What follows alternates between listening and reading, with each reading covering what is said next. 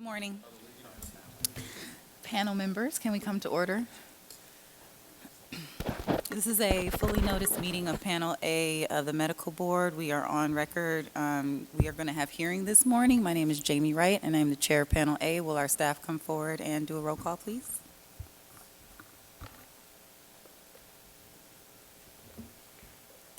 Dr. Bishop, Here. Dr. Hawkins, Here. Dr. Lewis, Present. Mr. Serrano Sewell, Present. Ms. Yaroslavsky, Present. Dr. Yip, Ms. Wright. Present. We have a quorum. Thank you. Joining us this morning, we have ALJ Judge Cohen, who's going to be assisting us with the hearing. So first up on the agenda is oral argument on petition for reconsideration. Dr. Irani. Thank you. All right, I'll open the record. In the matter of the petition for reconsideration of the board's decision in the matter of the statement of issues against Afraz Irani. My name is Michael Cohn. I'm an administrative law judge from the Office of Administrative Hearings. I've been assigned to preside over this oral argument this morning. To my right is the chair of Panel A, which will be hearing this case, Ms. Wright. And Ms. Wright, would you introduce the other panel members for purposes of the record today? Dr. Randy Hawkins, Dr. Ronald Lewis, Dr. Yip, Dr. Bishop, Mr. Serrano Sewell, and Ms. Yaroslavsky. Thank you. And can I take the appearances of the parties, please, beginning with the petitioner?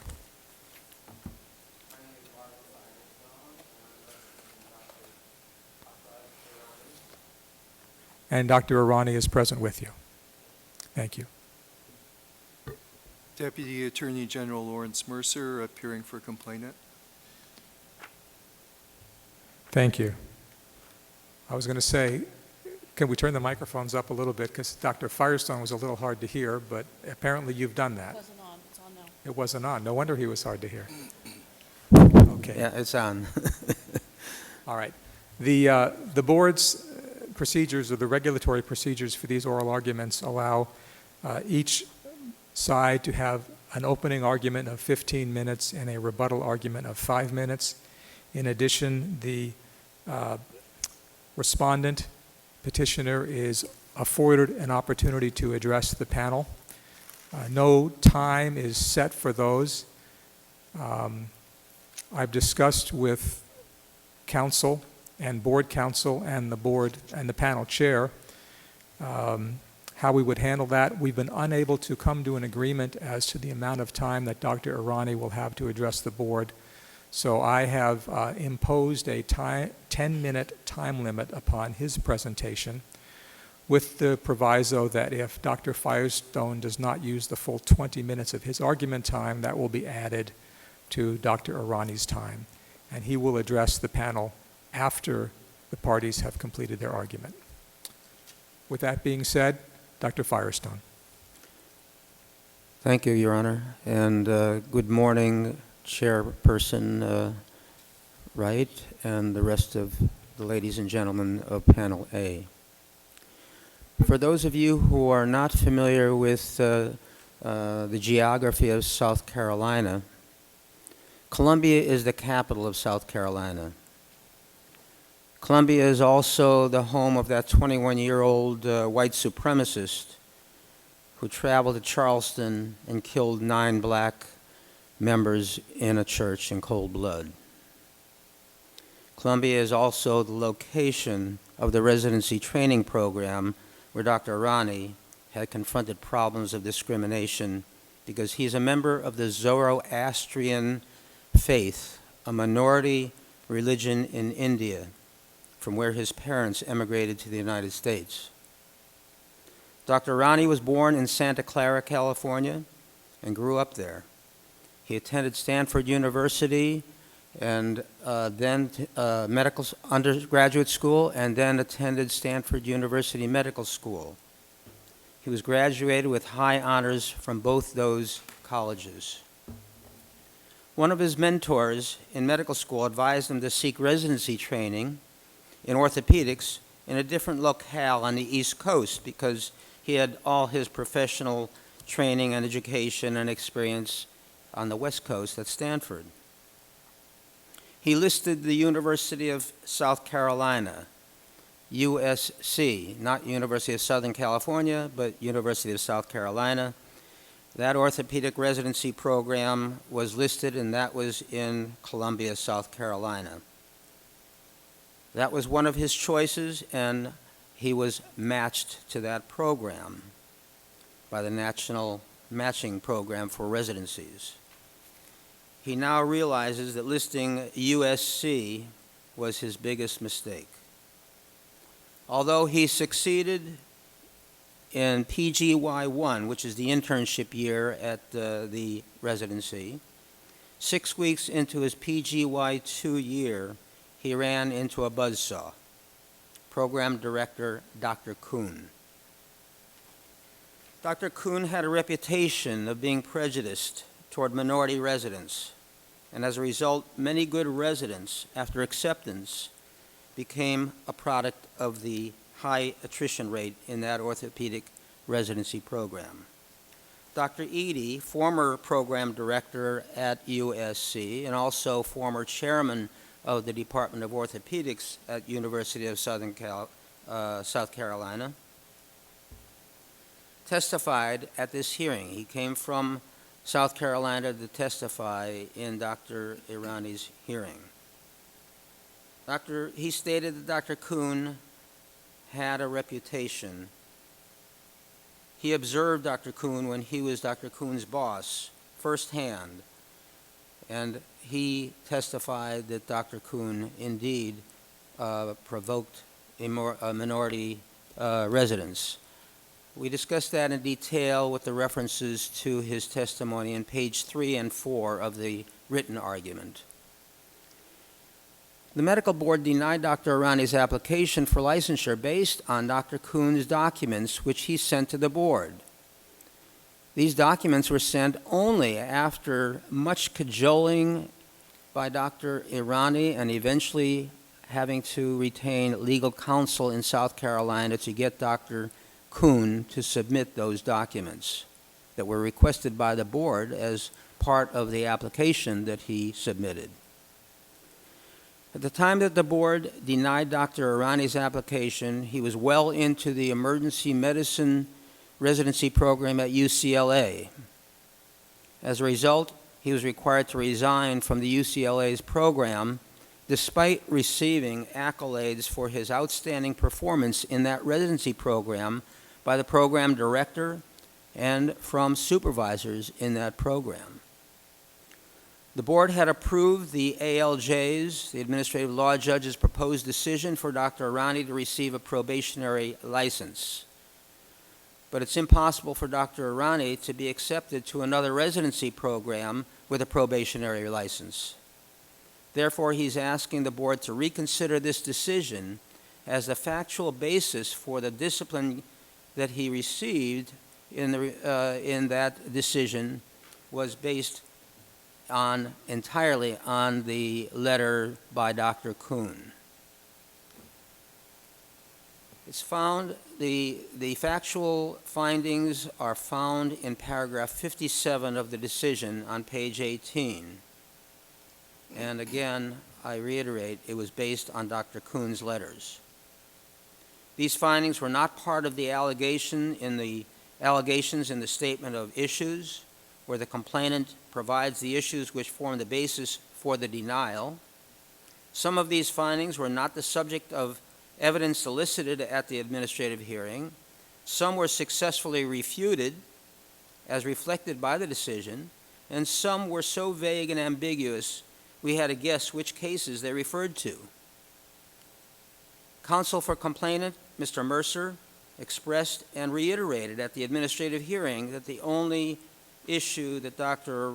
Irani needed to prove was his competence.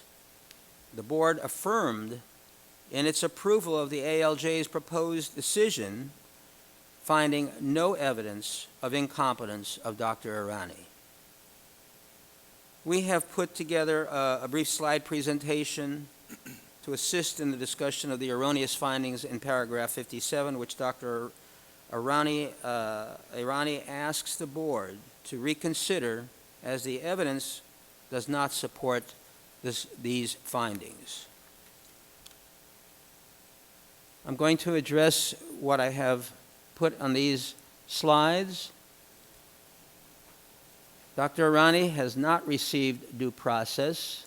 No meaningful, fair procedure existed for him at South Carolina. He feared retaliation if he attempted to submit a grievance with regards to some of the disputes he had with Dr. Kuhn.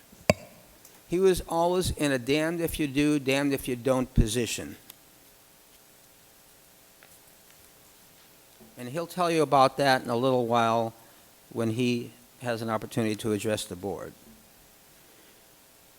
Dr. Bradley Graw, a double board certified orthopedic surgeon, was the only expert who had reviewed the underlying medical records and was qualified to provide an opinion on standards of care relevant to orthopedic surgery.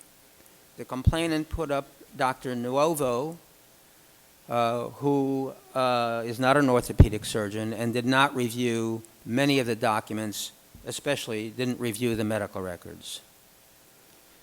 Dr. Graw stated, quote, "In each of the reference cases, Dr. Irani acted appropriately in regard to his level of training. His behavior would not be considered unprofessional conduct or make me question his professionalism." He stated, quote, "I do not see any deviations from the standard of care or anything that would make me question Dr. Irani's ability to perform competent care for his level of training." We discussed this in greater detail in our written argument on page 11. Now, the findings of fact are in paragraph 57 that we are asking you to reconsider. They are not supported by the evidence. There are some inconsistencies. If there are errors, if any, they were typical of residents and part of the learning curve that a resident goes through. There's no evidence to support adverse findings in this paragraph. It's stated that it's undisputed. These findings of fact are undisputed. That is not true. It was never alleged in the statement of issues or raised in the administrative hearing. So let's go through each of the erroneous findings. The first one is that Dr. Irani delayed in examining a postoperative patient for neurological deficits. Doesn't say which patient, doesn't say when, but we assume, based on some of the history we uncovered, that this had to do with a postoperative spinal cord patient who Dr. Irani was called to see. And Dr. Irani came to the patient's room. The patient was in the bathroom at the time, and Dr. Irani waited and escorted the patient back to her bed and did an examination. He then immediately called the attending surgeon to report his neurological findings. Dr. Graw opined that Dr. Irani, quote, "did act consistently and appropriately." This is discussed in greater detail in our written argument on page 7 and 8. Erroneous finding number 2 in paragraph 57, that Dr. Irani failed on at least one occasion to document his findings. Doesn't say which occasion, doesn't say what date or what documentation that he failed to document. The same patient we assume that this is referring to told the attending surgeon that his findings were inaccurate and made no sense. He had been previously, this is Dr. Irani, had been previously instructed, never document something that is inaccurate. So he didn't document this immediately. But the attending surgeon came in right after he spoke with him on the phone to check on the patient, and he examined the patient and found that Dr. Irani's findings were actually correct. It was only then that Dr. Irani documented his neurological findings.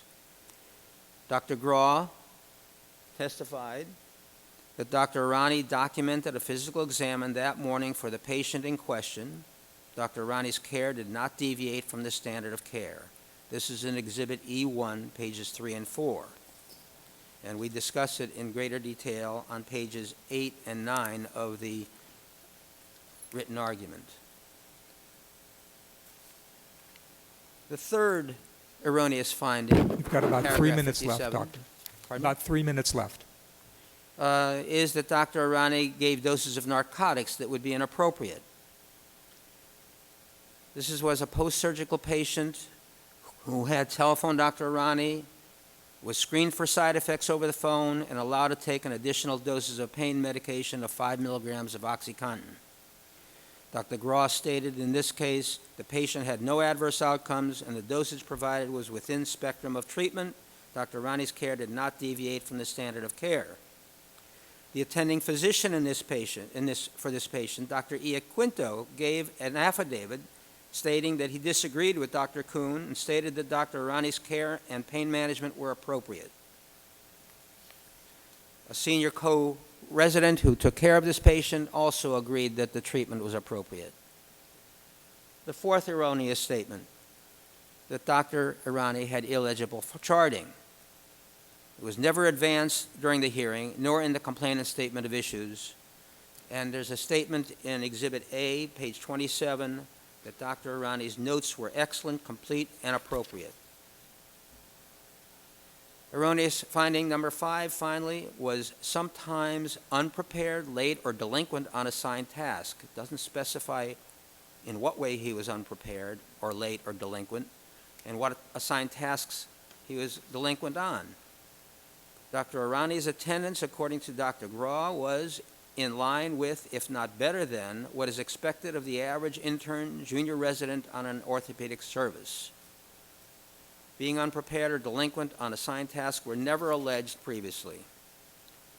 Dr. Kuhn's letters should be interpreted with a grain of salt, with a healthy dose of skepticism. As Dr. Graw observed, Dr. Kuhn's statements are in contrast to over 30 letters of support that are in the exhibits for Dr. Arani from physicians, nurses, and ancillary staff who worked with Dr. Arani and with the patients who were treated. 1 minute, sir. Thank you, Your Honor.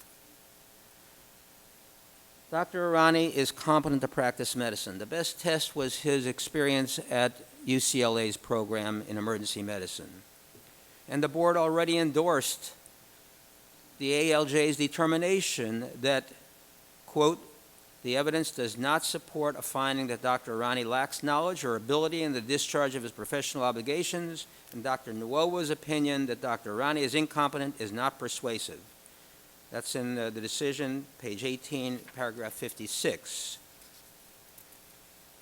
Dr. Arani excelled at UCLA's Kern Medical Center, and I think you have the exhibits. Dr. Winter, the program director, wrote Dr. Arani was a professional and reliable team member. The faculty there supported Dr. Arani's receiving his licensure. Discipline is not necessary to protect the public. All right, thank you, Doctor. Your time is up. Mr. Mercer. May I have just 2 more minutes? I'll take it out of my rebuttal. All right. Dr. Arani's medical career is in your hands. Please don't allow the unprofessional acts of Dr. Kuhn destroy this young physician's promising career. Don't lend credibility to proven false accusations. Denying of Dr. Arani of an unrestricted license would be inappropriate. The board has found that any mistakes Dr. Arani made were typical of all residents. This was in the decision. If this decision stands, it would mean that the board may only grant probationary licenses to all resident applicants. Thank you. Thank you, Doctor. Mr. Mercer. Good morning, Your Honor. Good morning, members of the panel. I would start off by saying that we've already submitted our brief. Is your microphone on, counsel? At least move it closer to you. People don't usually have trouble hearing me, but Thank you. I would submit that we've already provided a brief which addresses the issues that Dr. Firestone has covered this morning. What I would like to address specifically is the issue that the board expressed interest in, and that is what should be the determination regarding the license. And with regard to that determination, we would ask that the board pose a question: what assurance does the board have that issuance of a license without any safeguards to protect the public would be consistent with the public interest? We submit that the answer to that question is that the board does not have any reassurance that granting Dr. Irani a free and clear license would be consistent with protection of the public. The board might have had that assurance if Dr. Irani had completed a ACGME accredited residency program. As we pointed out in our brief, residency programs are equipped to provide the education, training, supervision, and oversight that allows a medical student to make that very important transition from student to independent practitioner. There are 6 core competencies, and Dr. Irani was graded on those and evaluated as the ACGME requires. And those evaluations, even during his first year, raised concerns about his ability to perform during his residency. Specifically, the faculty of the orthopedic surgery residency stated he has failed in the competencies of patient care, interpersonal skills and communication, and professionalism, and the faculty is acutely concerned about our patient safety. That's Exhibit 9, page 6.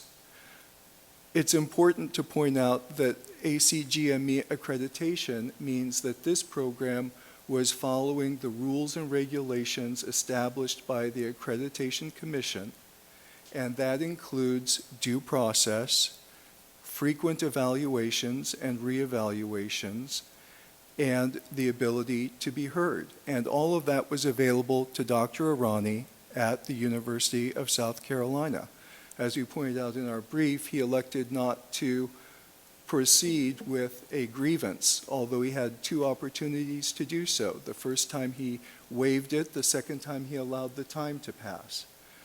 If he had pursued that grievance procedure, we might have a clearer record than we do. But we do know that a ACGME accredited program, generally accepted in the profession, has determined that he is not able to practice independently with safety to the public. Now, the board might have some assurance if, despite that failure in his residency, an independent objective evaluation of his performance determined that he actually could practice with safety to the public. And for that, we turned the matter to Dr. James Nuovo. And Dr. Nuovo, as we point out, and I think it's important to keep in mind, has 30 years of experience in residency training, in supervising residents, and in remediating them. And Dr. Nuovo, after reviewing not only the materials from the University of South Carolina, but also the materials that Dr. Irani provided, which are included in Exhibit 6, concluded that there were global deficiencies such that licensure was not recommended. The licensing program followed that recommendation. So again, we have no assurance that giving Dr. Irani a free and clear license would be consistent with the public protection. Finally, we might have had some assurance if an independent judge reviewing all of the evidence, hearing all of the testimony, had concluded that despite 2 negative reviews, Dr. Irani had demonstrated that he could practice with safety to the public.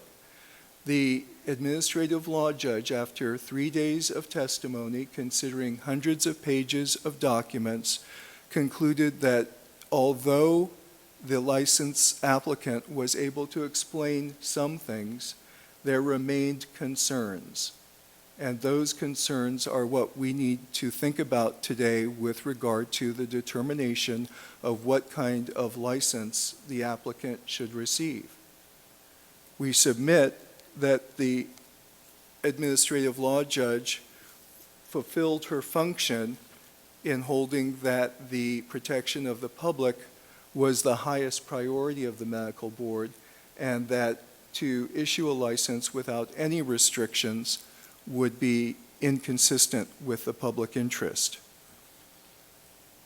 Given those three levels of review, I'd like to turn to Dr. Irani's case. Dr. Irani has been very energetic in acquiring documents and affidavits that he submitted at the hearing, and those were all considered. And those documents certainly told Dr. Irani's version of events. And the reason I state Dr. Irani's version of events is because this medical board is sitting in the state of California. This medical board has subpoena power in the state of California. Any license applicant who did his training or practiced outside the state of California was beyond the subpoena power of this medical board. The witnesses who could have been interviewed, the witnesses who could have been cross-examined, were not made available at the hearing. And for that reason, for instance, looking at Dr. Iaquinto, referred to by counsel, Dr. Iaquinto had left the University of South Carolina before he rendered his statement, and he was in Florida. We might have investigated the factors that led him to go to Florida. We might have interviewed the faculty, the orthopedic surgery faculty, who were still at the University of South Carolina. Those people were not available to us, and because Dr. Irani is suing the university, they would not make themselves available to us. So the board has only one side of the story in terms of Dr. Irani's version, but it does have three objective evaluations. And those evaluations of the documentation from an ACGME accredited program should carry the day, we believe.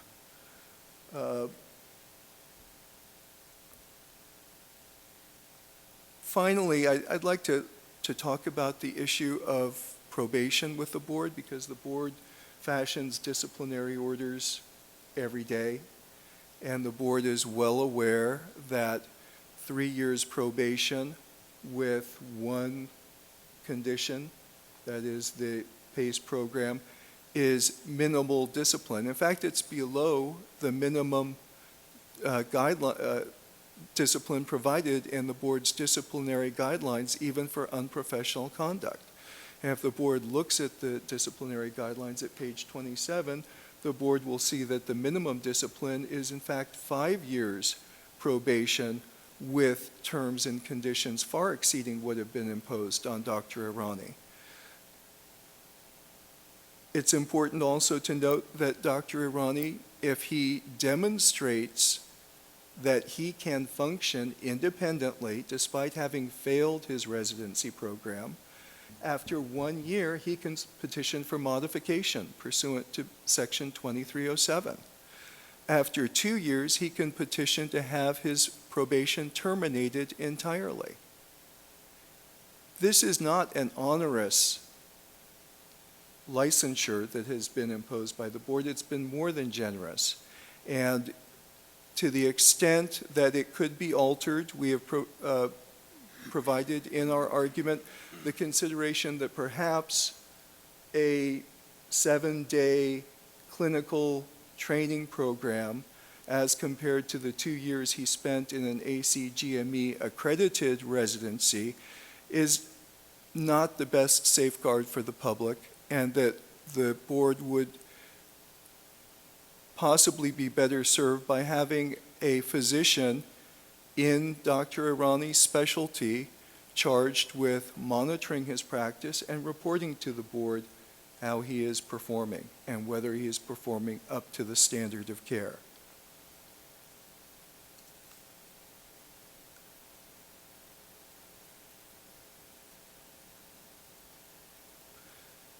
Finally, I would point out that some of the concerns raised by the applicant are simply not valid concerns. The cost of probation, the cost of the program is not a relevant concern. The board cannot discount the protection of the public by fashioning a halfway probation.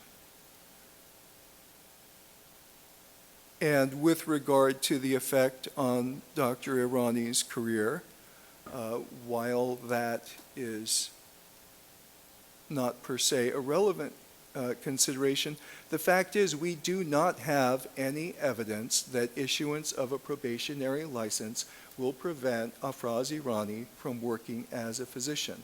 We have physicians up and down the state of California who have probationary licenses, who are functioning in and out of programs. And I would point out that the only evidence that Dr. Irani has provided with regard to his available options come from the Bakersfield Kern Medical Center, which is affiliated with UCLA, and not one of those declarations says we will not take Afraz Irani if he has a probationary license. Those declarations say we let him go because he couldn't get a license, and because he was 2 years into practice, he needed to have a license. They did not specify it had to be a free and clear license. Thank you. Thank you.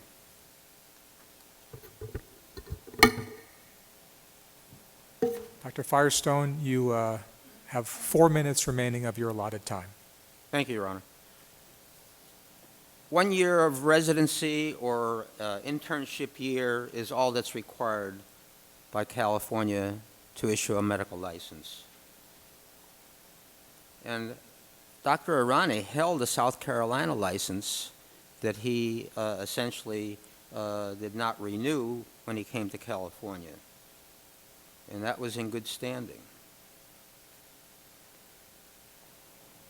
Dr. Irani had the best test of his competency and was monitored at the UCLA program in emergency medicine and had wonderful accolades from his faculty there. He's taken over 400 CME courses over the last couple of years, 400 hours of CME courses. Dr. Nuovo was found to not be credible by the ALJ.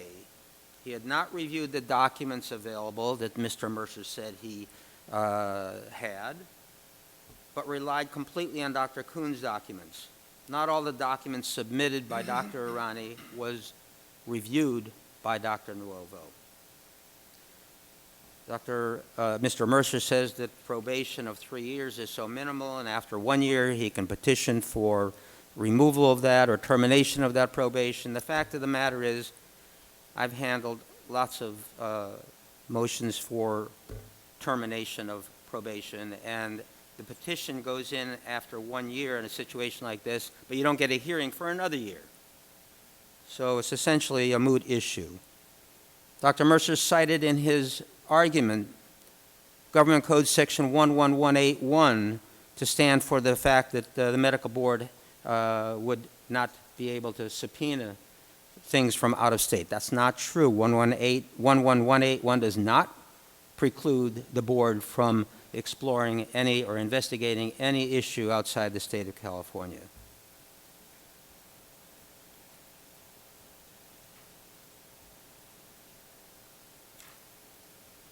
Please review the evidence closely.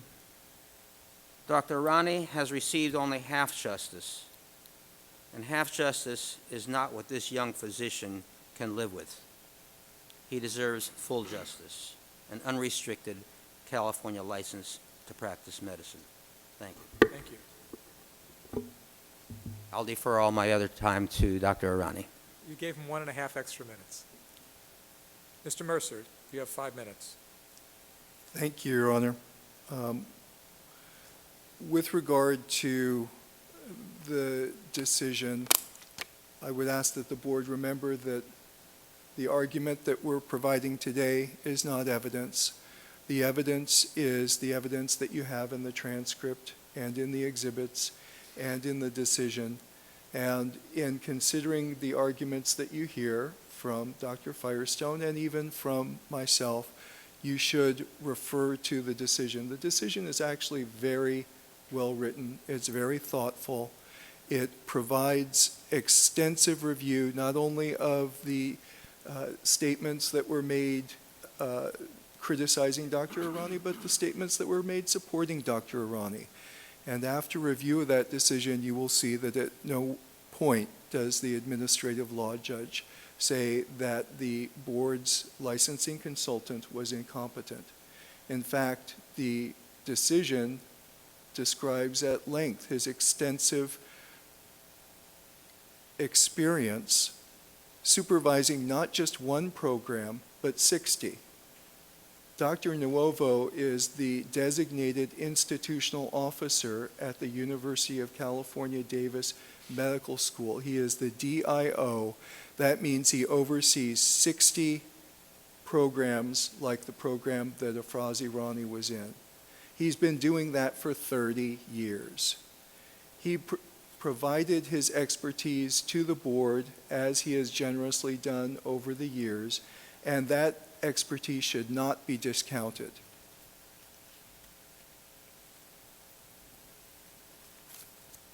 The applicant references the minimum requirements for licensure. I would submit that we are beyond considering the minimum requirements. What we are talking about is whether, despite the lingering concerns, that Dr. Irani is able to practice independently as a physician, he should be given a free and clear license, and he simply should not. And we would point out and ask the board to give special consideration to the two cases that are referenced in our argument and that were discussed by Dr. Nuovo. That is the spinal patient and the hemophilia patient. The spinal patient, as the board will recall, was Dr. Irani was told to evaluate the patient that morning. Dr. Irani did a minimal evaluation, and he was told that evaluation was inadequate. The nurses then advised that there had been acute neurologic changes, which in a post-spinal fusion patient means a red flag, a medical emergency. Dr. Irani was told to go and evaluate that patient and to report back to his attending.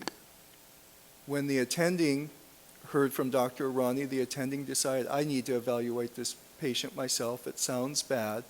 But he was shocked to see that when he arrived, Dr. Irani had not documented an evaluation of this patient. After doing a poor job that morning, he did no job in the afternoon. And I'm sure, as the panel is well aware, if something is not documented in the medical record, it didn't happen. No other hospital physician or staff member can rely on that evaluation if it's not documented. And it was never documented, and Dr. Irani admitted that.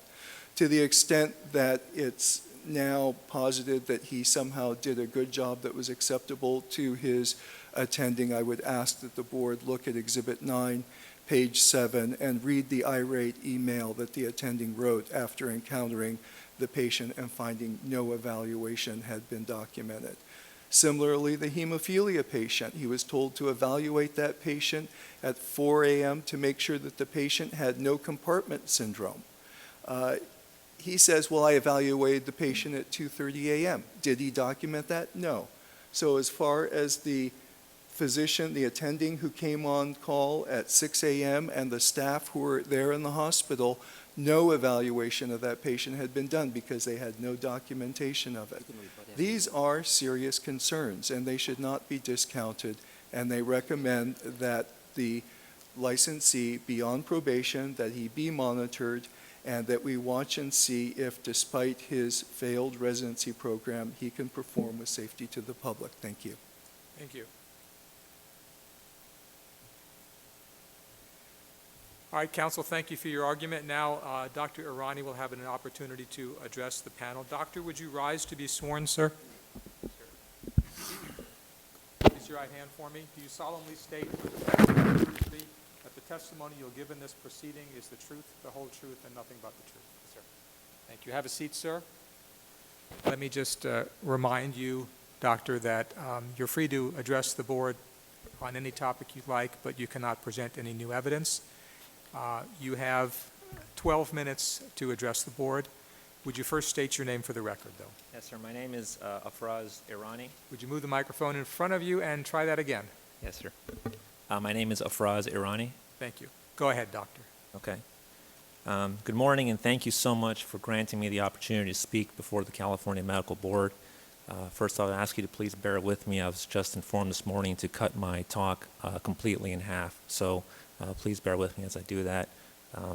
Also, before I dive in, I just want to mention a couple of points that regarding the documentation that actually was in the chart for both the hemophilic and spine patient, which is in contravention of what was alleged. Let me just dive in again. I want to say I appreciate your time and think it is very important for you to first of all understand that this is the first time that I've had a meaningful opportunity to address the issues from the residency program in South Carolina. This is the first time the California Medical Board proceedings that I've had a full and fair opportunity to address these. I hope that today I can answer any questions that you may have and explain to the California Medical Board why I am worthy of an unrestricted California medical license. As Dr. Firestone mentioned, I completed both my undergraduate and medical training at Stanford University before going to the USC program. Unfortunately, the USC program was unlike anything I have ever experienced in my life. As the very beginning of my orthopedic training, we had a journal club, and where we present articles that are relevant to the practice of orthopedic surgery. I'm sorry. Say that again, sir. We have a journal club at the beginning of the year where we are required to present articles that are relevant to the practice of orthopedic surgery. While everybody else stood up and presented an article talking about fractures or breaks or medical treatment, I was required to stand up and give a talk that was entitled How to Swim with Sharks. It was an article that said what to do when bit by a shark. Don't bleed, don't flail about, don't upset the sharks. As I stood up to present this article to the entire faculty and all my co-residents, Dr. Kuhn turned to everybody and said this article was not randomly assigned. It was clear what this was to everybody, that he was a shark and he was going to make sure that I would get bitten. This threat was soon followed through 6 weeks later when Dr. Kuhn called me into his office and told me he was placing me on academic remediation. This was out of the blue. I had no idea what was going on. He handed me a sheet of paper and asked me to read it out loud with 7 complaints on it. I read them out loud and said, Dr. Kuhn, I don't understand. Could you please help me explain? His only response to me was, that just shows you lack insight. Sign that form and get it back to me. That's it.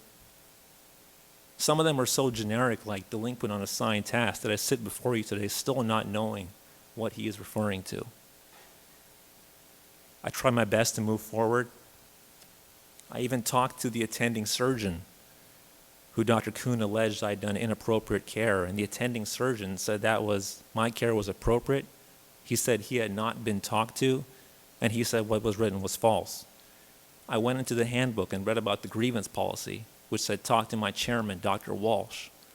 Dr. Walsh, who knows Dr. Kuhn from residency training, told me that I should not waste the time of busy orthopedic surgeons.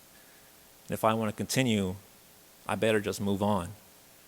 I try my best to move on. At this point, for lack of a better term, hazing just got worse. Dr. Kuhn would call me names in front of everybody, call me Ahmed the terrorist, say I'm going to blow the place up, and just seemed to get some pleasure out of it. In December, he called me into the faculty meeting in front of the entire faculty. He sat me down, and he launched into about a 5-minute diatribe to all the faculty that I was performing below expectations, that I was not doing things. Then he turned to them and said, In fact, Dr. Irani directly disobeys his attendings. And I said, Dr. Kuhn, I don't know what you're talking about. He said, this past Monday there was a patient who wanted an MRI and you decided that, and I remember his words explicitly.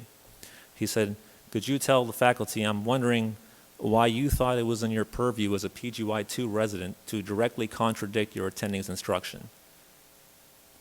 I didn't know what he was talking about, A, and B, that's like asking, when did you stop beating your wife? And I took his bait and I said, which patient? He gave me the patient, and I didn't have the record in front of me, but a simple check of the record would just show that the MRI was ordered, justice was done, and what he was saying was 100% false. It was a setup, and I took his bait. And I said, Dr. Kuhn, with all due respect, I actually did get that, and you can check the chart.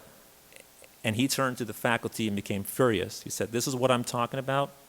He lacks insight, he's argumentative, he's untrustworthy, and moved to suspend me from the program. As unbelievable as it may seem, that just asking somebody to check the chart is something that would require me to be suspended from the program is exactly the situation that I was in. I again tried to go through the grievance policy because this, and say, can at least somebody tell me what happens before you accuse me of something? Ask me what happened. Nobody got my side of the story. Nobody asked me what happened. And in fact, nobody reviewed the chart. I talked to the DIO, which is what Dr. Nuevo was supposed to be. I asked for records. They didn't look into it, just said move forward, don't worry about it, and move on. So I talked to my chairman, Dr. Walsh, and I said, Dr. Walsh, I'm worried about graduating on time. This is what I spent my entire adult life towards being an orthopedic surgeon. Can we work something out? He said, well, let's work on something outside the grievance policy. Now, I had 10 days to file for a grievance. I waited to hear back from him. I sent him emails. I didn't hear anything. So on day 10, I submitted a request for a grievance counsel. I get an email back from Dr. Walsh saying, I never said we could do anything, and saying the grievance deadline had passed. I said, no, that was 10 days. And they said, no, you counted Martin Luther King Day as a holiday, and in South Carolina, Martin Luther King Day, we don't count that as a holiday.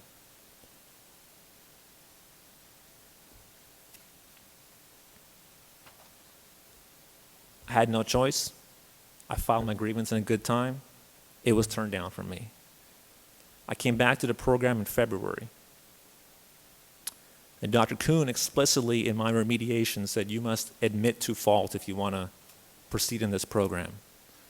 Less than a month later, he moved to have me terminated from the program again.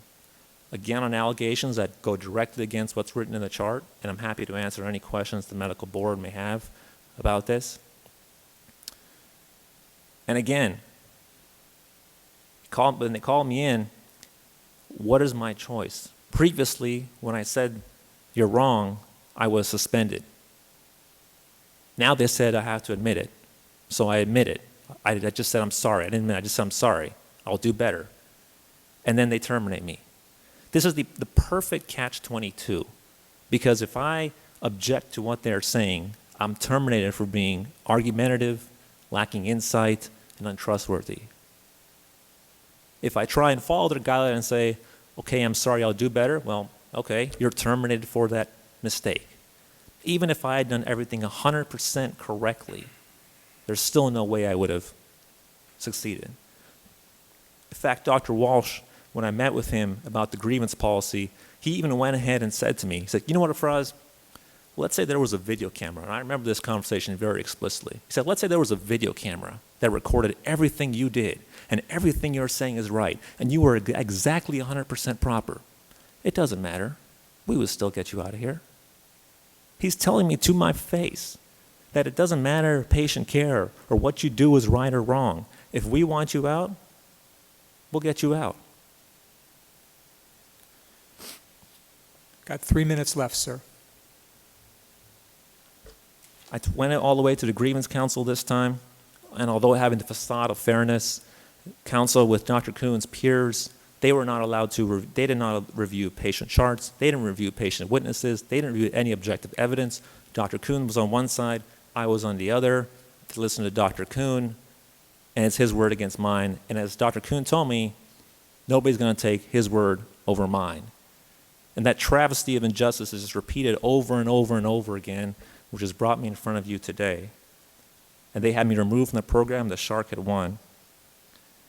It is important for me to note that despite this toxic environment, I never lost track while I went into medicine. At no point in my career has any patient ever been harmed or in danger of being harmed. And I can assure you today that the goals of the medical board and my goals could not be more closely aligned. The experience at Palmetto Health was traumatic. It has changed my life, and it haunts me to this day. Given these facts, it shouldn't be surprising to the board that the program has a more than 60% attrition rate. In fact, another resident just left last year. It shouldn't be surprising the program has been sued twice for trying to remove orthopedic surgeons. It shouldn't be surprising that the dean of the medical school had to issue a signed public apology letter on behalf of Dr. Kuhn's behavior. It shouldn't be surprising that after I filed a complaint with the Equal Employment Opportunity Commission, Dr. Kuhn changed my academic portfolio a year after I left the program. And it shouldn't be surprising he tried to block my application in front of you today by failing to respond to my repeated requests to fill out California Medical Board forms until I had to hire legal counsel in order to make him comply so I could get my medical board considered by the board. It's clear that this is a broken program. It's already had to be removed from 2 residency programs. I spent a lot of money trying to fight this wrong. The legal fees are more than I've made in my entire adult life. I have been massively in debt, beaten down, and disenchanted by the impact of racial prejudice and potential for abuse in the residency program. As the decision stands right now, I will never again be able to practice medicine, and this decision will remain online forever. When I reapplied for residency in 2012, I applied to hundreds of programs, every single ER program with a clean South Carolina license. I got accepted to 1. Now, if I reapply again with a sanctioned license, I can tell you they're not going to take me. Every year, more people apply than there are positions, and nobody's going to take that risk on me. I've already done it twice, and the third time is not going to fly.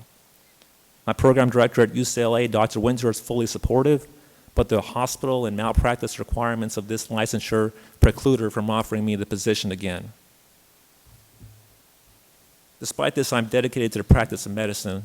I've completed in the interim over 440 hours of CME credit. I've taken a 5-day PACE equivalent course already, looking at record keeping, prescribing practices, narcotic administration as well. All right. In Doctor, conclusion, go ahead. In conclusion. In conclusion, what is both reassuring and most concerning to me is that the ALJ has already found that even if we disregard everything I say and assume the worst case, that I am guilty of all that, my behavior still falls within what is considered typical behavior of a typical resident applying for a California medical license. And I would encourage the board to adopt that language and give the same treatment it does to its typical applicants applying for a license and issue the unrestricted medical license that is given to the typical applicant. I know the easy and default decision is to give a probationary license, but please consider the environment that I was in. Consider that I've always succeeded at Stanford and UCLA. I care about my patients deeply, and that is a reason why I've sacrificed so many years of my life to sit before you today and make this argument. I hope that you'll find it in your heart to right this wrong and allow me the opportunity to return to serving the people of California. And I swear to you, I will not betray the trust you or the people of California have placed in me. Thank you, and I'm happy to consider any questions. All right. Thank you for your testimony, Doctor.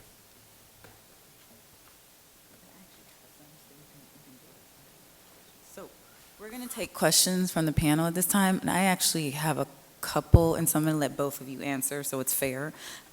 Maybe I got lost in translation somewhere, but your brief says 3 years, but the decision says 5. Are you advocating for something else, or okay, I just want to make sure, so it's 3 years. We modified, okay, all right. Pardon me, the decision of the administrative law judge was 5 years. Okay, and we modified for 3 years. And then it was modified by order of the panel to 3 years, and the requirement for a practice monitor Okay. was eliminated. Okay, so you want the 3 years with the practice monitor, correct? Yes. Okay. My second question is about Dr. Nuovo. or Nuevo? How do you pronounce his name? Nuovo. Okay. So he supervises residents 30 years. How much exposure has he had to the orthopedic specialty? Well, I'll answer that in two ways. Okay. One is that he is, of course, the DIO for the orthopedic program, the sports medicine program, the orthopedic surgery program at UC Davis. So he's had that exposure, and he has reviewed not only orthopedic surgery cases, but general surgery cases. My second answer to that question is that if you look at Dr. Nuovo's testimony, and this is quoted in our brief, Dr. Nuovo stated that the kinds of errors that were documented by the University of South Carolina are not specific to orthopedic surgery, but are translatable to any specialty, and that specifically with regard to the neurologic patient and the hemophiliac patient, that these were errors that even a medical student should not have made. Sorry, one more follow-up question. So generally speaking, does he refer to the attending in the specialty when he's reviewing as? So let me interrupt you, Okay. Ms. Wright. Let me suggest to you that Dr. Nuovo is the Medical Board of California's expert person on this case. Yeah, no, I understand. Okay. I'm just trying to Okay, just want to make sure understand you the chain. understood. I Yeah, just and I make sure. understand who Sorry. he is. Apologize. No, I understand who he is to us. I'm just trying to be clear on how the chain of, when he's reviewing what happens, because I'm obviously not a doctor, so I'm just trying to understand the chain of how he reviews. And maybe Right. I should just hold my question until we have our discussion and I can ask the But doctors. to one brief statement, if you'll allow me, Ms. Wright, and that is that if an orthopedic surgery patient, as an example, is found to be wanting by his program director, who would be the equivalent of Dr. Kuhn, who's been referred to, then that resident's appeal would go to Dr. Nuovo, and Dr. Nuovo would review the entire case. And Dr. Nuovo pointed out in his testimony that he has reversed disciplinary action, corrective action against residents if he thought there was any bias. But he found no bias in this record. Okay. I just wanted to know the chain of command. I know he's our expert. May I respond to that issue briefly? Go ahead. Dr. Microphone Nuovo on? admitted... Is your in- microphone on, doctor? Okay. Dr. Nuovo admitted at the administrative hearing that he has had no orthopedic surgery training. He also essentially testified based completely on the documents that were sent by Dr. Kuhn. He did not review any of the underlying medical records. The only one who's reviewed those is Dr. Graw. All right, thank you. Dr. Lewis? Is your microphone on, doctor? Press the button. Green light, there you go. Hello, there you go. Mr. Mercer, along that same line of questioning about Dr. Nuovo, that Ms. Wright had also mentioned, Dr. Nuovo's board designation is what? His board designation is family medicine. Okay, so I can assume, or you can tell me, he's had no experience in orthopedic surgery or any surgical subspecialty? Personally? He actually, of course, as any physician would have done, has done a rotation through surgery, and he has experience in surgical procedures, even as a family medicine physician. In reading the ALJ's review, and again, I think it also, maybe Dr. Firestone also mentioned it, he did not review any of the, did he not review any of the patient charts at all and the cases in question? And if, depending on that follow-up, are you satisfied with that? Thank you, Dr. Lewis. I should point out that nobody reviewed the patient charts in this matter, that the patient charts reside in Southern California. Dr. Irani, when he left the program, managed to secure some pages of the patient charts, not entire charts, but some pages of them which he represented were from the patient charts. Those confidential patient records are in South Carolina, beyond the subpoena power of the state of California, were not made available to the medical board, and no, they were not reviewed in this case, nor would they be reviewed in any case where a physician's training and practice was out of state. We don't have that authority. Dr. Firestone wanted to address that point. The fact of the matter is, those medical records in their entirety were submitted to the board, and Mr. Mercer had access to those, but did not provide those to Dr. Nuovo. Dr. Nuovo also did not review many, if not most, of the documents that were provided by Dr. Irani in his application, only the records of Dr. Kuhn. Your Honor, if I could briefly respond to that since I was mentioned in it. Sure. It's simply incorrect. And I would point out that argument is not evidence. I would ask the board to look at the transcript where I objected to piecemeal introduction of portions of an uncertified medical record. Thank you. Any And I further think questions, Dr. Lewis? the board needs to look at the documentation of these issues by the ALJ that the board has adopted with regards to what Dr. Nuovo reviewed and didn't review. All right, thank you. Any further questions, Dr. Lewis? One other. Mr. Mercer, you made a statement initially that the Dr. Irani's PGY 1 year evaluations had raised concerns. And when I read a statement again from the ALJ summary, it says, respondents' evaluation during his first year or internship ranged from overall average ratings to overall excellent ratings. And I'm trying to figure out your statement about raised concerns. I'm not sure who participated in these evaluations, but there's a range there that goes from average to excellent. And I would point out page 4 and 5 of our argument in that regard.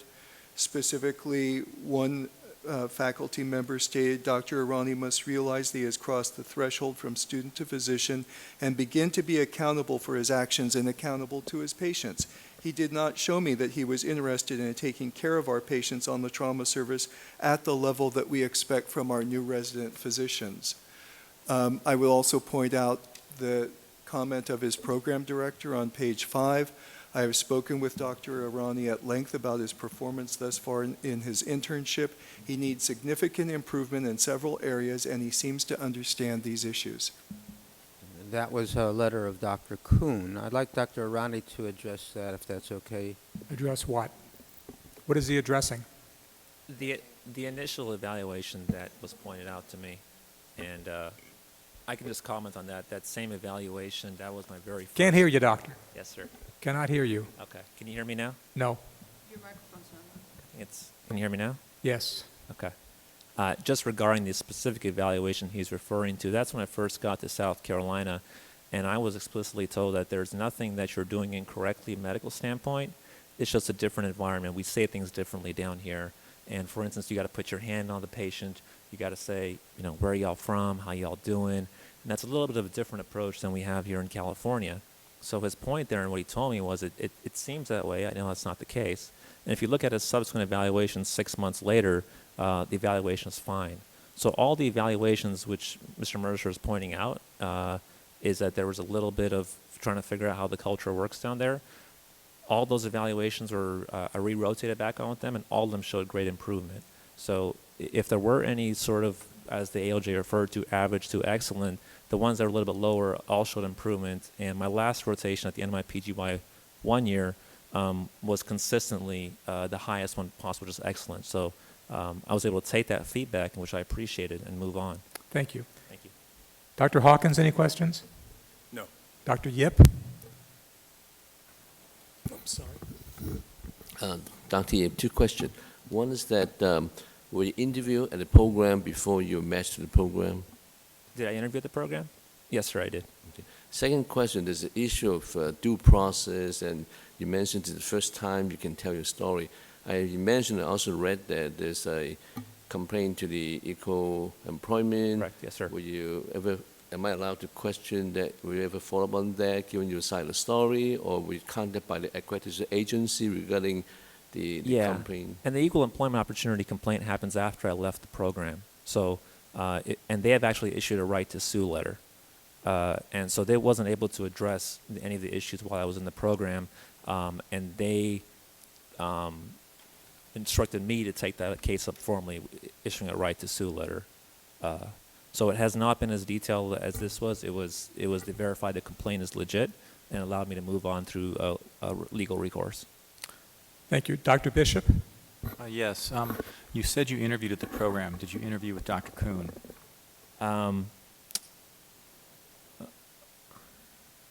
I believe he might have been one of the people interviewing me. I think there are a few of them, and it's a very small faculty. There are only about 6 or so.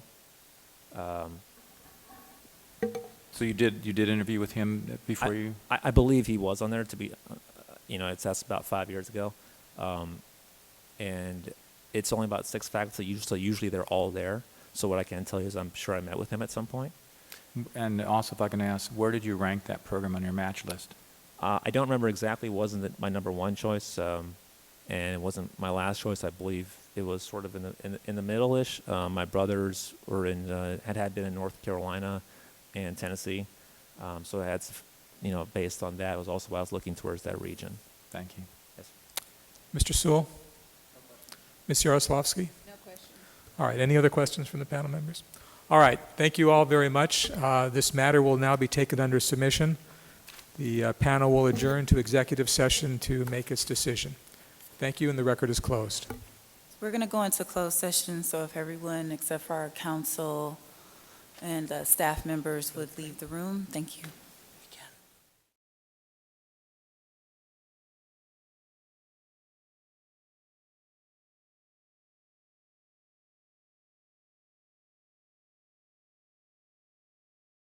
We'll start in about 30 seconds. Dr. Lewis.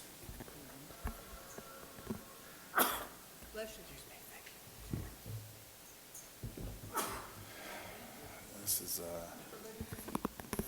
desirable outcome on something at work. Very. Win-win for the lawyers. Good afternoon. I want to ask us all to please turn our cell phones to silent and make sure they are off the table so we can avoid feedback noise. You may notice committee members accessing their laptops during the meeting. They are using the laptop solely to access the committee meetings materials that are in electronic format. We have designated time on the agenda for public comment and ask for public comment on each agenda item. I ask that you be respectful of the need to conduct the committee's business. Should anyone disrupt the meeting, I will ask that person to conduct himself or herself in such a manner that permits the committee to transact its business. This meeting will be available via teleconference. Individuals listening to the meeting will have an opportunity to provide public comment and will be assisted by a moderator who will be facilitating the teleconferencing process. For those members of the public participating via teleconference, please wait until the moderator has introduced you before you make your comments. To request to make a comment during the public comment period, press *1. You will hear a tone indicating that you are in the queue for comment. If you change your mind and do not wish to make a comment, press the # sign. Assistance is available throughout the teleconferencing process and meeting. To request a specialist, press *0. Each person will be limited to 3 minutes per agenda item. However, during agenda item 2, public comments on items not on the agenda, the committee has limited the public comment period for individuals on the teleconference to 20 minutes. In addition, public comment from individuals here at the meeting will also be limited to 20 minutes. Thereafter, after 20 minutes, no further comments will be accepted. During public comment on any other agenda item, 10 minutes will be allowed for comments from individuals on the teleconference line and from those in the audience. After 10 minutes, no further comments will be accepted. Business services staff will be assisting me with receiving the public comments via teleconference during this meeting. The committee welcomes public comment on any item on the agenda and it is the committee's intent to ask for public comment prior to the board taking action on any agenda item. If for some reason I forget to ask for public comment on an agenda item and you wish to speak on that item, please raise your hand and you will be recognized. I would like to remind all speakers to complete a presenter's slip so I can call you by name at the appropriate time and that the record of this meeting can be complete. Please give the speaker's slips to Ms. Lisa Toof to my left. Ms. Toof, thank you for identifying yourself. I will do my best to call upon everyone who has supplied a slip for the agenda item and recognize those who wish to make last-minute comments. But we ask you to fill out a speaker's slip so we can have your name for the record. I want to remind all speakers to please stay on topic and keep your comments to 3 minutes or less. I would like to call this meeting to order and ask Ms. Toof to please call the roll. Dr. Bishop? Here. Dr. Gonadev? Here. Dr. Levine? Here. Dr. Lewis? Present. Ms. Pines? Here. Ms. Yaroslavsky? Present. Mr. Serrano Sewell? Present. Thank you. Seems as though we have a quorum. Thank you, members, for being here. Moving on to agenda item 2, public comments on items not on the agenda. I have no speaker slips. Are there any comments from the phone? And if you have any questions on the phone, please press star 1 at this time.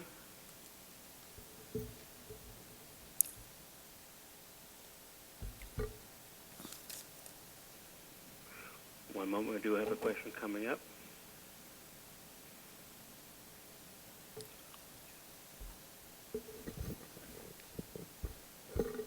And from Carolyn Navarro, please go ahead, ma'am. Your line is open. Okay. Can they hear me? Yes, they can. Okay, my name is Carolyn Navarro. My phone number is 626-919-0972. I've made actionable complaints regarding my daughter, who's autistic, the treatment of my daughter, who had a deadly brain clot. And I'm sorry, Ms. Navarro. Ms. help. Navarro, we can't have you talk about a complaint that may be actively before the board. Okay, but my complaint is I'm not getting help from the board, and I've been complaining for the past year. You've ignored my phone calls. You can speak in general terms, but So it's not really my public comment. I'm being told what to say. Is that what you're telling me? No. My daughter was treated horribly by doctors at a hospital, denying she had a deadly brain clot. She almost died. Ms. Navarro, you can speak in general terms, and we can also have. General terms that are your terms. Is that what you're telling me? No, I'm telling you, it's not appropriate for you to talk about an active situation. I'm stating that I haven't gotten help from the medical board when doctors treated my daughter horribly. I have the right to say that. Ma'am, hi. This is David Serrano Sewell, president of the medical board and chair of the... I can barely hear you, sir. I'm doing the best I can to hear you. Okay, this is David Serrano Sewell, president of the board and chair of the executive committee. Yes. We're prohibited by state law from hearing active cases because it would prejudice Then us. why don't you return your phone calls then? Okay, Because I've ma'am. been trying to contact you for over a year, trying to get help with my daughter being treated horribly by doctors. I understand. And my daughter almost died. I understand. So if, Ms. Navarro, if it's okay, I've asked staff to give you a call. My daughter's name is Vanessa Maria Navarro. You know who she is. Okay. Thank you. My daughter could have died because of what these doctors did to her, and I'm not backing off. I'm putting YouTube videos up about what happened to my daughter. Okay. And this is why I'm calling you today, because you people are not listening to me. You closed my complaint without telling me. You closed my complaint Ms. without Navarro, telling me. we're going to have staff address this. Yeah, you want to call me and address this because... Okay, thank you. We'll now move on to agenda item 3, approval of the minutes from the committee meeting. I move to approve the minutes of the meeting. Ma'am, can you please give me your phone number? There's been a motion to approve the October 23rd. There's been a second, Ms. Yaroslavsky. Is there any public comment on the approval of the minutes? We're going to address Seeing no public comments, I don't know, can we take comments from the phone? I'll ask. Okay, ma'am. Ma'am. Do we have any public comments from the phone on the approval of the minutes? No. Excuse me. I have to open the line. All right, seeing no public comments. I have a, okay, please. Ms. Tuve, can you please call the roll? Hold on a second. I think we need to let them get her number, and then, Please go ahead and let the call go. Please. All right, thank you. Thank you. We'll take a minute Okay, Ernie, here. I'm going to put you back on speakerphone so that, Who's doing the fiscal presentation? okay, and yeah, and we have a staff calling her right now. That's okay, it's not your fault. Okay. Thank you. And if you can't hear us at any time, please speak up, okay? Thank you. Go ahead. Ernie, can you hear us? Yes, I can. Thank you. Thank you. We're on agenda item 3. There's been a motion and a second to approve the minutes of October 23rd. There is no public comment from those present. Are there any comments from those on the phone on agenda item 3? There are no comments from the telephone. Thank you. Ms. Tuve, can you please call the roll? Dr. Bishop? Aye. Dr. Gonadev? Aye. Dr. Levine? Aye. Dr. Lewis? Aye. Ms. Pines? Aye. Ms. Yaroslavsky? Aye. Mr. Serrano Sewell? Aye, the minutes are approved. I am now moving to agenda item 4, presentation and update for fiscal year 2015-16 budget. Ms. Kirkmeyer.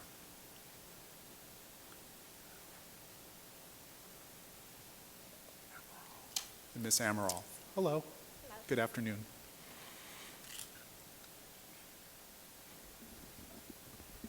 Good afternoon. We are going to go over the budget documents. There's quite a few in the board meeting packet, approximately 15 pages under tab 4. The first 2 pages, exec 4-1 and 4-2, are the fund conditions for the medical board. 4-1 is with the loan repayment. Current year revenues were projected to be approximately $52.3 million, of which 45.7 was for renewals. Our expenditure authority for 14-15 was $60.4 million, which includes approved ongoing costs for Breeze. The out years reflect anticipated future costs such as potential staffing augmentations to meet the operational needs of the board and continued costs related to Breeze. The board is anticipating a 4-month reserve in fiscal year 15-16 with the repayment of the general fund loan. The fund condition without loan repayment, exec 4-2, reflects the fund condition, the reserve being fully exhausted by fiscal year 16-17. Exec 4-3 through 4-10 are the budget expenditure reports. 4-3 is the expenditures for the board through May 2015, and the board has expended approximately 89% of the total budget and is anticipating a slight surplus at the end of the fiscal year, which can be attributed largely to personal services.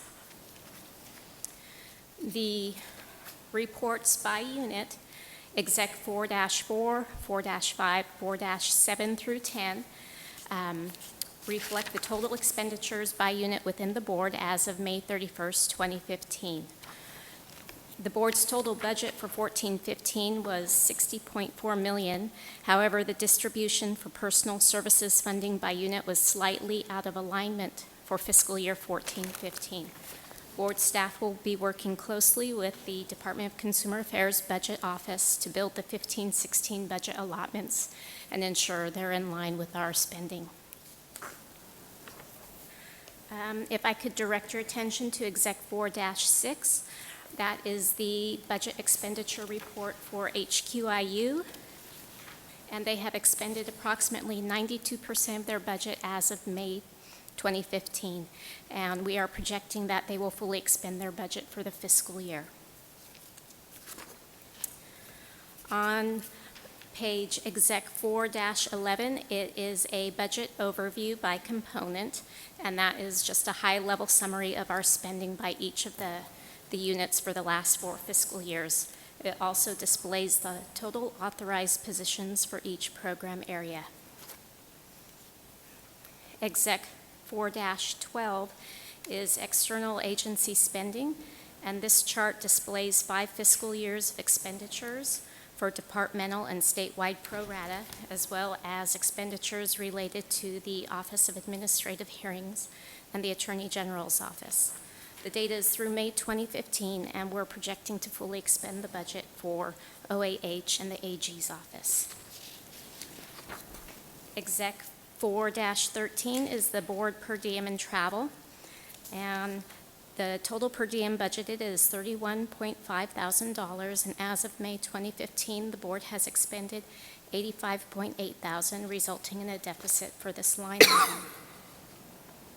Exec 4-14 and 4-15 are the Song Brown and Stephen Thompson charts, and they contain 5 fiscal years of information on collections for the Song Brown Physician Training Program and Stephen N. Thompson Loan Repayment Program. As of May 2015, the board has collected and transferred $165.6 thousand and $1.62 million respectively for these programs. And that concludes the presentation. Thank you. Ms. Kirkmeyer, do you have anything to add? Ms. Yaroslavsky? So thank you for the report. In looking at all of the numbers, what I wanted to know was, is there an impact that you feel, or a higher expenditure or lower expenditure based on what's going on with Breeze as well as Cures? I saw data processing up 700%. I'm concerned that we're spending money and we've not seen the programs in place.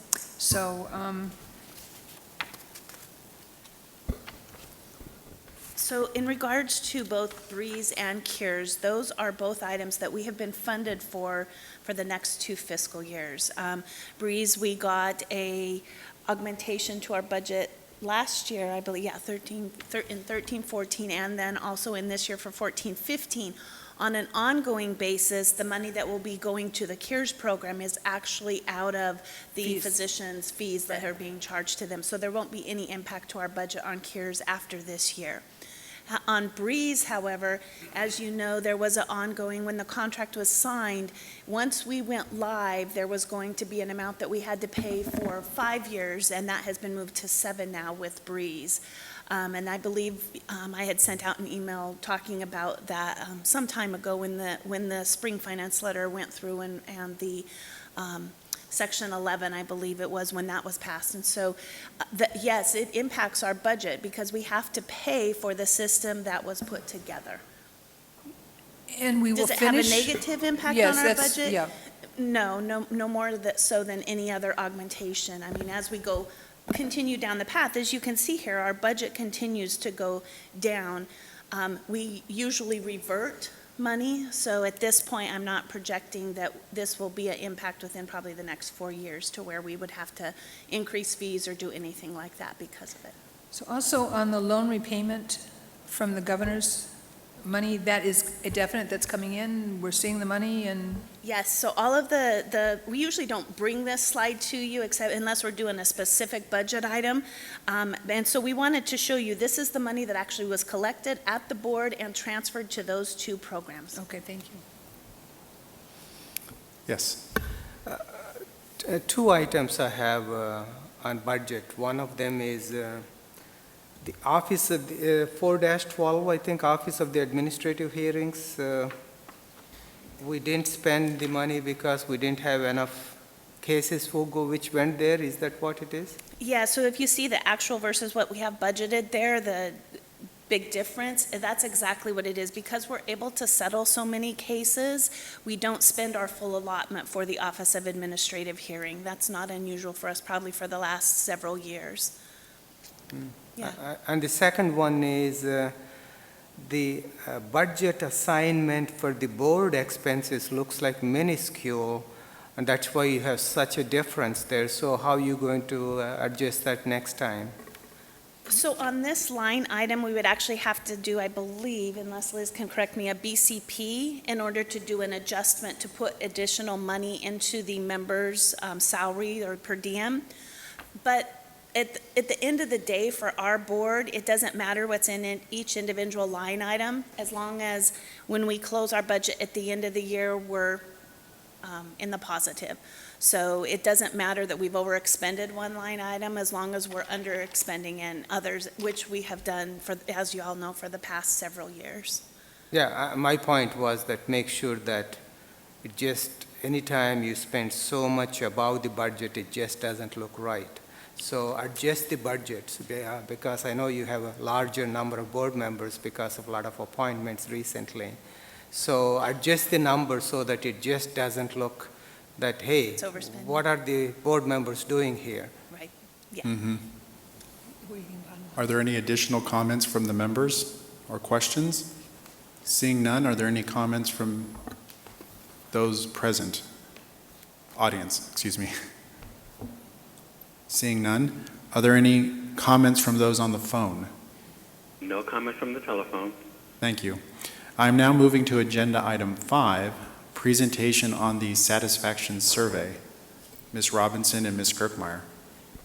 And I did just want to state all of the items on our executive committee agenda today. These are items that either a member has requested or that's in response to our strategic plan, talking about when we need to update the board. So that's what this update is, as well as the strategic plan update. So I wanted to let the members know why these were on the agenda.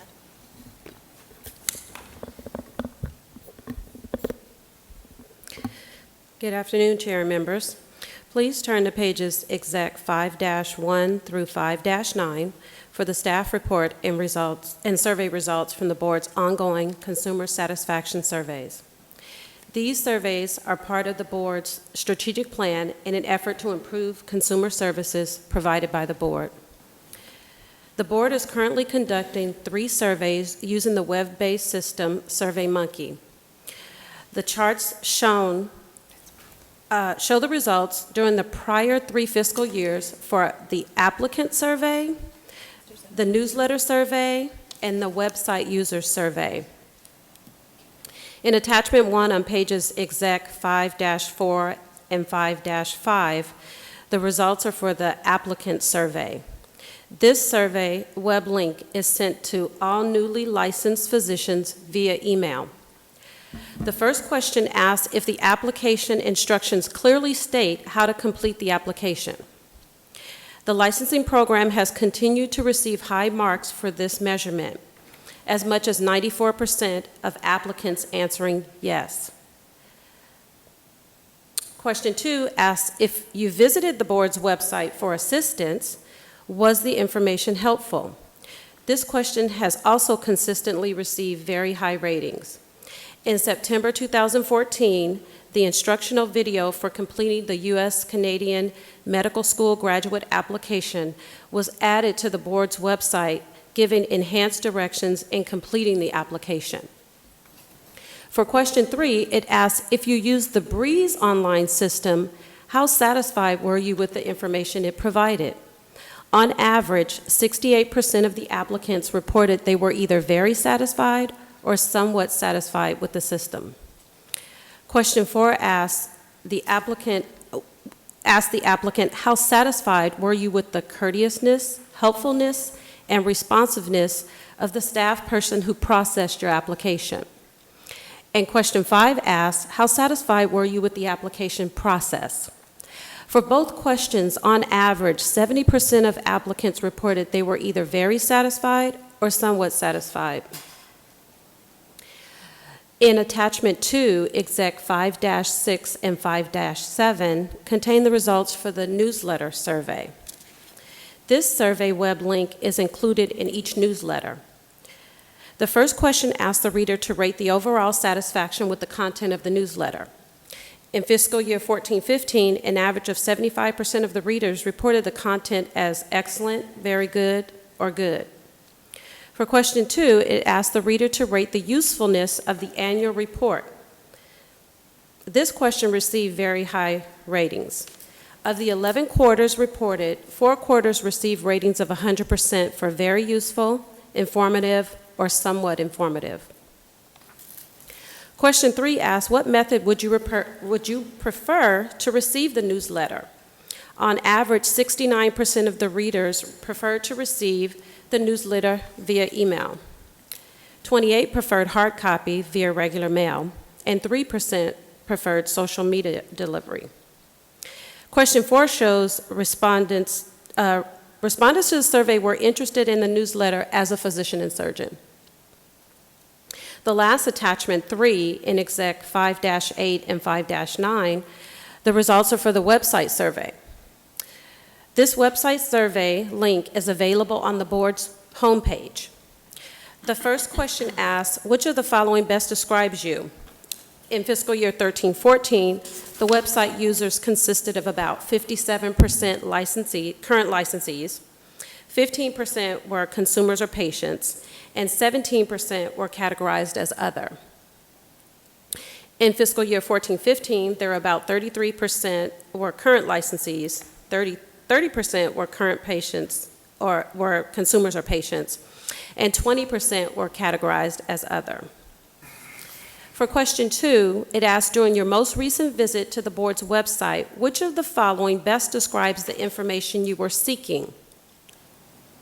The majority of our website users were seeking information on either license renewal, verifying a license, or filing a complaint. For question 3, it asks, were you successful in finding the information you were seeking? And question 4 asks, how satisfied were you with the board's website?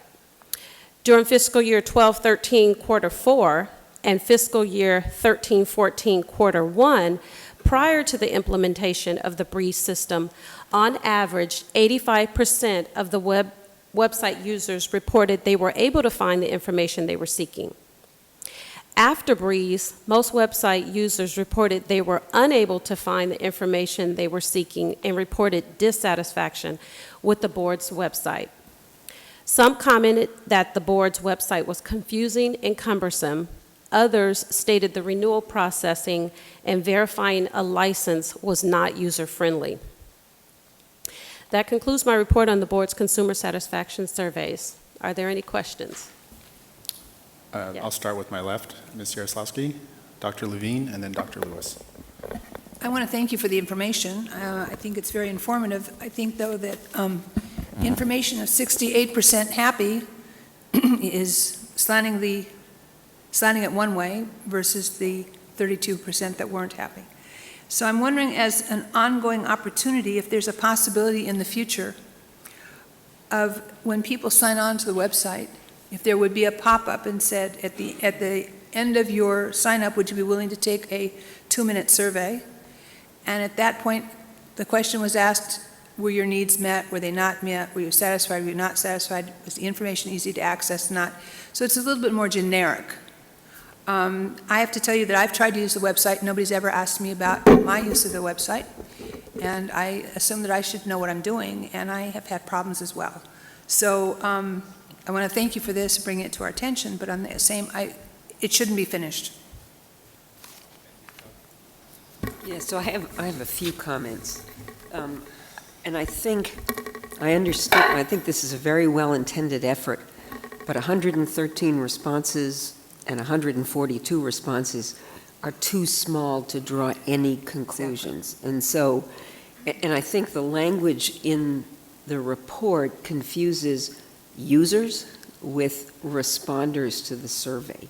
So it isn't that 80% of users said X, it's 80% of the small number of people who responded, and that's it ends up over-representing the value of information in terms of the results you got. I also think that it would be very valuable to add a free text box to the survey. In general, you get much richer information if people can add a comment or two. Yeah. They do? They do. Do you get comments? We do get comments. So providing us with the comments would add, substantial richness to this. The other comment is there's a big difference between very satisfied and somewhat satisfied. And so reporting that as a mixed number, again, can be misleading, because if it's 5% very and 75% somewhat, that's very different than the reverse. And so I would suggest breaking those two out when you get enough numbers to do that. And I think that's it. And I think you might, in the future, save yourself a lot of time not trying to overanalyze a small number of responses that really, they're not actionable because they are so small. I actually think that Ms. Yaroslavsky's suggestion of adding a pop-up box, if we can work with our IT unit to actually have that happen. The applicant survey, unfortunately, how we get that to them is through the letter when they get their license, and we ask them to go online. So I'm not sure how we can encourage that one, but maybe we can think of some ways to get a better output. And then the newsletter, of course, that goes out. But maybe we can put in the email, please be willing to take a survey on the newsletter to help us better inform you. So we'll find ways to get a better response from these.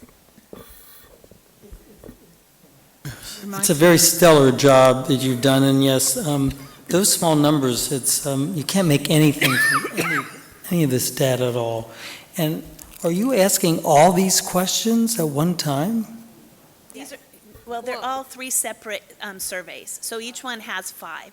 Who gets the individual survey? Would I get 3 different surveys of It 5 depends questions? on the user, what they're going in, and so the applicant, the attachment 1, is that what it is? Attachment 1 is the applicant survey. So when an applicant gets his letter saying, you now have your license, this is the survey that they would get, just those 5.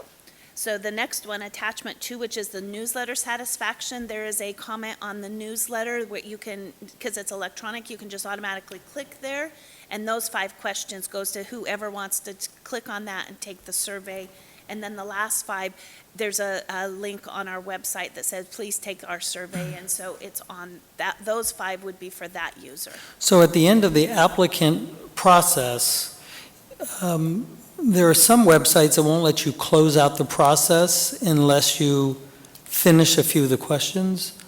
Have you tried that just to get some more response? Because these numbers are Well, so for the so small. application, that's a little bit different because the applicant, first of all, I don't know the numbers off the top of my head of how many individuals actually even go in and apply on Breeze. So that's the only applicants that we can hit. I'm not sure if Mr. Warden's in here, if he knows how many applicants we get on that website, but that's, what we want is them to do their overall process, which happens not on the website. It doesn't happen until the very end when their license is issued. See, most important for me, and when we hear about people being confused about the process, is that application. If we know that our application process is almost perfect and people are not confused, I'm okay. But if there's a little bit of confusion, you don't know which one, answer yes or no, I want to know that. That's the group that I really want to capture somehow, if I had a choice. Yeah, see, and so many of them are paper, that's part of the problem right now. Maybe as we get a larger pool, what we could do is we could do 2 separate surveys for our applicants, actually. We could do a survey that goes on their Breeze. Once they go through the Breeze application process, then they could fill that out, and then one at the end of the process for their whole licensure process. So we could do that. That's a Thank you. option. Deb, did you have? Yeah, thank you. Thanks for the information. I'm looking at the applicants and their satisfaction. If you follow Disney takes only level 5 or the well satisfied as the only answer. Everything else below is unsatisfied. So that's the way they look at customer satisfaction. Well, that's your top level. If I look at since Breeze came on, it looks even worse. That's why I'm just worries me. 31%, 44%. There are some of these numbers are that's very satisfied is somewhat concerning. So I just want to point out. And I can tell you why. because remember when we went to Breeze, we got rid of our ability for our applicants to be able to go on and check the status of their application. That just started in the last release that came out from, it's not as good as our system was prior to it, but at least it's going to tell them what documents are missing and if they're pending. So we're hoping that that started in, what month, man, June? Must have released on June 30th, actually. And so now they'll be able to look at the status, but even that's going to be as we get those ones onto the system. And that is exactly, Dr. Gonadev, what, from our guess anyway, as much as we can speculate, that's why that happened when the applicants were no longer able to go on and look at the status of their application. And we're working on that. Quickly. But to go back to what Dr. Gonadev is suggesting, if someone is not able to sign on and get information from Breeze, they're not going to be happy. There's money for data, whatever in the budget that's increased. Maybe there's got to be some way of collaboration. So for the issues where Breeze is not functioning, that some other temporary bridge system is in place and we can capture those. I'm not sure where it's going to go, Mr. Serrano, so, but I would admonish staff to try and figure out some creative opportunities to, because 30% of zero is still zero, and we're assuming that this is great, but there's not enough data there. And I do want to let you know that the money for Breeze goes specifically for what's currently there in Breeze. That is not for anything, right. So we Was would there a have to time go that through- the money was going to finish from Breeze, that we were going to have a system that worked and everyone was going to be working on it and happy? Yeah, and like I said, we still have, it's in my update, but I'm going ahead. Sorry. No, that's okay. We still have several outstanding issues in the system that we're working to fix. So once that is all completed and we have the system that we intended to have, I think our satisfaction rates should go up. Thank you for the presentation, the both of you. Are there any comments from the public? Those present in the audience, are there any comments on the presentation from the phone? No comment from the telephones. Thank you. I'm now moving to agenda item 6, discussion and update on the strategic plan. Hello. Hi again. Please turn to pages exec 6-1 through 6-19 for the board's strategic plan update. I'm not going to go over each activity, but rather provide a brief update unless members have specific questions on any of the listed activities. You may recall from the previous update on the plan, the added color coding and the status column used to show the board's progress for each activity. If an activity is highlighted in green, it has been completed. If an activity is highlighted in yellow, it is either in progress or ongoing. And if an activity is highlighted in red, it has not been completed in the time frame requested. The status column indicates the most recent action taken on that activity. About 75% of the plan has either been completed or is in progress or ongoing. Some incomplete activities are due to the board's ability to run enforcement reports due to the transition to the Breeze system. Board staff continue to work to resolve these issues. Other pending activities are due to a lack of staff resources to work on some of the more specific special projects. With the hiring of the deputy director and the recent hiring of the new chief of enforcement, the new staff will begin working on some of those activities that had been put on hold. Some of the more recent activities that have been completed include the following. The board has begun working on Goal 1.1 with regard to the re-entry into medical practice after extended absences. On page exec 6-1 for Goal 1.1D, on June 30th, the board held an interested parties meeting on the issue of re-entry in Sacramento. And Kurt, the chief of licensing, is in the process of holding another meeting in the Southern California area.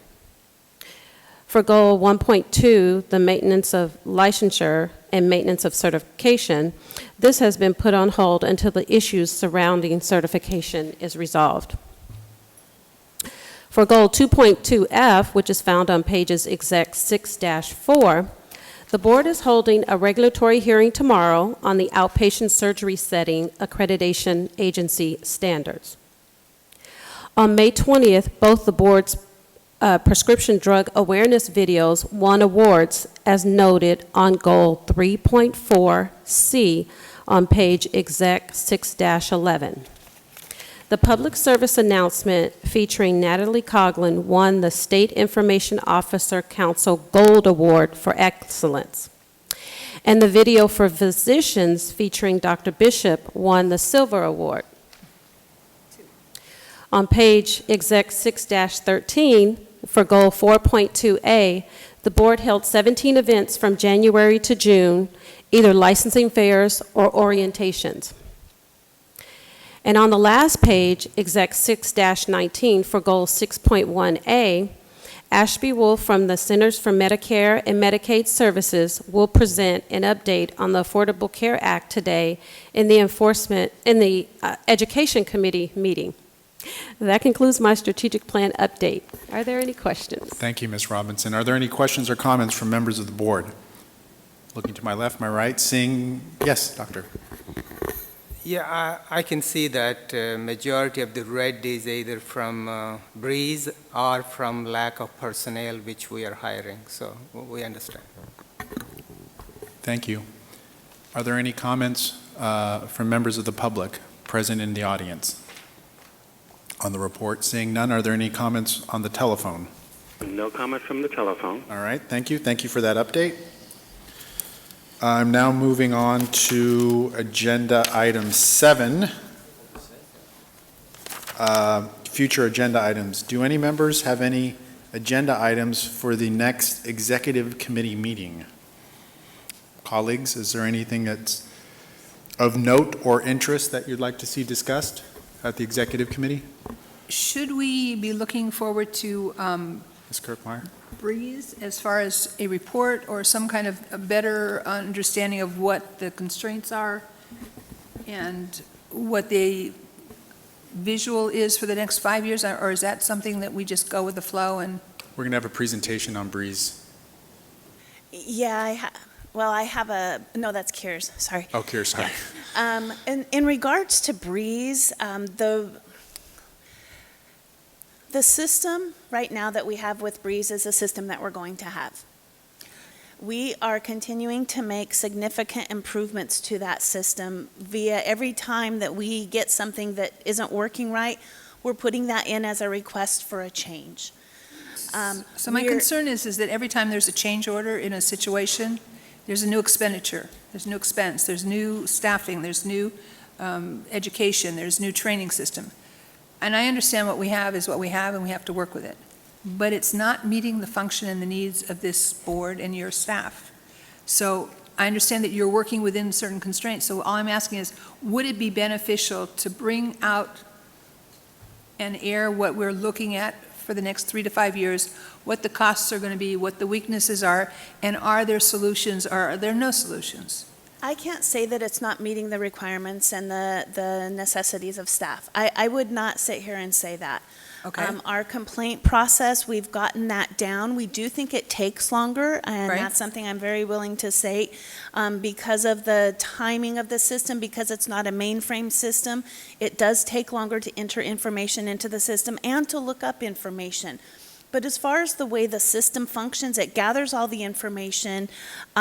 We have reports that we're working on right now. That's our biggest issue right now, is that we need reports out of the enforcement process, and we're working on those, and that's a given. I would completely agree. But as far as meeting the functions and the requirements of what we need to do our business and the enforcement side, I would say that it does what we need, and you know, it's not CAS, it's not our old system, but it's the system that we have with improvements. There's several things that I would say are better than they were in the CAS system. So I think on our enforcement side, barring the fact that we don't have reports that we're working on, I would say it meets our needs in order to do business.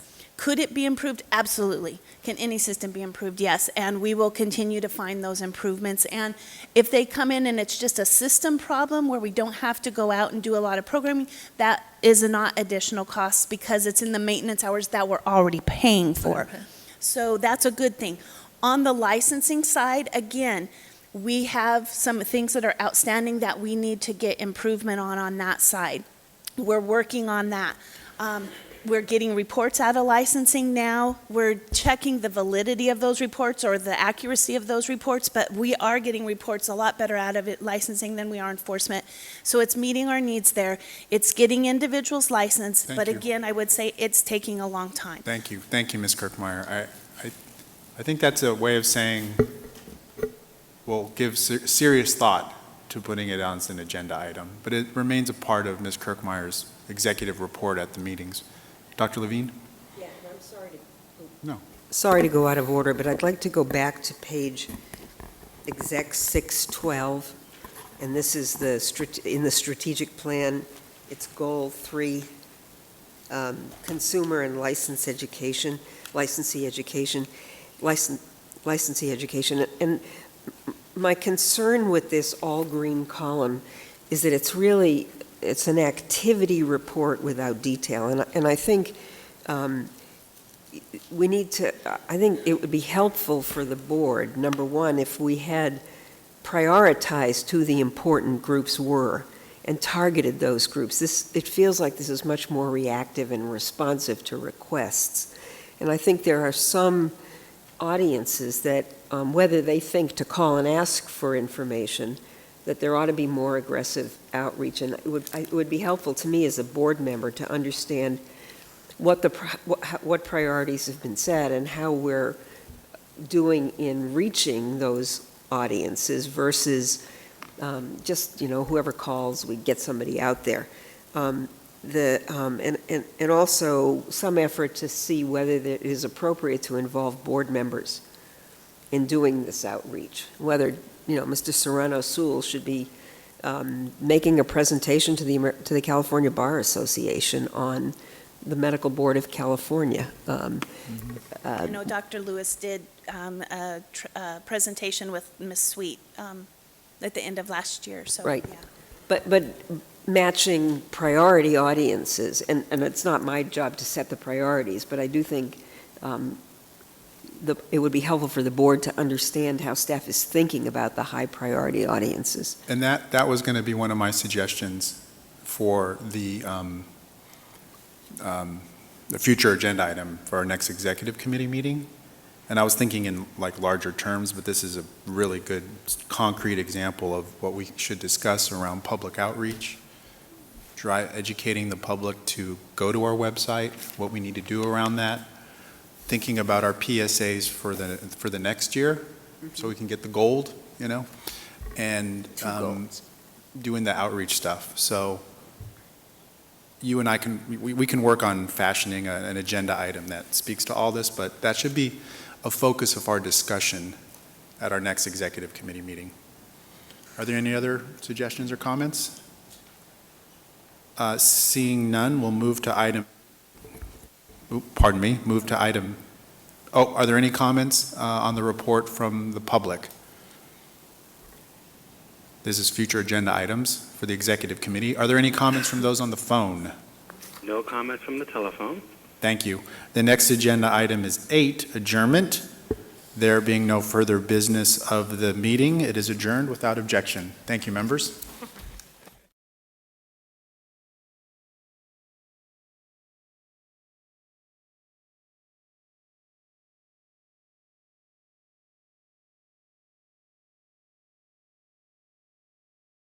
Agenda item licensing committee.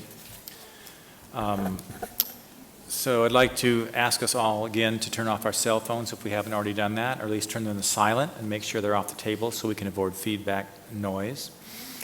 Again, you may notice that we're using laptops during the meeting. This is solely to access the committee meeting materials that are in electronic format. We have a designated time on the agenda for public comment and ask for public comment on each agenda item. I ask that you be respectful of the need to conduct the committee's business.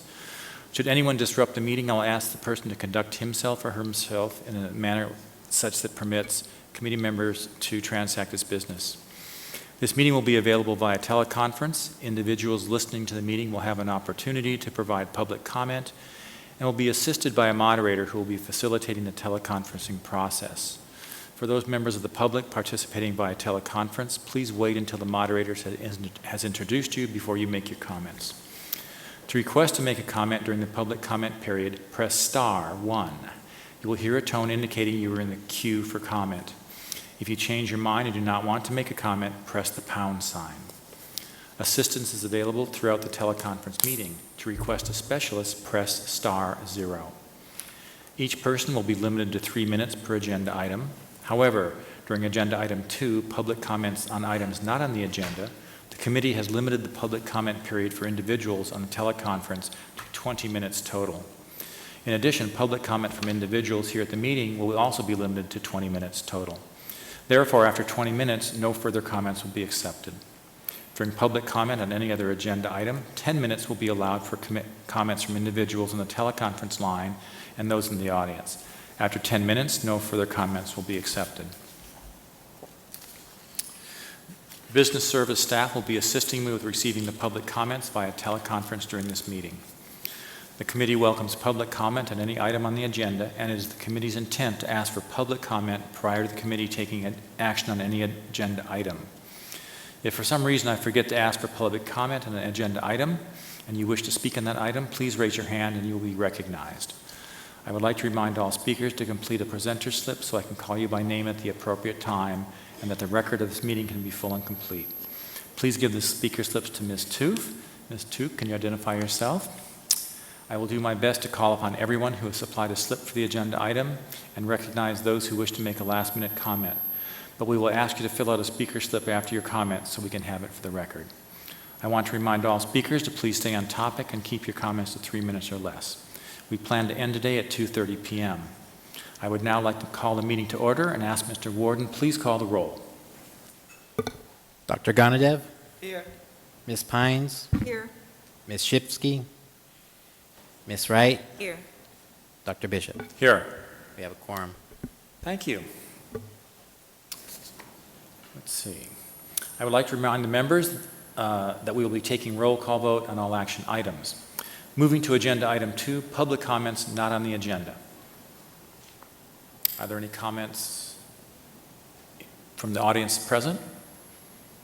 Any comments from the phone? No comments from the telephone. Very good. Let's move to our next agenda item, which is agenda item 3, approval of minutes from the July 24, 2014 Licensing Committee meeting. So moved. Second. All right. Is there any comment from the members of the committee? Any comment from the public present? Any comments from the phone? No comments from the phone. Very good. Mr. Warden, please perform a roll call vote. Dr. Gonadev? Aye. Ms. Pines? Aye. Ms. Wright? Aye. Dr. Bishop? Aye. Thank you, Mr. Warden. Let's move on to agenda item 4, the licensing program update by Mr. Warden. I'd like to start out by thanking all of the licensing staff for the hard work that they put in this last year to try to meet the licensing program goals. This year, the licensing program has had several vacancies, staff on various types of leave, and several staff in training.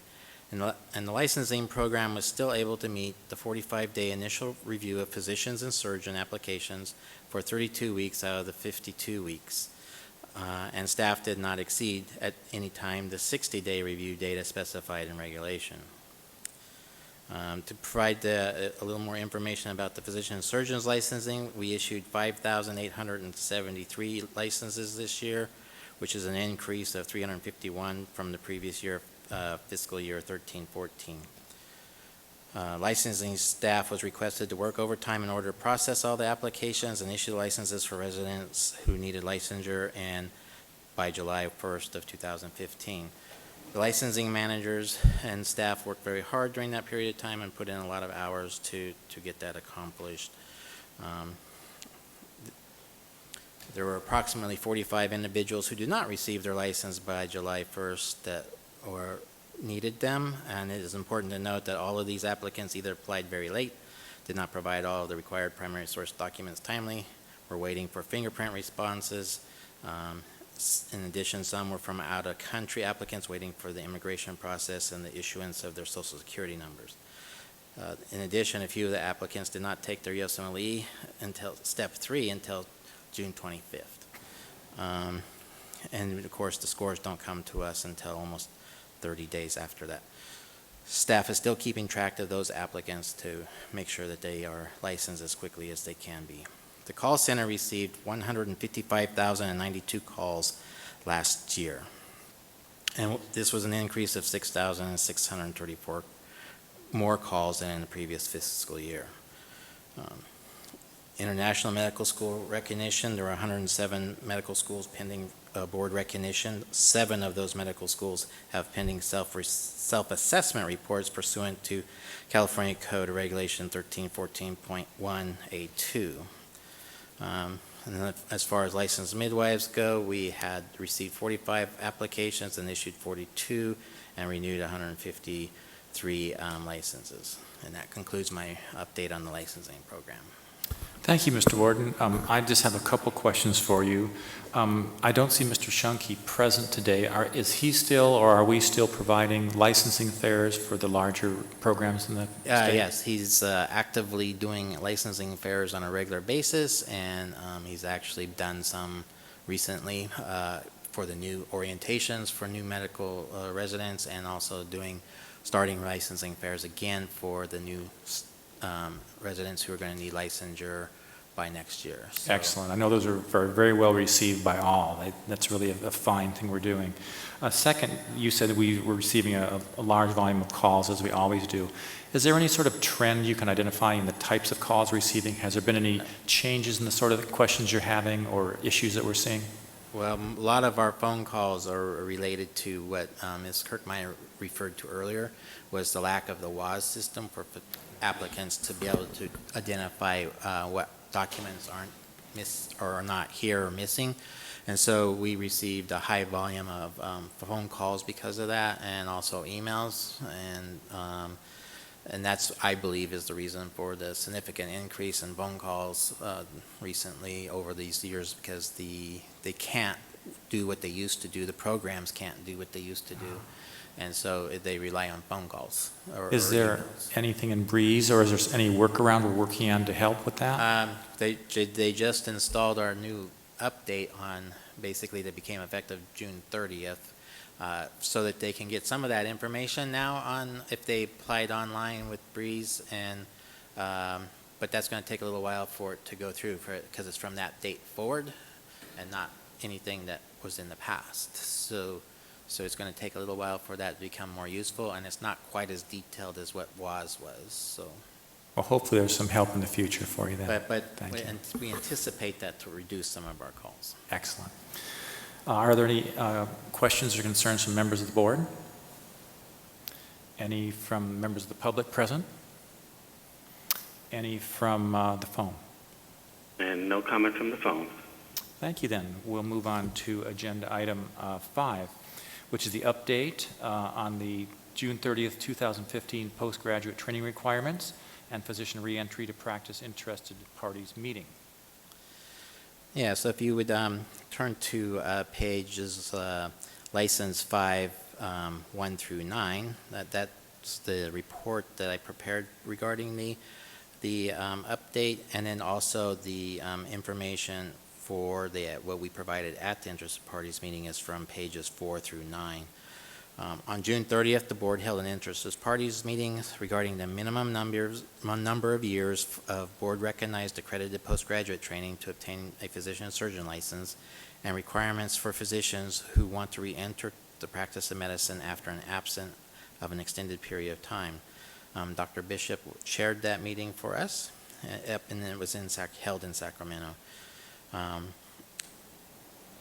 As I stated, the copy of the information that we provided regarding the interested parties meeting on postgraduate training is on pages 4 through 9 of licensing 5. The current minimum requirements for a U.S. and Canadian medical school graduate is 1 year and must have a license by the end of 24 months. And the minimum requirement for an international medical graduate is 24 months and must be licensed by the end of 36 months. All accredited postgraduate training, including training in other states and Canada, counts towards the 24 and 36 months license exemptions. the specific requirements for postgraduate training by state and the issues that have been identified by staff, graduate medical education deans, GME staff, and GME program directors to consider prior to seeking changes to California statutes and regulations were identified in the June 30th packet materials from the limited meetings that we had, Ms. Kirkmeyer and I had with some of the GME deans and a few of other program directors. And that is provided in the pages 4 through 9. The board is considering increasing the minimum requirements from up to 3 years, possibly 2 years, and for it to be the same for both U.S. and Canadian and international medical graduates. One of the other things the board should consider if they're going to consider revising it up to 3 years is possibly the process of how we review international medical schools. One of the other considerations is to consider is that the minimum amount of accredited postgraduate training for any of the programs is 3 years, and it goes as high as 7. And so the Federation of State Medical Boards is also recommending a minimum of 3 years for future, so that, and the states vary from state to state. There are 2 states that require 3 years now.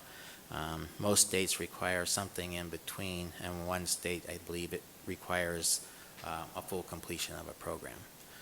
This would also need to be, part of that would also require us to reconsider how we do our licensing process and possibly a training license at some point in time during that training period to help resolve some of the issues that were identified regarding being able to sign birth certificates, death certificates, and prescriptions.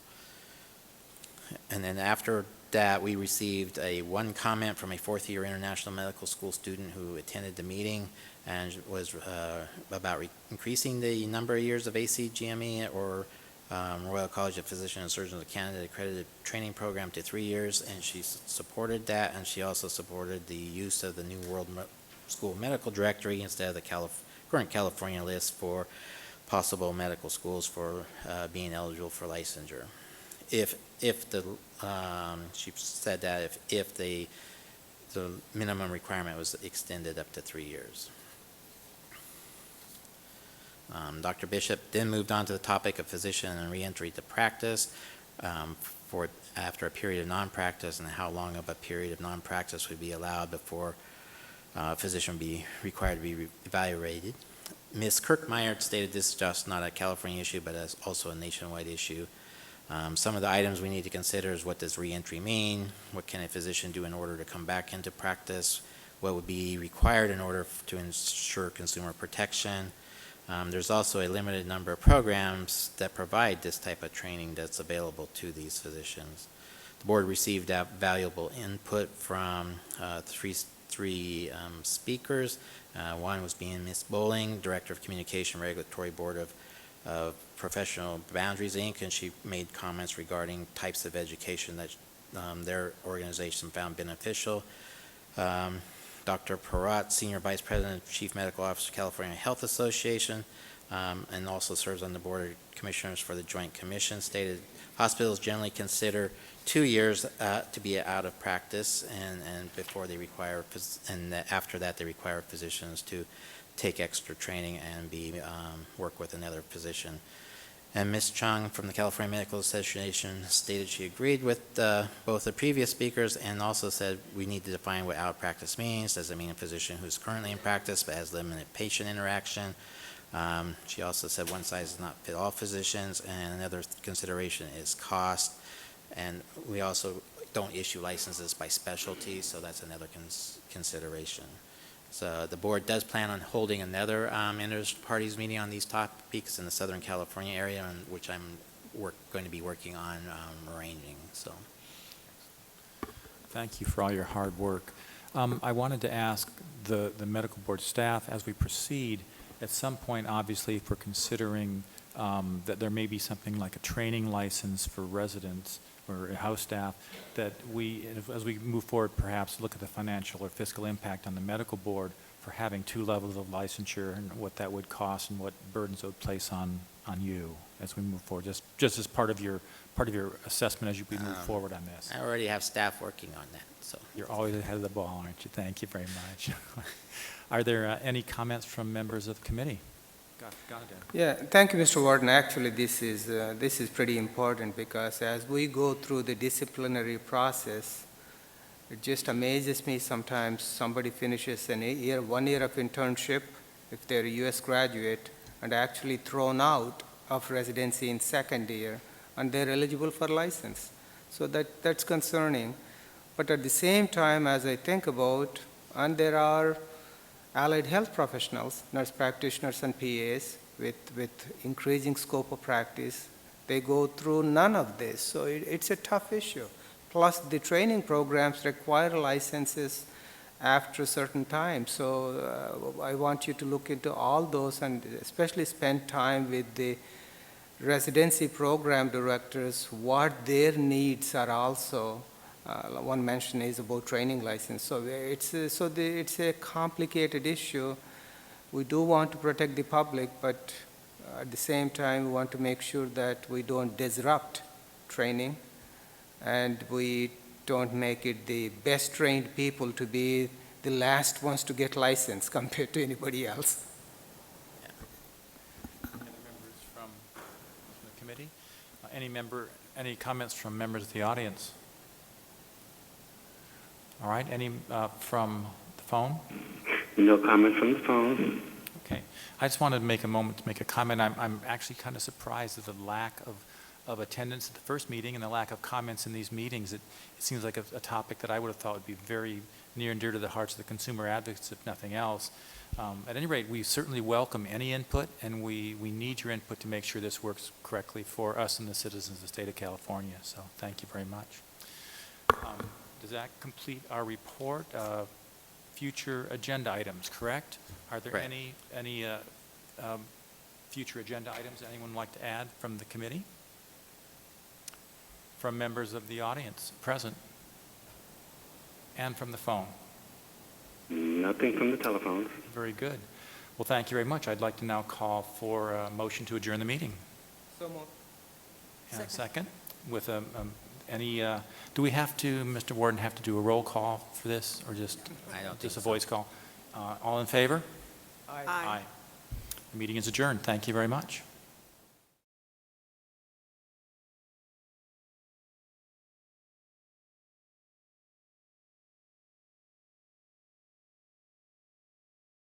The Wellness Committee, I'd like to ask those members, the audience, to please have a seat so we can get this meeting underway. Thank you. Good afternoon, everyone. I'm Barbara Yaroslavsky. I'm chair of this committee, and I wanted to welcome you to the Education and Wellness Committee. I wanted to ask all of us to please turn off our cell phones, or at least turn them to silent and make sure they are off the table so we can avoid feedback noises. You may notice committee members accessing their laptops during the meeting. They are using the laptop solely to access committee meeting materials that are in electronic format. We have designated time on the agenda for public comment and ask for public comment on each agenda item. I ask that you be respectful of the need to conduct the committee's business. Should anyone disrupt the meeting, I will ask the person to conduct him or herself in such a manner that permits the committee to transact its business. This meeting will be available via teleconference as well. Individuals listening to the meeting will have an opportunity to provide public comment and will be assisted by a moderator who will be facilitating the teleconference process. For those members of the public participating via teleconference, please wait until the moderator has introduced you before you make your comments. To request to make comment during the public comment period, please press *1. You will hear a tone indicating that you are in the queue for comment. If you change your mind and do not want to make a comment, please press the # sign. Assistance is available throughout the teleconference meeting, and to request a specialist, please just press *0. The committee welcomes public comment on any items on the agenda, and it is the committee's intent to ask for public comment prior to the committee taking action on any agenda item. If for some reason I forget to ask for public comment or an agenda item you wish to speak on, please raise your hand and identify yourself on the phone, and you will be recognized. I would like to or recognized here in the room, I apologize. I would also like to remind all speakers physically present to complete a presenter's slip so I may call on you by name at the appropriate time, and that record of this meeting can be full and complete. Please give your speaker's slips to Ms. Hawkinson. Ms. Hawkinson is right here at the front table. And if you're on the phone, just please identify yourself by name and the organization you represent. Each person will be limited to 3 minutes per agenda item. However, during the agenda item 3, which is public comments on items not on the agenda, the committee has limited the public comment period for individuals on the teleconference to 20 minutes. I'm going to see how it goes because, to be honest with you, we've got a tight agenda, full agenda, and we've got a time constraint. During the public comment on any other item, we'll probably allow about 10 minutes. After 10 minutes, no further comments will be accepted. Armando Melendez will be assisting me in receiving public phone calls from public. He's here somewhere, back there. Thank you. And I want to remind all speakers to please stay on topic. Ms. Hawkinson, would you please call the roll? Yes, thank you. Ms. Yaroslavsky? Present. Dr. Kraus? Present. Ms. Pines? Present. Ms. Shipsky? Thank you. Thank you. The next, we're going to go to number public comments on items not on the agenda, item number 2.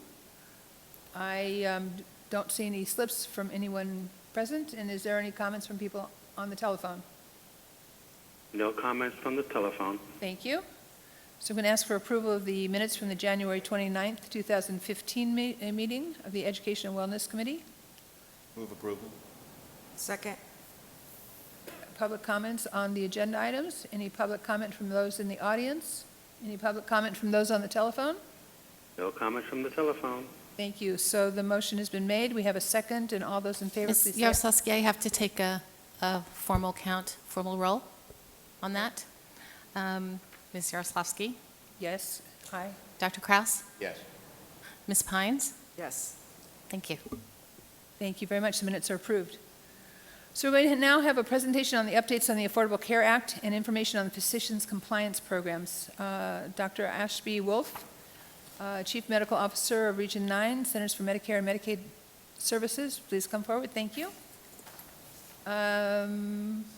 Welcome, and please start your presentation. Thank you very much. It's an honor to be here. My name is Ashby Wolf. I'm a family physician, and I am the Chief Medical Officer for the Centers for Medicare and Medicaid Services, Region 9, which includes California, Arizona, Nevada, Hawaii, and the Pacific Territories.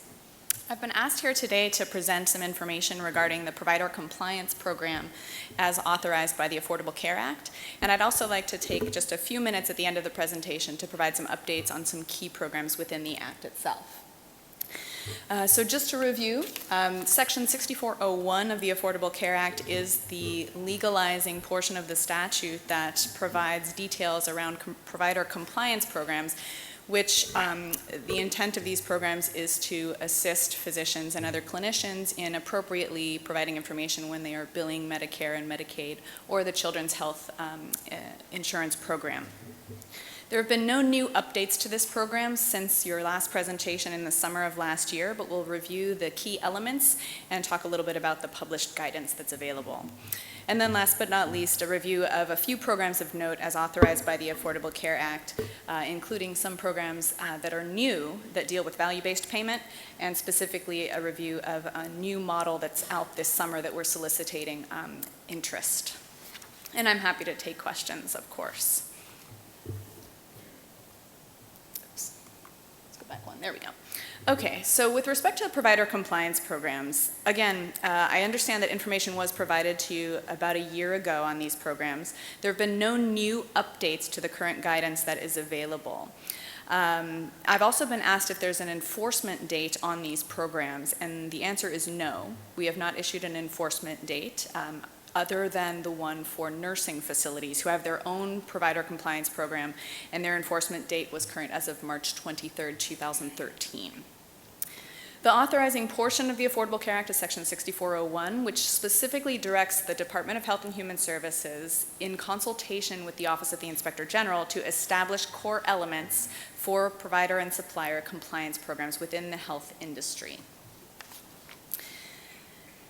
Specifically, in order to participate or as a condition of enrollment in Medicare, Medicaid, or the Children's Health Insurance Program, Physicians, their associated clinicians, providers of medical supplies must establish a compliance program to deal with proper claims billing, as well as ensuring that there is a minimizing risk when it comes to fraud and abuse.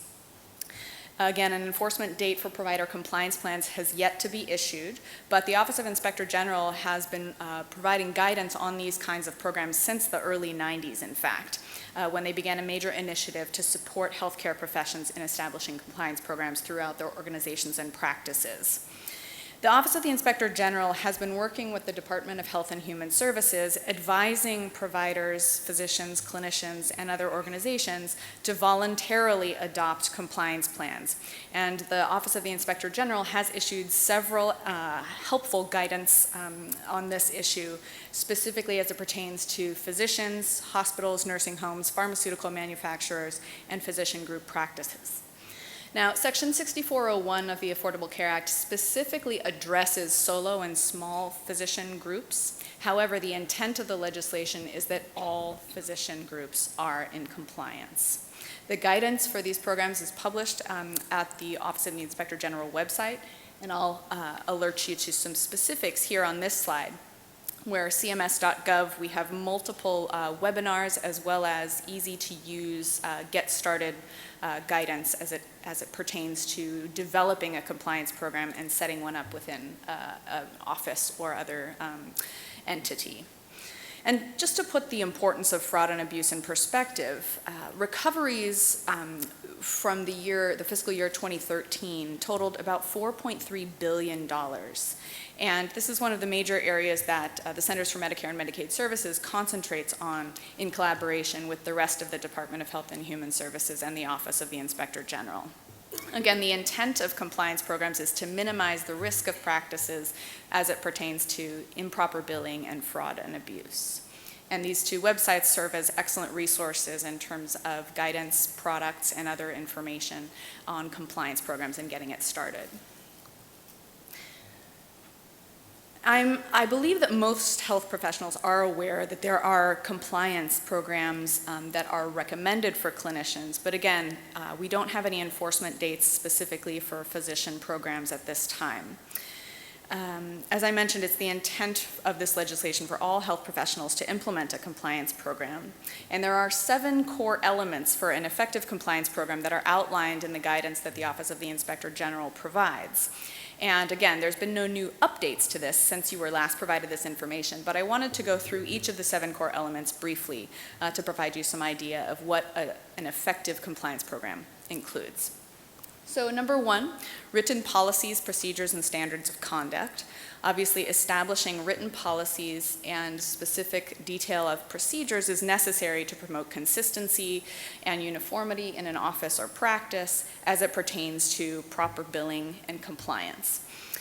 Certainly, this information, written policies, should be composed with the guidance of either an identified compliance officer or compliance committee. And details on how to set this up, again, is available on the Office of the Inspector General website as well as the CMS website. The second core element is compliance oversight of the program. And as I mentioned, identifying a compliance officer or a compliance committee who can oversee the program in some ways as an organizational watchdog to ensure that the policies are being implemented appropriately. Third, and one of the most important of the core elements, is training and education. Obviously, training not only the physicians, but staff and in the organization to be able to comply with the compliance plan, ensure that folks are aware of expectations and standards as they are written. Communication is the 4th core element, and clearly opening the lines of communication so that there are requirements for employees to be proactive if they see that something is amiss. Providing a formal process for managers to communicate compliance issues as well as results of audits or investigations, and a process to allow anonymous reporting without fear of retaliation. 5th, the auditing and monitoring comprise the 5th core element of an effective compliance program. And this essentially provides assurance that the program is effective and ensure that it is in compliance with CMS requirements and to identify any risks to the organization. Ideally, the system should include a way to do both an internal audit for internal learning as well as an external audit if it may be requested by either CMS or the Office of the Inspector General. Sixth is the consistent discipline. With respect to when an investigation confirms that there is an offense, either improper billing or another form of fraud or abuse, it's important to have a plan in place to enforce consistent discipline. Written policies should be available for review from all staff and physicians, and it should be a plan that provides appropriate disciplinary sanctions on those who fail to comply with any applicable requirements. Last but not least, the final element of an effective compliance program is the use of corrective actions. If vulnerabilities or nonconformities are identified and or reported, either the result of a proactive staff member, an internal audit, monitoring programs, certainly consistent and corrective action must be conducted. Examples might include repayment of overpayments, disciplinary action against responsible employees, and the like. So specifically, what steps should physicians take? And this was, I believe, a question also that came up at the last meeting. Implementation of a compliance program sends a message that an organization or a practice conducts itself in an ethical manner and is committed to quality, not only from a customer service perspective, but from a patient care perspective. And so these 4 elements here provide some information about the steps that physicians should take in order to ensure that they have an effective compliance program. Again, the Office of the Inspector General has a specific guide for physician groups in all modes of practice, and the website is listed here, but I'm also happy to follow up with you through email if you would like additional references. This information, I think, is highly readable and easy to execute, and so I would highly recommend that people thinking about setting up a compliance program reference this document. Additionally, knowing where to locate easy and free resources is always a good idea. And this second point here with this second link, our HEAT team, or our Healthcare Fraud Prevention and Enforcement Action Team, provide compliance training for physician groups and other providers. And there are a number of really great tools that are easily accessible and available. Points 3 and 4 here are simply just general guidance. Obviously, keeping a plan simple and readable will allow it to be usable. And setting a date every year or twice a year to review a compliance program is always a good idea because it should be a living, breathing document that changes if circumstances around the practice or organization change. I'd like to also just briefly mention a few additional programs that are authorized by the Affordable Care Act, but that are in process of actually changing with the result of the passage of the Medicare Access and CHIP Reauthorization Act, which was signed by President Obama in April of this year. As you're aware, the Physician Quality Reporting System and the EHR Incentive Program, also known as Meaningful Use, has been in place for several years, since 2007. This year, the reporting year 2015, actually becomes very important for all physicians of all modes of practice. The reason is, if eligible physicians or their accompanying clinicians are eligible to participate and choose not to this year, they potentially face a negative payment adjustment of up to 7% of the fees they bill under the Part B fee schedule in 2017. So again, failure to participate as an eligible professional in this year, 2015 PQRS and Meaningful Use, results in a payment adjustment, a negative payment adjustment in 2017. And that is something that CMS is not authorized to waive that negative payment adjustment. It's authorized by statute. But I bring up these 2 programs because under the Medicare Access and CHIP Reauthorization Act, the Act actually made multiple changes, which will include some changes to the Physician Quality Reporting System and Meaningful Use. As you might be aware, the MACRA, as we're calling it, permanently repealed the sustainable growth rate, and in its place instituted a stable period of annual updates to the reimbursement schedule for physicians. That took effect July 1 of this year with a 0.5% annual update, and that will continue once a year, a 0.5% update to the fee schedule through 2019. In 2019, we, as the CMS agency, are required to implement what's called the Merit-Based Incentive Payment System, or MIPS, which is a combination of the Physician Quality Reporting System, Meaningful Use, and the Value Modifier Program. So while there are no regulations on this yet, we are working on it because Congress has asked us to provide a basic outline of how this MIPS system will work in early 2016. So certainly I'm happy to follow up with you all with respect to details as those regulations are written. And last but not least, the Regional Innovation Network is something that our region, Region 9, is trying through the Center for Medicare and Medicaid Innovation. The idea is to have CMS provide a platform for both virtual and in-person collaboration amongst physicians and other providers in the state. We had our first kickoff event in May, and our website, which is up and running, provides a way for people to connect and collaborate throughout the region.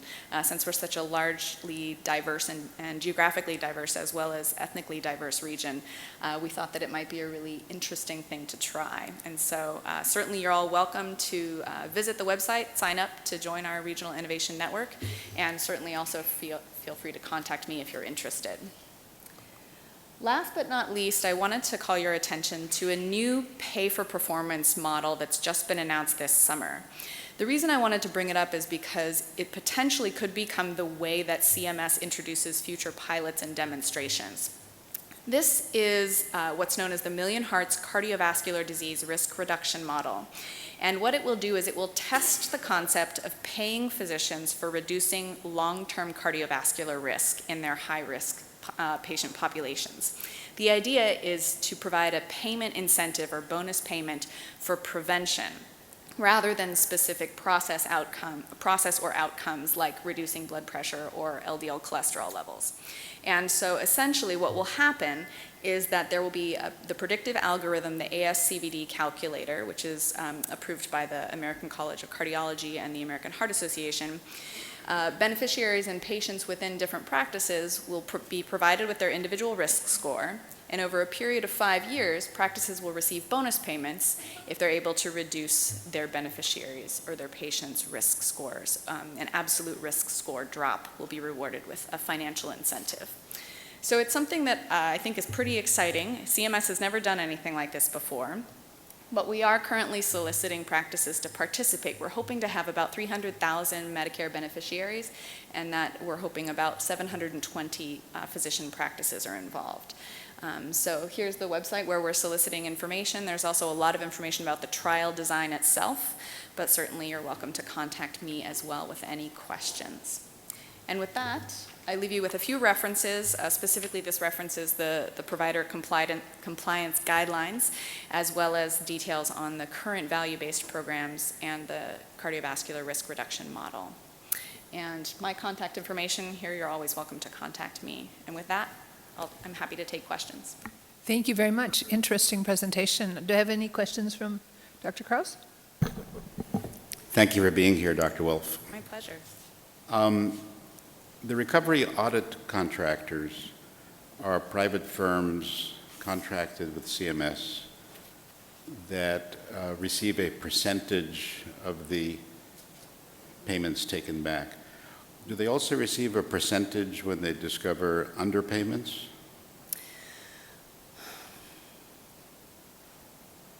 So to be honest, I actually don't know. I'm happy to double check.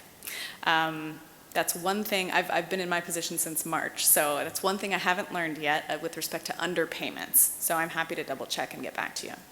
Speaking as a member of the medical community, I know that many of my colleagues simply pay the RAC or let the RAC take the money back because their administrative costs in contesting would be greater than the amounts of money that the RAC is asking for.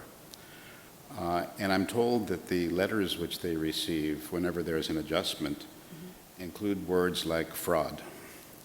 And I don't know that every overpayment is necessarily fraud, but I'm concerned as to whether or not that's also communicated to the physician's patients, that their doctor may be suspected of committing fraud. Do you know?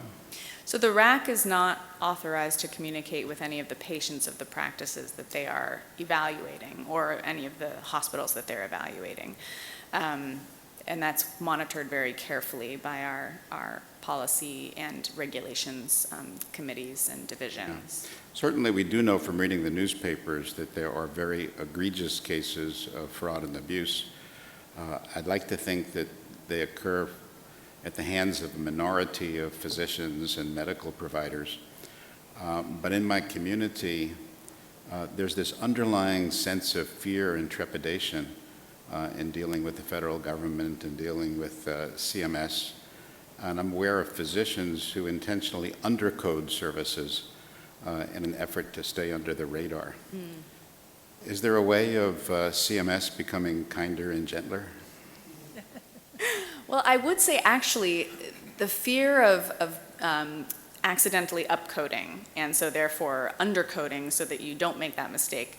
In that situation, you're not really getting paid for the value of the work you're providing. And that's one of the reasons I would say to actually develop a compliance program for the practice, because it will provide information to any external auditors, including CMS or the Office of the Inspector General, that there is a plan in place, that it's clearly written out, that people are proactively evaluating what we're doing. And certainly the intent is not to go after every accidental upcode. The idea is to ensure that there's not a systemic process to defraud the federal government.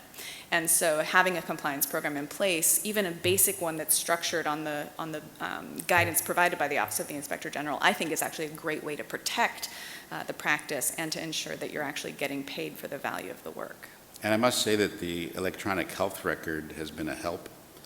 Because most of the software in the electronic health record lets you know what the proper level of coding is for the service provided. On the flip side of that, there have been some electronic health records that prompt for additional information or sometimes even cut and paste additional information. And as a medical board member, it causes me to worry as to whether or not the medical record we review becomes an accurate representation of the service that was really provided on that day. Well, certainly with respect to cutting and pasting, that certainly has potential to provide inaccurate information. So active documenting in real time is always the best idea. Thank you for coming. My pleasure. Thanks for having me. Ms. Pines, any questions? No questions. I just have a quick question, and that is, given, unfortunately, there is the occasion of waste, fraud, and abuse, some of it being unfortunate, really unfortunate. Is there a mandatory reporting or an expectation that those individuals are reported to the medical board? Should there be? Can there be? Is there? I don't believe that there is. I will have to check with our legal Office of Legislation to see if there is a statute that directly addresses that. And I would say I'm not sure if there should be. Yeah, I think it'd be interesting. Then maybe you can get back to the staff on that. I'd be interested. Thank you again for your remarks. Are there any public? Dr. Hawkins? Thanks again for the presentation. We anticipate that IC9... Wait, you need to come to the microphone, please.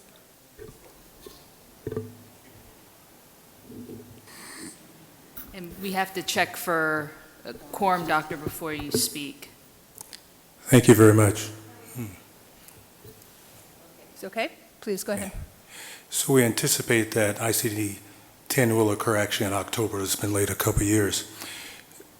Do physicians need to worry about this new system of coding and billing will have an adverse effect on scrutiny just because it's a new system, it's more complicated, involves more level? What can we anticipate that? And is CMS willing to give doctors a little bit of leeway as we discover how to use this system? Thank you. That's an excellent question. So actually, the Medicare Access and CHIP Reauthorization Act was, there was some thought that there might be a delay in ICD-10 implementation in that act, but there was not. So the active date is currently October 1st, where we expect the ICD-10 to be up and running, so to speak. However, about 3 to 4 weeks ago, we at CMS, in conjunction with the AMA, actually issued additional information about the first year of ICD-10 implementation, specifically that providers will not be penalized if they get the incorrect ICD-10 code, as long as they're within the correct ICD-10 family of codes, so that there will not be untoward penalty for physicians who are using the system in a brand new way. And there is specific information as well as actually a person that will be designated as the ICD-10 ombudsman, who will be responsible for triaging physician issues with the implementation of ICD-10 after October 1st. And I'd be happy to send that to the medical board so that you can issue it. Okay, thank you very much for your presentation. Let me just make sure there are no questions on the phone. No questions from the telephone. Thank you. Thank you again. Thanks very much. So I'd like to move on with the agenda and ask for Dr. Scholla to come forward. Dr. Scholla is going to present on the trauma-informed care and the impact on long-life health. He's the Associate Professor of Clinical Psychiatry and the Medical Director of Northgate Point Regional Support Team at the University of California, Davis. Thank you very much for being here. If anyone is, the bio is in the packet, so I'm not going to go through your bio, so no offense, it's okay. So, please. Thank you very much. Good afternoon, everyone. And it's really an honor to be here to present to you this topic that I believe its time has come. And I will go over essentially two issues. One is the why this is important, and the second is how to address this in terms of physician competence to address the health and improve outcomes, health outcomes of patients with history of trauma. So these are the two objectives of my presentation.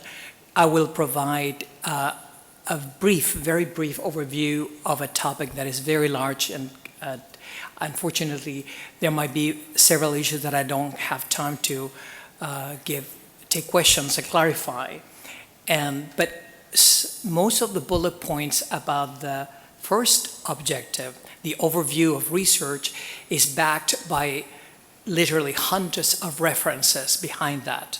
So these are conclusions based on multiple lines of evidence. And the second objective of this presentation is to propose, advance an approach based on something that we already are doing, things like cultural competence and patient-centered care, especially communication skills that can enhance outcomes by being patient-centered. So this is a quote from a paper from one of the leaders in psychiatric research. He's Dr. Avshalom Caspi, who's one of the pioneers in the world of the so-called gene-environment interaction. And he is saying here, childhood maltreatment appears to be a risk factor in the history of patients having many different psychiatric outcomes. Indeed, it is more difficult to identify a disorder to which childhood maltreatment is not linked than to identify a disorder to which it is linked with specificity. Probably many of you will not be surprised by this finding and this statement, but let me move on and show you something having to do with physical health. This is a graph of a study, a recent study from the Nurses' Health Study, a large longitudinal study of health outcomes.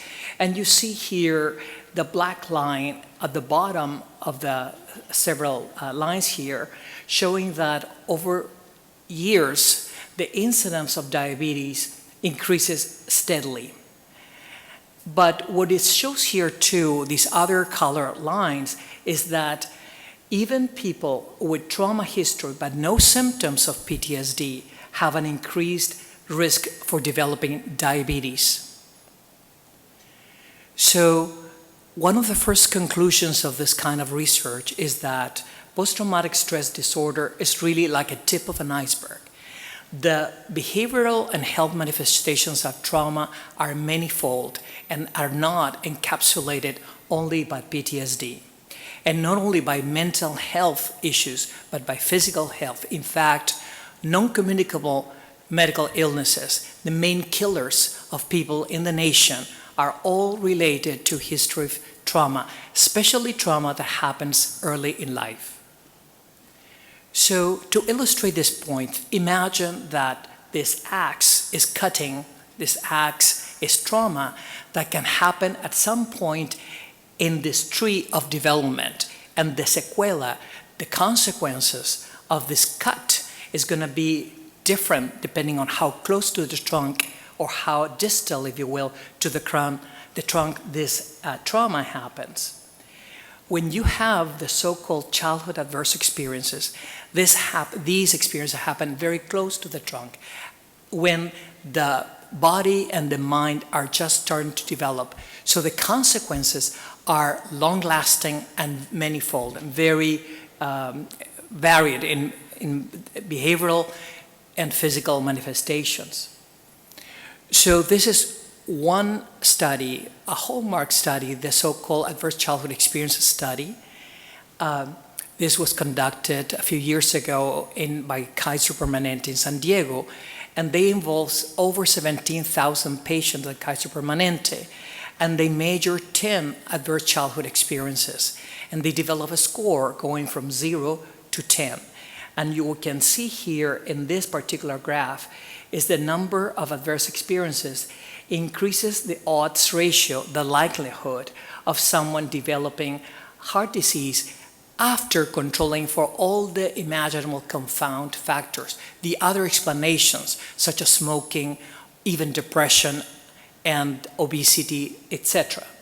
So here you have this, what in medicine we call a dose-response curve. The more adversities, the risk of heart disease increases steadily.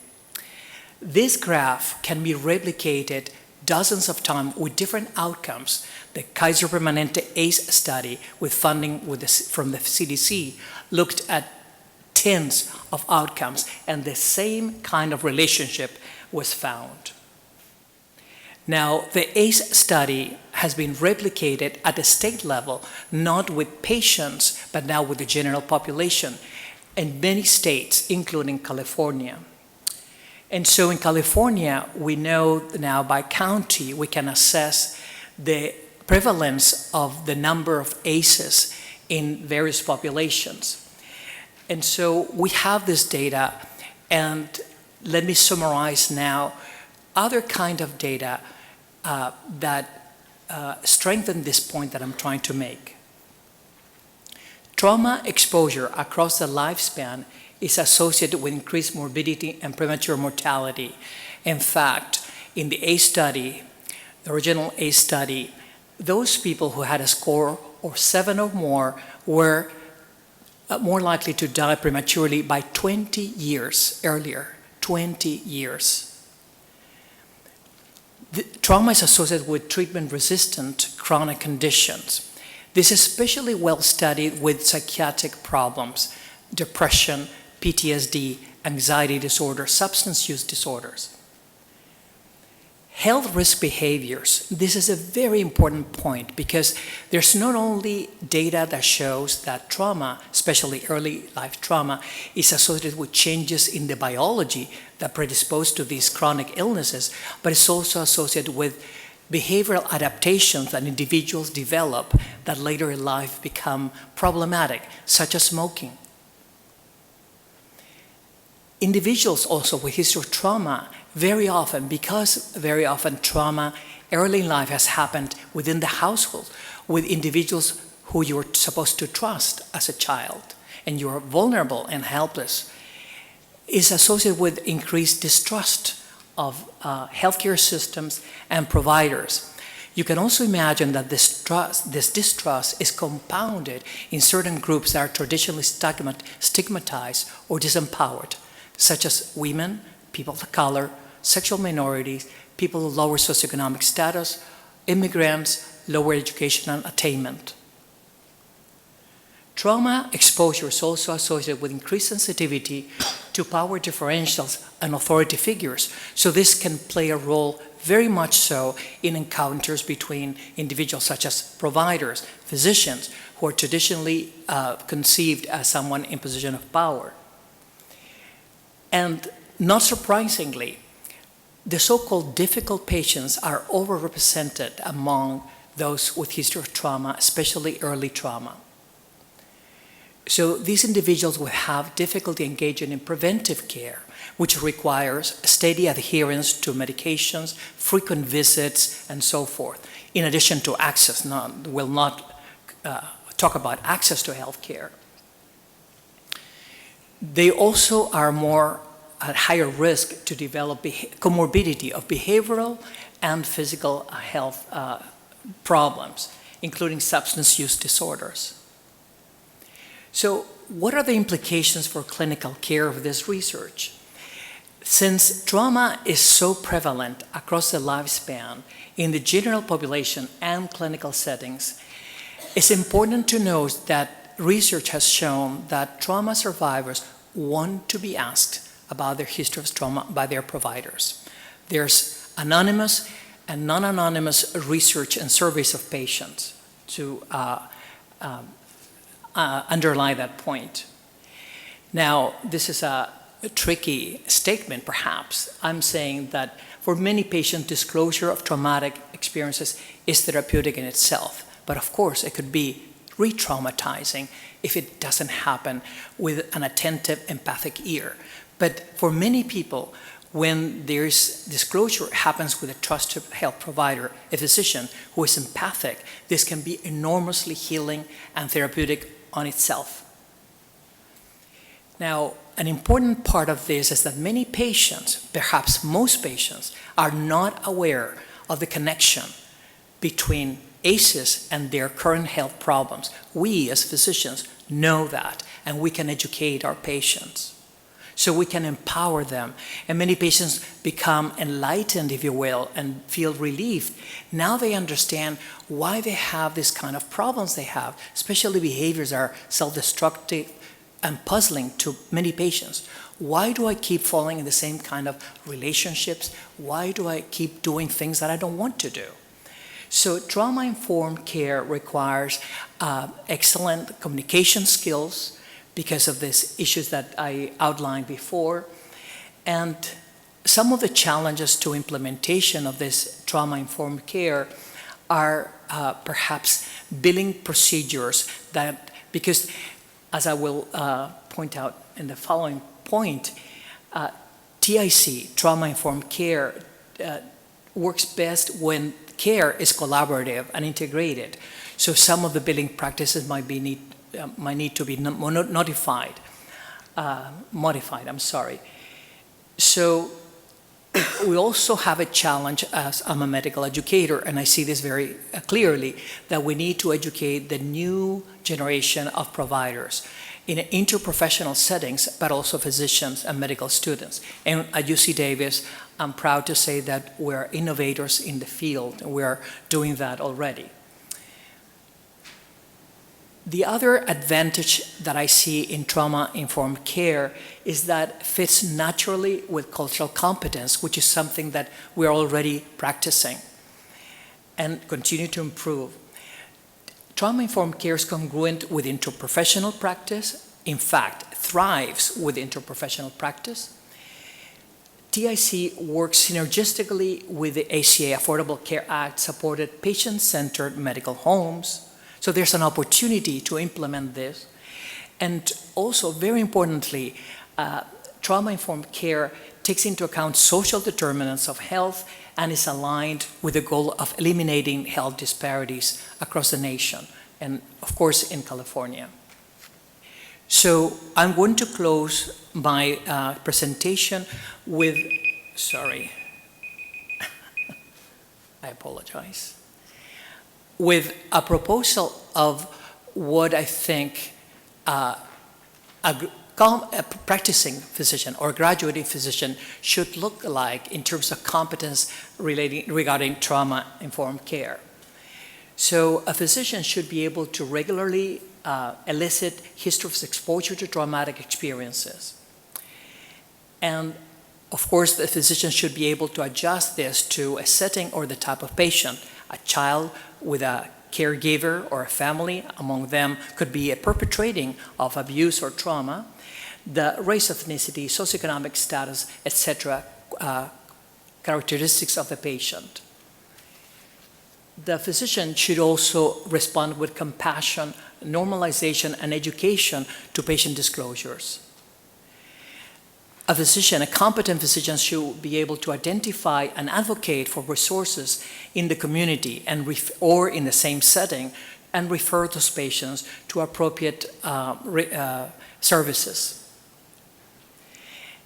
The physician should also be able to elicit and identify patient strengths, life goals, and values that can sustain recovery, because this is a lifelong endeavor for many patients. So they need the physician, in order to support the patients, need to have an idea of what is important in the lives of patients.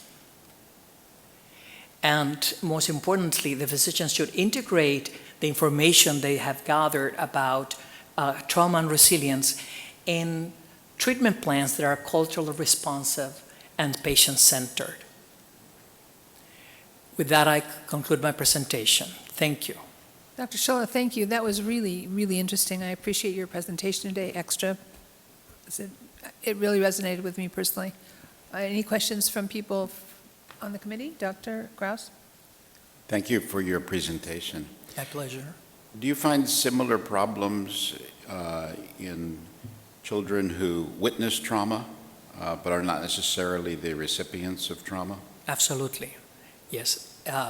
One of the main findings of this research, the neurobiology of stress, is that it doesn't matter what the stress is. The final common pathway is the stress response system in the organism, and that system is blind, if you will, to whether you are a recipient or witness of trauma.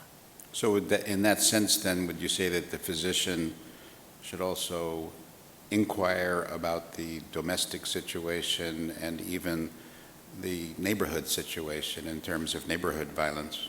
Absolutely. One of the limitations of the original ACE study is that this was a study conducted mostly white middle class, privately insured patients, and they didn't consider other determinants of health, such as community violence. And newer version of the ACE study, for example, in Philadelphia, are very much considering those factors. Thank you. Ms. Pines, any questions? Yes. Do you see ACE increasing, and do you see more incidences, so more increased adversity? So first, is it increasing? But if it's not increasing, are there more incidents increasing? It depends on the location. The data that we have is that in some locales, because of concentrated poverty in urban settings, very much so, there are, for example, epidemics of violence. And unfortunately, I didn't talk much about this, but there's also studies that show there's a transgenerational transmission of trauma. The first person to study this was Dr. Rachel Yehuda in Mount Sinai, New York, who studies survivors of the Holocaust, the Jewish Holocaust in Europe. And so we know now that some abnormalities in the stress response system can happen in generations after that were not exposed to trauma. Did I answer? I'm sorry, did I answer a question? You did. And then just the recommendations that you're making for physicians, in the time frame that a general physician has to see someone, 15 minutes maybe? I mean, how, when they feel maybe they've encountered someone who's had a traumatic experience and yet in 15 minutes I can't solve that or help them move through that, what are you really suggesting? Thank you for the question. That's a very challenging question, and it's very, I'm working with other colleagues right now, actually in partnership with people across the nation, because that's a real challenge. The short version of my answer to that is that physicians need to approach this issue like you would approach someone who you recently today diagnosed with diabetes and they have high blood sugar. You're not going to change the problem right there. You are going to start building a therapeutic alliance, a trusting relationship with someone that maybe never has trusted people before. So it's very important that it doesn't need to be very ambitious the first time, but so this is particularly important in primary care settings where you can have the luxury of establishing, hopefully, long-term relationship of trust and respect and collaboration with patients, which, by the way, are the tenets of patient-centered care that can lead to improvement and changes in lifestyle when you treat patients with respect and empower them. Mm-hmm. Okay, thank you. Thank you again. Are there any questions from members of the audience? Seeing none, is there anyone on the phone? We have no comments from the phone lines. Thank you again, Dr. Scholla. Oh, Dr. Hawkins, wait, Dr. Scholla, I apologize, Dr. Hawkins, and I just would, you have to check for a quorum, and we also have to check on the time. You're okay. Dr. Hawkins, please. Thank you. Just a brief comment, and thank you for this presentation. I would just like to amplify what's been stated. In my own practice as a lung specialist, sometimes we have those patients that are very, very difficult to treat. We've gone through all the levels of evaluation and treatment. We just don't seem to get there. And more often than not, sometime later, sometimes 6 months, sometimes a year, sometimes longer, we find there's an underlying thing, maybe it's trauma, that really has been there all along that's gotten in the way. And sometimes it just seems to take time to get there, but I think you answered the question in part. How do we sort of get there? We're obligated to do the things we would customarily do and not make that the first thing you go to. It's the trauma. No, it's just, maybe it's the, you're not taking your medicines or something like that. Just a brief comment. Thank you very much. Thank you again. I'm going to ask if there are any future agenda items that members of the committee would like to hear about. Pass. Pass. Well, let's think about that, and let's get back to staff in the next couple weeks. I'd appreciate that. And with that, I'd like to thank everyone for being here today, and I would entertain any comments from members of the public? From the phone? Thank you. Apologies. Move adjourn. Thank you very much. So moved and seconded, and we're finished. We're going to meet back here in another 7 minutes, actually 5 minutes according to my phone, for our general medical board meeting.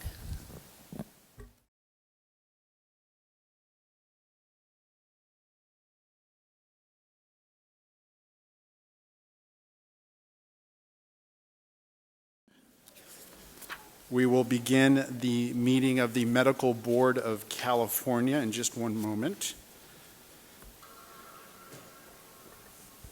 Before I call the meeting to order and convene the meeting, I want to take this opportunity to welcome a very special guest to the Medical Board. State Senator Hill is with us today. He serves as an important committee chair that has jurisdiction over this board and other boards within the Department of Consumer Affairs. He's been very generous with his time in meeting with us when we had our Ledge Day in the early part of this year. And he's asked to speak before the board, and we're so very fortunate to have him this afternoon. Senator. Thank you very much, Doctor. I really appreciate this opportunity, and I just want to thank you for the great work you do.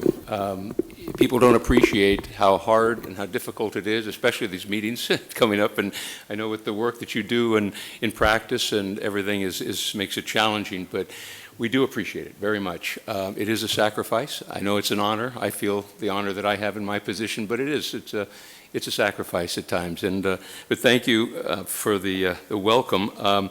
And I've met a number of you over the years and appreciate that. And I just wanted to say that Kimberly and Jennifer are two people that I deal with on a more daily basis or weekly basis, however it is, but how extraordinary they are in the work that they have in representing you and bringing things forward. I wanted to just share, if I could, a couple of things that, and also that I wanted to just comment of how the improvements in the board over the last few years, and what I know before I was involved in it, but the challenges that the board faced and how the leadership has made and the administration of it has made such major changes. And I know the Sunset Review will be coming up in 2017, and I'm sure things will go smoothly with that. I'm honored to chair the Business and Professions Committee in the Senate.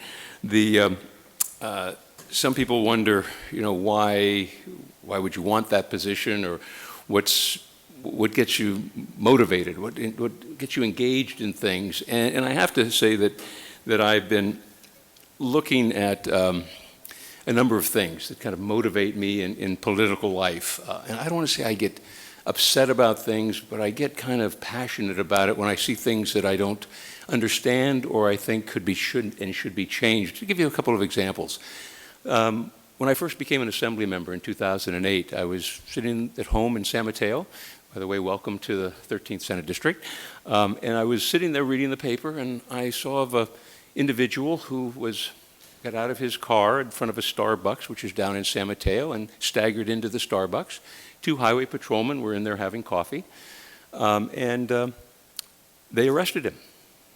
It was his 9th DUI, and he had a valid California driver's license. The first thing that comes to mind is, what state would do that? There's something wrong. So I got very engaged, upset about it, tried to change it, still working on making those changes. We were able to make some, but as you know, the reality in Sacramento and the politics sometimes makes change a little difficult. But we fought it, and I did it. And then a couple of years after that, about 2 miles from where we're sitting, up on that hill in San Bruno, 8 of my constituents and 38 homes lost their lives, and 38 homes were destroyed in a natural gas pipeline explosion. If you look at that as an accident, then accidents happen. But then as you peel down that onion and see what actually caused that, it wasn't an accident. And then when we saw the path that led to that, the regulatory environment, what I would say actually was the corruption within the utility, I got angry. I got upset and felt I had to change that and do something about that. That's what sometimes motivates me. And so one thing that I wanted to share with you that I kind of look at myself as kind of an average guy. Someone reads the paper in the morning and sees something, gets kind of passionate about it. And one of the things that I know you look at and grapple with, and I know it's difficult because of the kind of the vertical enforcement model that took some of the power from you, but this board does make those final decisions on discipline. One of the issues that kind of struck me and kind of got me a little going was when I read in the paper about the case of a physician in Orange County who killed a few people, also had kind of counterfeit, forged material in his body that he was placing in someone's body. And that physician gets 5 years probation. I looked at that and I kind of got initially upset with that, thinking that there's something wrong, similar to how I've been in the past. So I guess, and then I looked at some of the other cases and felt similarly concerned. So I guess my point is that I hope you, and I know you, are as concerned as I am about protecting the public and the patients that everyone, the medical profession sees and serves throughout this state. And as someone who looks at the Department of Consumer Affairs, and really our responsibility is to make sure that they are protected. And so I know that you're as concerned as I am, and I hope you look at that and continue to in the future, because it's something that is that I think, in representing the people as you do, I think they would feel the same if they heard that. And so I just wanted to share those thoughts with you today, and again to thank you for your diligent hard work and what you do. And I'd be, if someone have questions, I'd be happy to answer any questions if someone had some. It'd be my pleasure. Colleagues, do you have any general comments or questions? Howard? I'd like to reiterate our thanks for your coming down. And I appreciate that you are in weekly contact with Kim and Jennifer, because in peeling the onion, it does start with reading the newspaper, but I know you also appreciate how difficult a job this is. Yes. And all of the decisions we make are made in collaboration with the Attorney General's office. And very often in our meetings, we're the ones who are pushing for more. But with respect to due process in the law, sometimes we have to peel the onion in the physician's licensure and discipline as well. So we are as concerned as you are to protect the people of California, and I want you to know that that's the viewpoint that we're coming from. We're not here to protect physicians, we're here to protect the people. Thank you. And thank you, Doctor. And I agree with you. In looking at the challenges that you're faced with in those disciplinary procedures, and I think that's what we need to look at legislatively, or just make sure that due process is served, but at the same time, the public is served as well, and that's a goal. And I'll be happy to work with Kimberly and more on that, because I think it's important. So, and very good. Thank you. Thank you very much, I Doctor. can't tell you how valuable it is to hear directly from a legislator on what they're thinking, because it helps us. So thank you very much. And thank you to your staff as well. Oh, thank you very much, and they're excellent. I mean, Sarah's outstanding. But thank you again, and I appreciate the opportunity, and we will be working closely together, and wishing you all great success. Thank you. Good afternoon. I want to ask all of us to please turn our cell phones to silent and make sure they are off. The table so we can avoid unnecessary feedback. You may notice committee members accessing their laptops during the meeting. They are using the laptops to access board materials. We have designated time on the agenda for public comment and ask for public comment on each agenda item. I ask that you be respectful of the need to conduct the board's business. Should anyone disrupt the meeting, I will ask the person to conduct himself or herself in such a manner that allows the board to conduct its affairs. This meeting will be available via teleconference. Individuals listening to the meeting will have an opportunity to provide public comment and will be assisted by a moderator who will be facilitating the teleconferencing process. For those members of the public participating via teleconference, please wait until the moderator has introduced you before you make comments. To request to make a comment during the public comment period, press *1. You will hear a tone indicating that you are in the queue for comment. If you change your mind and do not wish to make a comment, press the #sign. Assistance is available throughout the teleconference meeting. To request a specialist, press *0. Each person will be limited to 3 minutes per agenda item. However, during agenda item 2, public comments on items not on the agenda, the board has limited public comment period for individuals on the teleconference to 20 minutes. In addition, public comment from individuals here at the meeting will also be limited to 20 minutes. Thus, after 20 minutes, no further comments will be accepted. During public comment on any other agenda item, 10 minutes will be allowed for comments from individuals on the teleconference line and those in the audience. After 10 minutes, no further comments will be accepted. Business services staff will be assisting me on receiving the public comments via teleconference during this meeting. The board welcomes public comment on any item on the agenda, and it is the board's intent to ask for public comment prior to the board taking action on an agenda item. If for some reason I forget to ask for public comment on an agenda item and you wish to speak on that item, please raise your hand and you will be recognized. I would like to remind all speakers to complete a presenter's slip so I can call your name at the appropriate time and that there is a record of this meeting that can be full and complete. Please give the speaker slips to Ms. Lisa Toof, to my left. Hello. Hi, Lisa. I will do my best to call upon everyone who has supplied a slip for the agenda item and recognize those who wish to make a last-minute comment.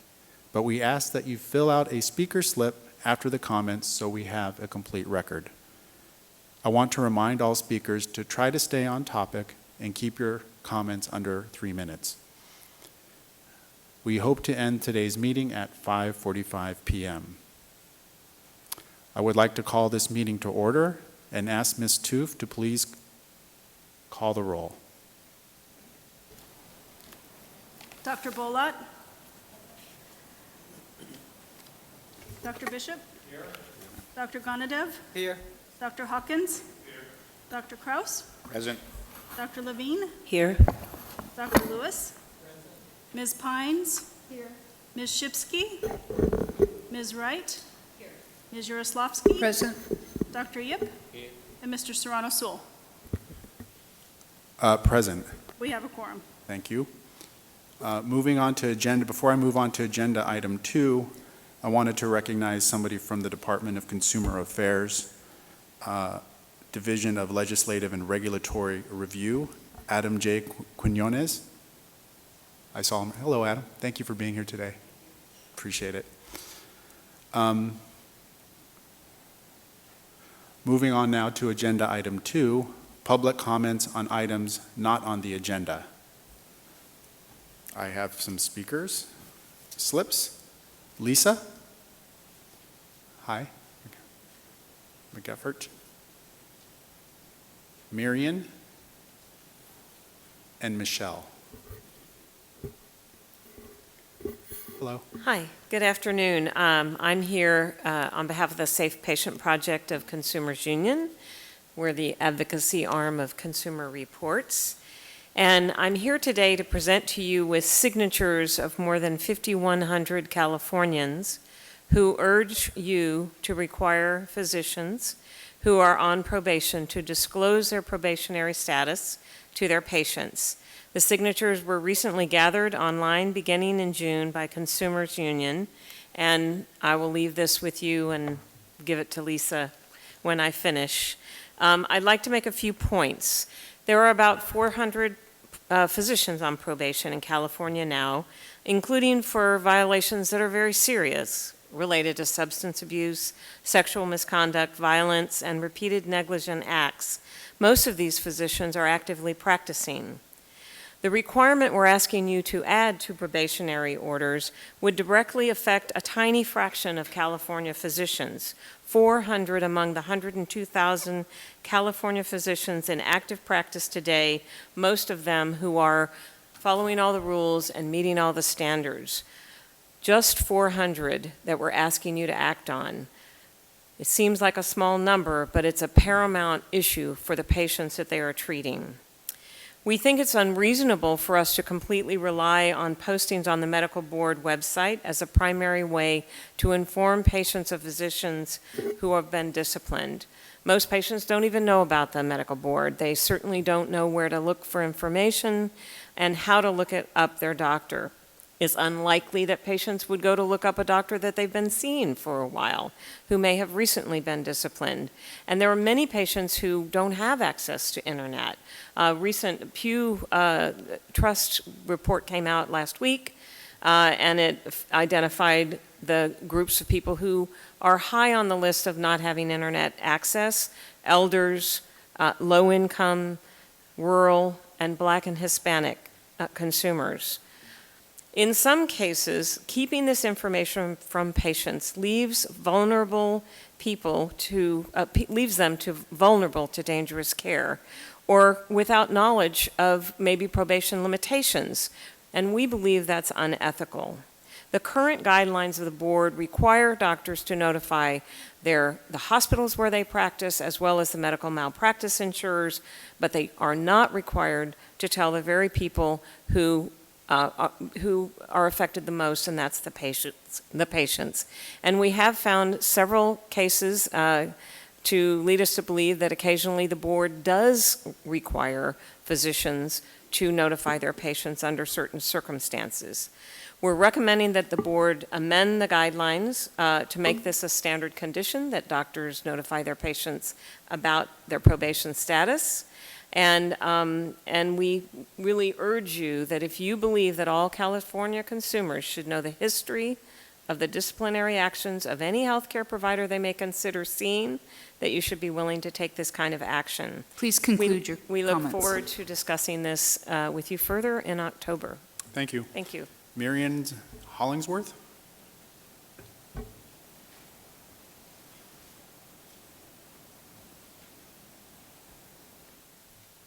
Good afternoon. Good afternoon. My name is Marion Hollingsworth, and I'm a patient safety advocate in the La Mesa area. You have just heard Lisa McGivert speak about the importance of doctor disclosure for probation. We feel this is a very integral part of the informed consent process. We hope you take it seriously when the issue of doctors on probation is discussed at the upcoming medical board meeting in October in San Diego. As you may have heard, Mr. Serrano-Sewell has given us his word that this issue will be on the agenda at that time. I also want you to know that the media is following the story and feels it's important from the consumer safety standpoint. The ABC affiliate in San Diego, 10 News, did a report on the Consumers Union Docs on Probation petition in June, and just a couple of weeks ago, the Sacramento Bee newspaper ran an op-ed I wrote about the importance of doctor disclosure for probation. I have provided each of you with a copy of this op-ed that I believe has been distributed by the wonderful Lisa. And take time to read it carefully to see the importance of doctor disclosure from a patient safety standpoint. Thank you so much for your time. I look forward to the testimony when the board takes up the matter of doctors on probation in October. Thank you. Thank you. Michelle Montserrat Ramos?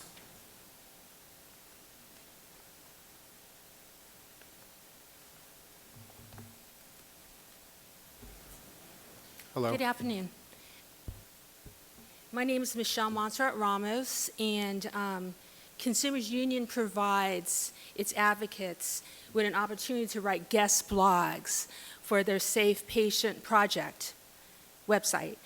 I contributed a post recently discussing a doctor on probation, a comparison between the DMV and the MBC, asking readers who did a better job of protecting the public.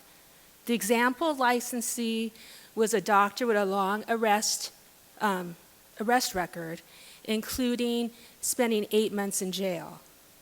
The DMV took swift action before the MBC did. The licensee actually surrendered his license, reapplied, and got his license back, only for the rehabilitated physician to violate probation 6 to 7 months later. I brought copies of my blog for each of you to review, and it should address many questions as we continue to discuss this important patient safety issue. Thank you. Thank you for your comments. Are there additional comments from members of the audience on agenda item 2? Seeing none, are there any comments from the phone on agenda item 2? We have no comments from the phone lines. Thank you.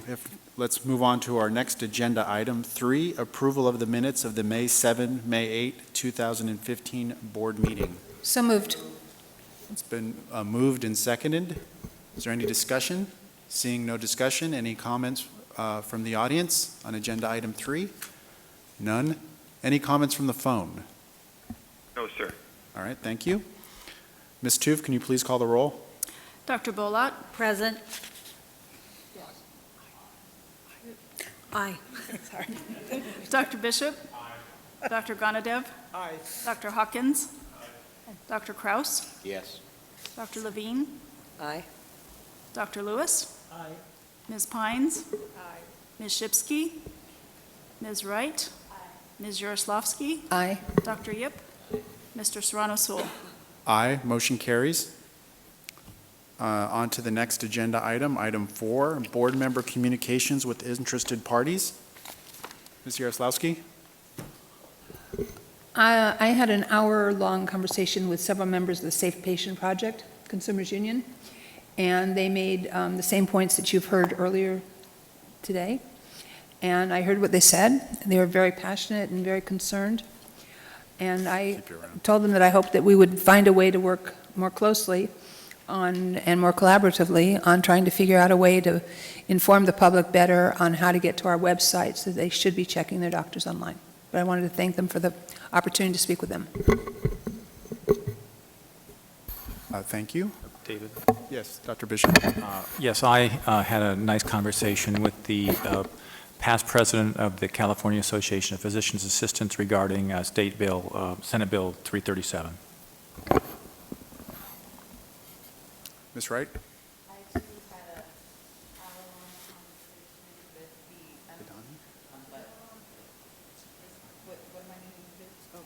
The green light. That's very simple. I had an hour-long conversation with the Consumers Union Safe Pagent Project folks as well, and I appreciate their, passion for what they're expressing to us, and hope there's a way to figure out how to take some of their passion and meld it with consumer protection.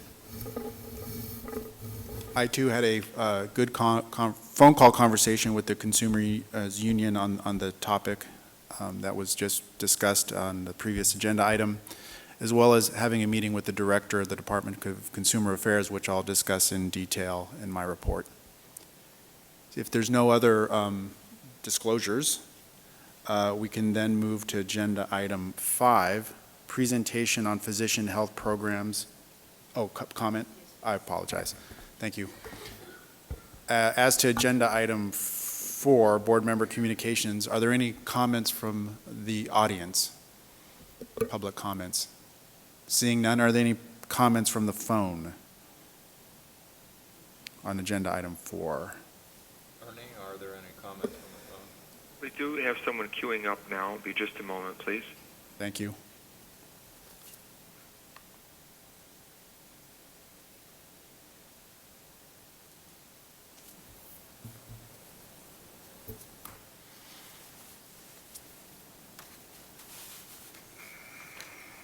And our question comes from the line of Carolyn Navarro, a mother of a patient. Please go ahead. Your line is open. Yes, I have another comment. When you investigate a complaint, I would like to suggest that you talk to the consumer before you make decisions, because I had a doctor actually quote me as saying, I agreed to have my daughter discharged from the hospital. Ms. Navarro? Yes? This is public comment on agenda item 4. I was trying to comment earlier, but it moved. I didn't get a chance. I actually did hit the option several times, so I'm sorry about that. But I wish you would do that, would actually talk to the consumer before you make a decision. Because I was trying to comment on the prior comments just a few moments ago on the agenda, and I had trouble. I'm sorry. That's fine. If you can proceed, ma'am, with your comments.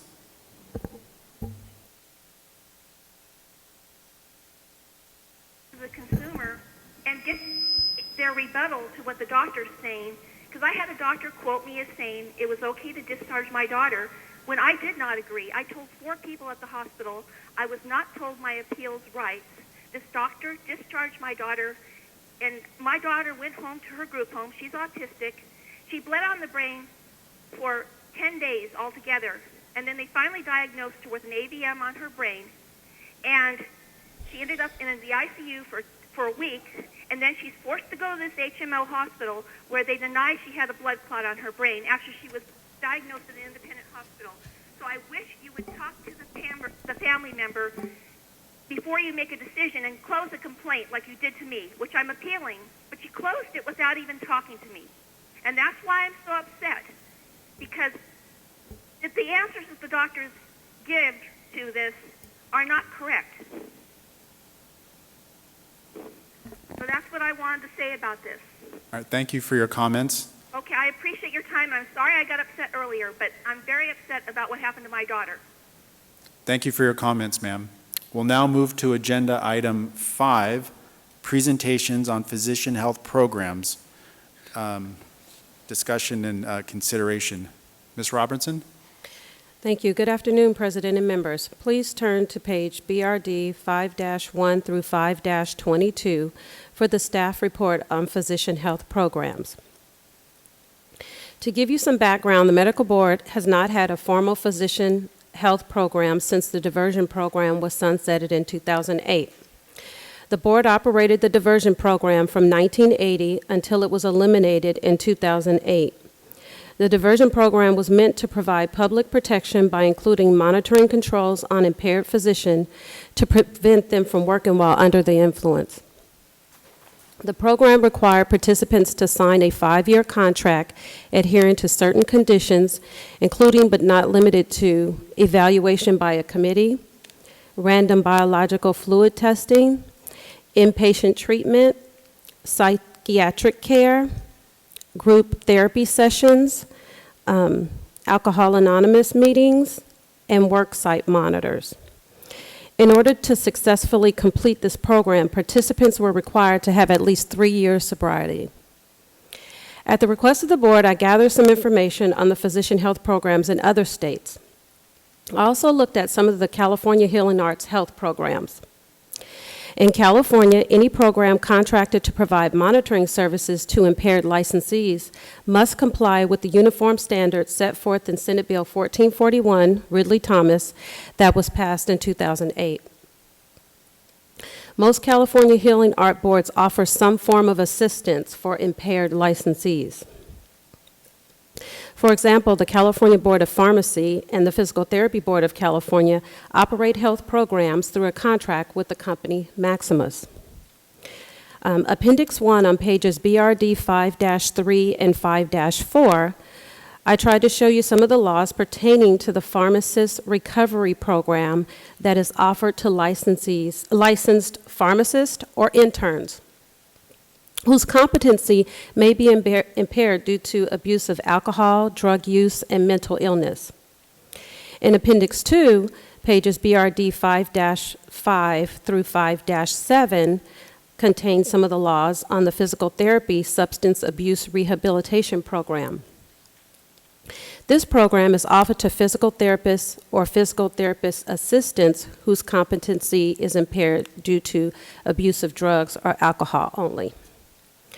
Both programs offer both board-referred or self-referrals, and the contractor is required to notify the board if a participant is unsuccessful in the program. To give you some examples of some of the other state physician health programs, in Appendix 3, I've placed the Alabama Physician Health Program laws that are found on pages BRD 5-8 and 5-9. These laws outline the funding and the authority to contract services for a physician wellness committee. It also contains reporting and disclosure requirements of the committee and requires an annual report concerning the operations and proceedings of the committee. In Appendix 4, the Arizona Physician Health Program laws are on pages BRD 5-10 and 5-11. And Dr. Sucher is here today to present information on the Arizona Monitored Aftercare Program. Dr. Gunderson will be here tomorrow to provide information on the Colorado's Physician Health Program. The Colorado laws are found in Appendix 5 and are on pages BRD 5-12 and 5-13. Lastly, Appendix 6 contains information compiled from the Federation of State Physician Health Programs. This chart shows information for each state and can be found on pages BRD 5-14 to 5-22.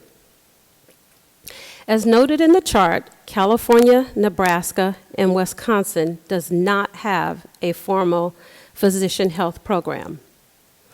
In reviewing other state health programs, it appears that no one program is alike. With that said, every program administrator or director I either spoke with on the phone or communicated with by email was very passionate about their program and seemed dedicated to the success of the program. Let's see. Most of the programs that communicated with me stated that they offer self-referral as well as board referrals. Kentucky was kind of unique in that they didn't have confidential referral. In fact, he stated that they were completely transparent and that they have a policy that states that all licensed physicians must report concerns of impaired physicians to the board. With regards to some of the types of entities that operate these programs, it was reported that 42% of the programs are operated by independent entities. Most of those entities are nonprofit. 42% were operated by the Medical Association, and 16% were operated by the medical boards. In Idaho, they were jointly operated by the Medical Board and the Medical Association. And in Virginia, they actually contract with the Virginia Commonwealth University Department of Psychiatry to run their program. The data reported also shows that about 62% of the operating entities have a contractual relationship with the medical board. The chart in Appendix 6 indicates which programs have a contractual relationship. It may indicate if that relationship is by law, a memorandum of understanding, or some other type of arrangement. It also shows that 11 programs don't have a formal contract with the medical board. 7 of those are operated by the Medical Association, and 4 of those are operated by independent entities. With regard to the types of impairments that are serviced by these programs, all state programs reported that they offer referrals for substance use disorders. Most of them reported that they offer services for mental and behavioral health. And about half of those reporting offer referral for sexual misconduct and physical illness. The state programs are funded from a variety of sources, and many programs have multiple funding sources. For example, Connecticut reports funding from malpractice insurance companies, hospitals and private contributions, and participant fees. In review of the funding sources for all state health programs, the data shows that about 71% receive funding from medical boards. About 56% receive funding from participant fees. 51% receive funding from hospitals, private organizations, and/or grants. 40% receive funding from medical societies, and 38% receive funding from malpractice insurance companies. That concludes my report on physician health programs. Are there any questions? Members, do you have any comments or questions at this stage? We'll have a presentation and then questions and comments as well, but Dr. Kraus? I appreciate that staff is looking into this, and I appreciate that we have programs today and tomorrow. I think we all recognize that it's not just a physician health and well-being issue, but it's an issue of protecting the public.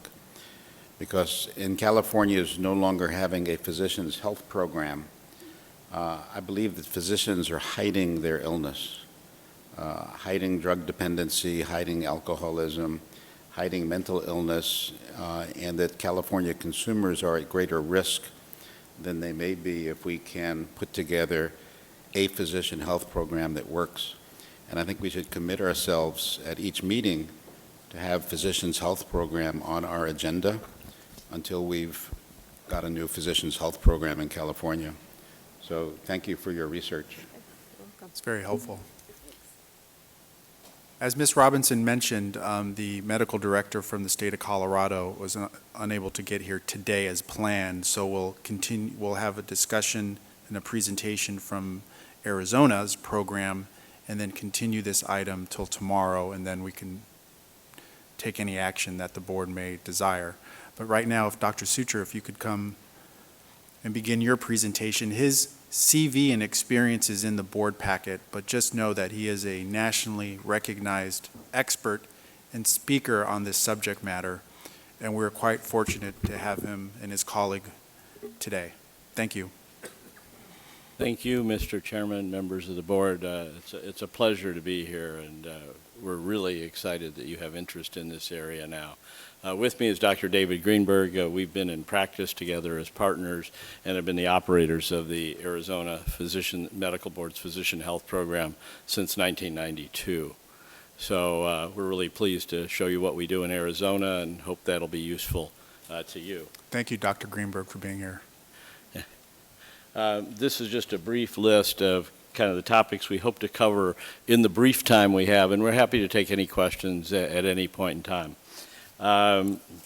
This is quoted out of the statute and represents our mission, and I think it's important just to take a look at that very first line, that our primary mission is to ensure protection of public health and safety through this program with education, intervention, assessment, post-treatment monitoring, relapse prevention, and everything that you see here.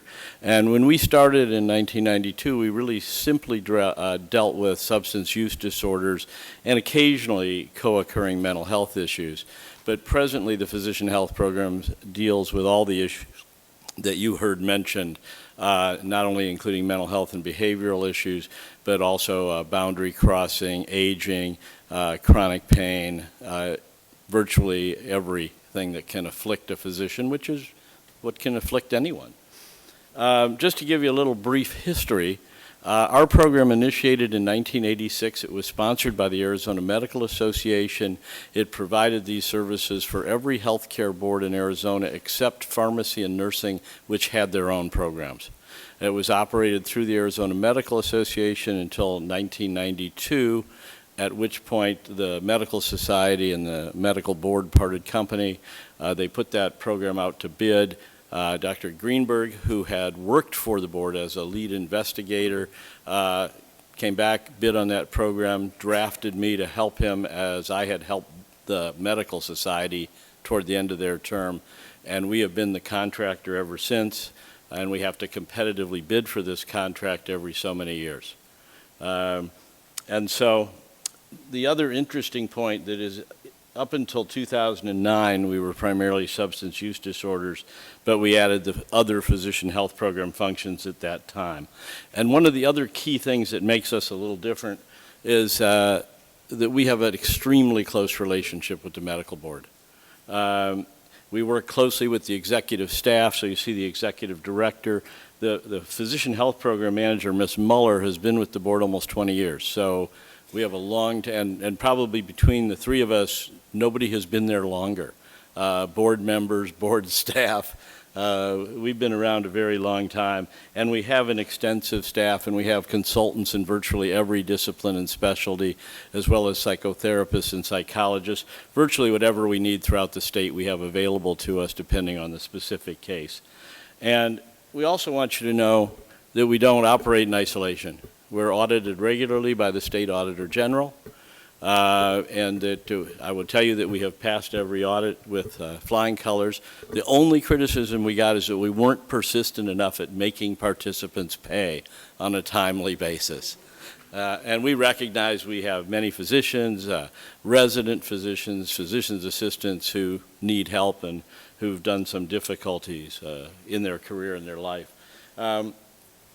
Again, we've been very close historically. I probably have daily, if not weekly, contact with leadership of the board and the PHP managers at the board. We meet with investigative staff, assistant attorney generals. We help virtually with the entire process. We attend every board meeting. We don't have many cases that go to the board anymore because most of them are handled internally between us and board staff. But we're there whenever there's a case, and we're there when there's not a case, because often these issues come up, and we're there as a resource to them. And that's helped build that relationship. We know every board member on a first name basis. And again, and feel free to jump in, our primary mission is public safety. Advocating for physicians is secondary, but it's also public safety because you need a safe physician who would be a healthy physician.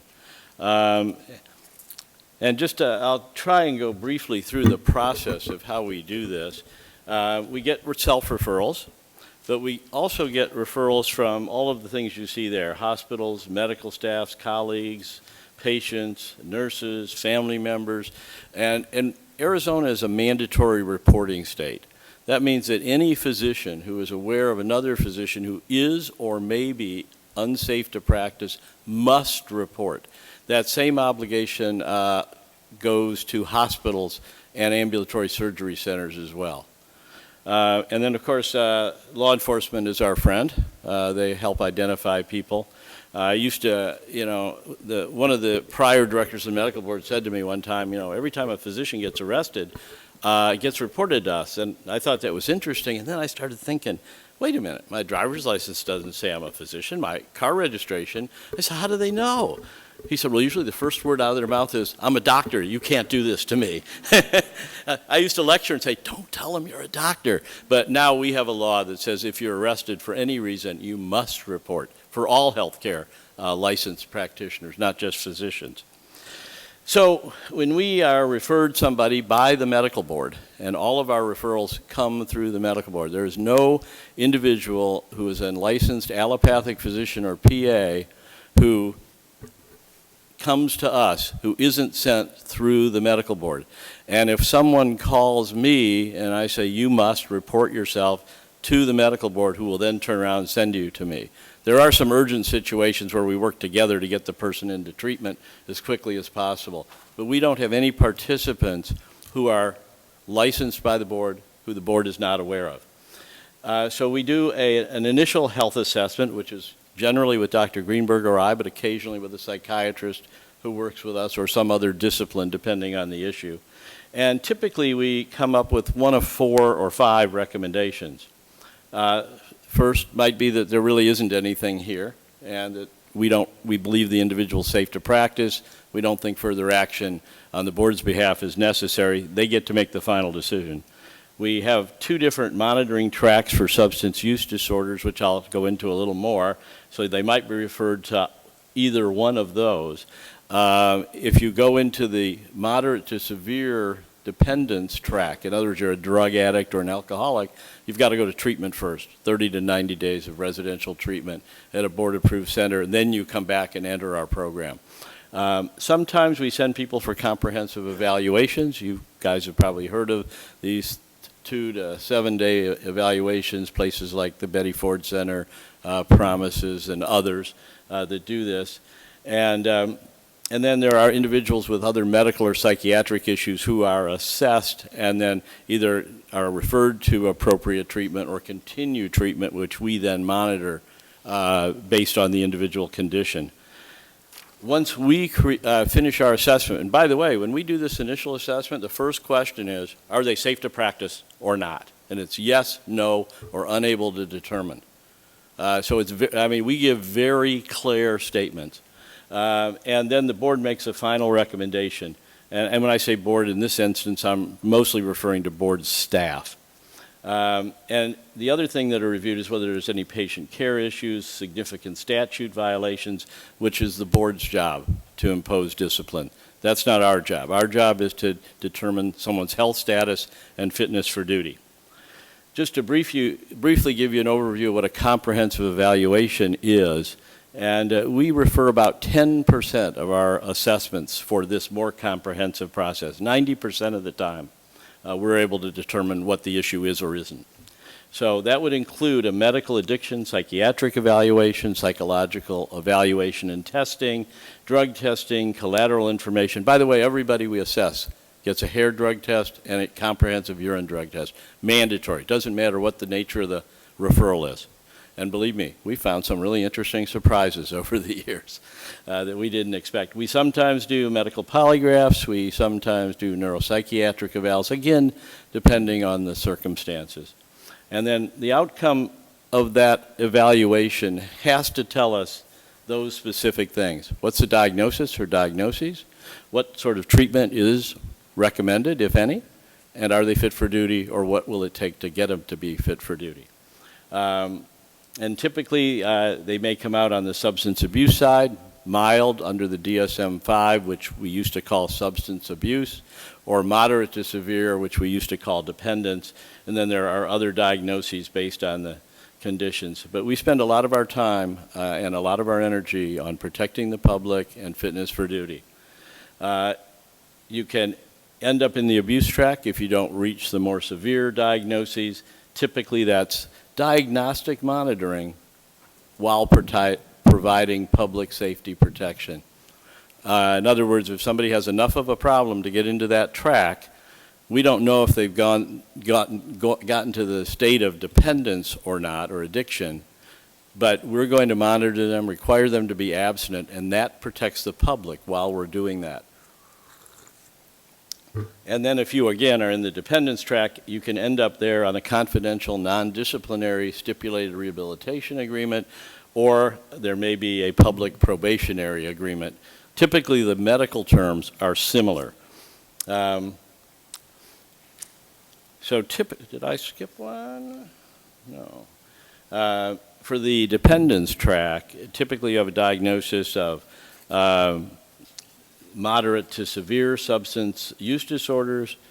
We have found that if you get less than 28 to 30 days of treatment, you're about 95% likely to relapse in 18 months or less.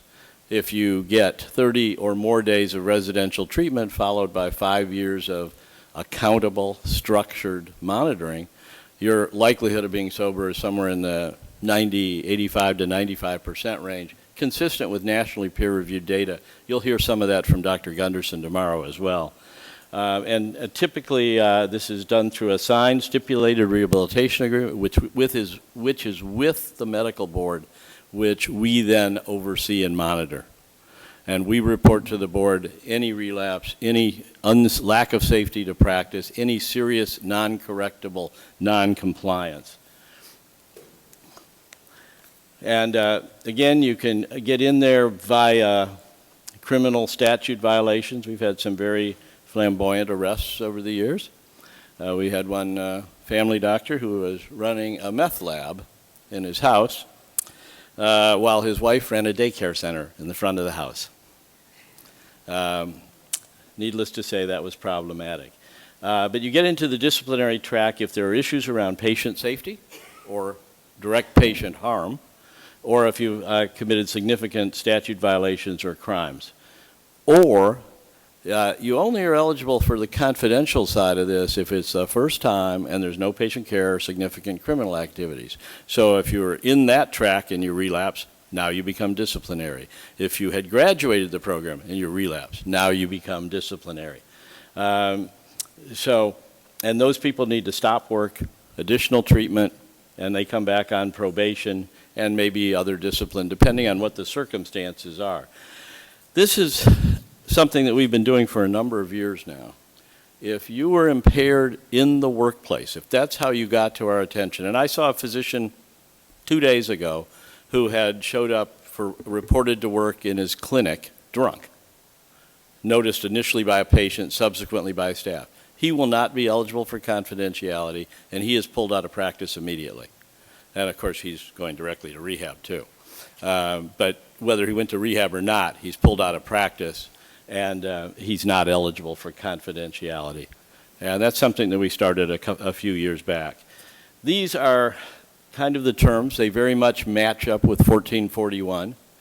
The work we do in California, because we also run a comparable monitoring program throughout the state, which we've been doing since 2008 on a private basis, matches 1441. But obviously you have to abstain from alcohol and mood-altering drugs. There's random alcohol and drug testing, which is not only random but can also be directed. If we're worried, we reserve the right to test people by any means at any time. And drug testing is a whole science of itself, and we don't have the time to discuss it. But suffice it to say, we are in a very low-tech specialty, but we do have pretty slick drug testing, which is getting slicker.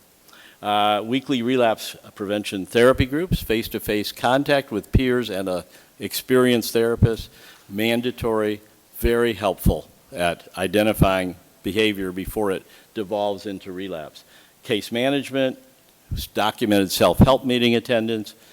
You have to have a board-approved primary care physician. Can't be yourself anymore. No more being your own doctor. And we also say they can't be in trouble with the board, and they can't be in one of our programs at the same time. And we have to therefore vet and approve that individual, sometimes with the board. Only prescribed medications, no foods with alcohol and poppy seeds. We had one doctor, he said, well, I didn't really take morphine. I was on my way to the lab, and I drove by an Einstein's Bagels, and they smelled so good, I ate 12 poppy seed bagels on my way to the lab. I'm like, no, we're not going to buy that. You know, I tell people frequently I was born at night, just wasn't last night, you know. We do use worksite monitors. We do use psychiatric or psychological care when needed, and then things around reporting relapse, letting us know when they're out of town, and paying fees and the 5-year term. You are non-compliant if you don't do any of those things, but the most significant thing, positive drug tests, missed drug tests, not testable drug tests, low specific gravity, adulterated. Our labs are pretty good, and we use First Lab here in California, which is the DCA lab, and they're pretty good at picking up synthetic urine, but they're getting better all the time too. It's a real effort. They are only allowed excused group misses up to a certain number, and work is not an excuse, by the way. They have to arrange their schedule to be present at their weekly groups. They can't miss going to 12 self-help meetings, and they have to have a primary care doc. And again, they can't be their own doctor anymore. You can only take aspirin, Tylenol, or ibuprofen without it being in your primary care doctor's records. And I will tell you, we require them to keep a log of medication, and we match that up when there's something that shows up in a drug screen. And we had one physician who showed up with tramadol and yet had not listed it. And we called we got a hold of his family doctor's records. You guys are very helpful, as the Arizona Medical Board is, at subpoenaing medical records. And there was a note from the primary care physician saying, Dr. Jones called the day after I called him. Please put in the record that you told me I could take tramadol 3 weeks ago. He was subsequently revoked, unfortunately. And failure to pay fees, that's where we got dinged, right? But we work hard at that. And then if they don't provide reports, or obviously relapse. But if they do everything they're supposed to do, the agreement terminates 5 years later. And some individuals run interim agreements for a period of months while the case is being investigated by the board, but that counts toward their 5 years. And then if they're not doing what they're supposed to do for us, and you guys tell me how I'm doing on time here.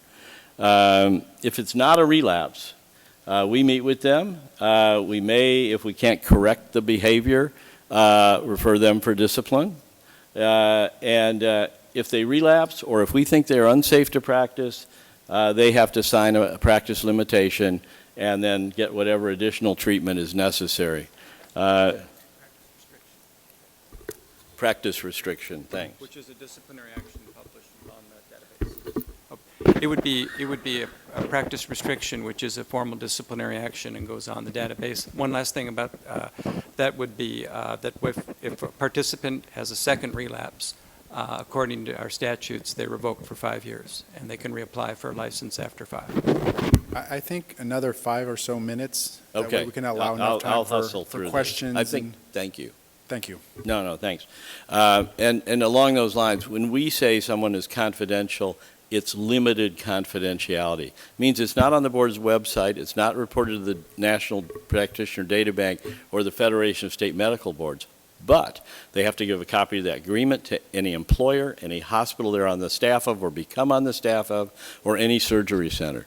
They also have to answer affirmatively any questions on malpractice renewals, reappointment applications, and so on. So the confidentiality is limited.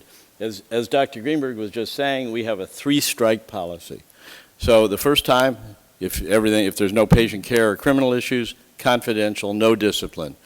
Second time, it's agreement not to practice, additional treatment, usually 90 days, and probation or discipline.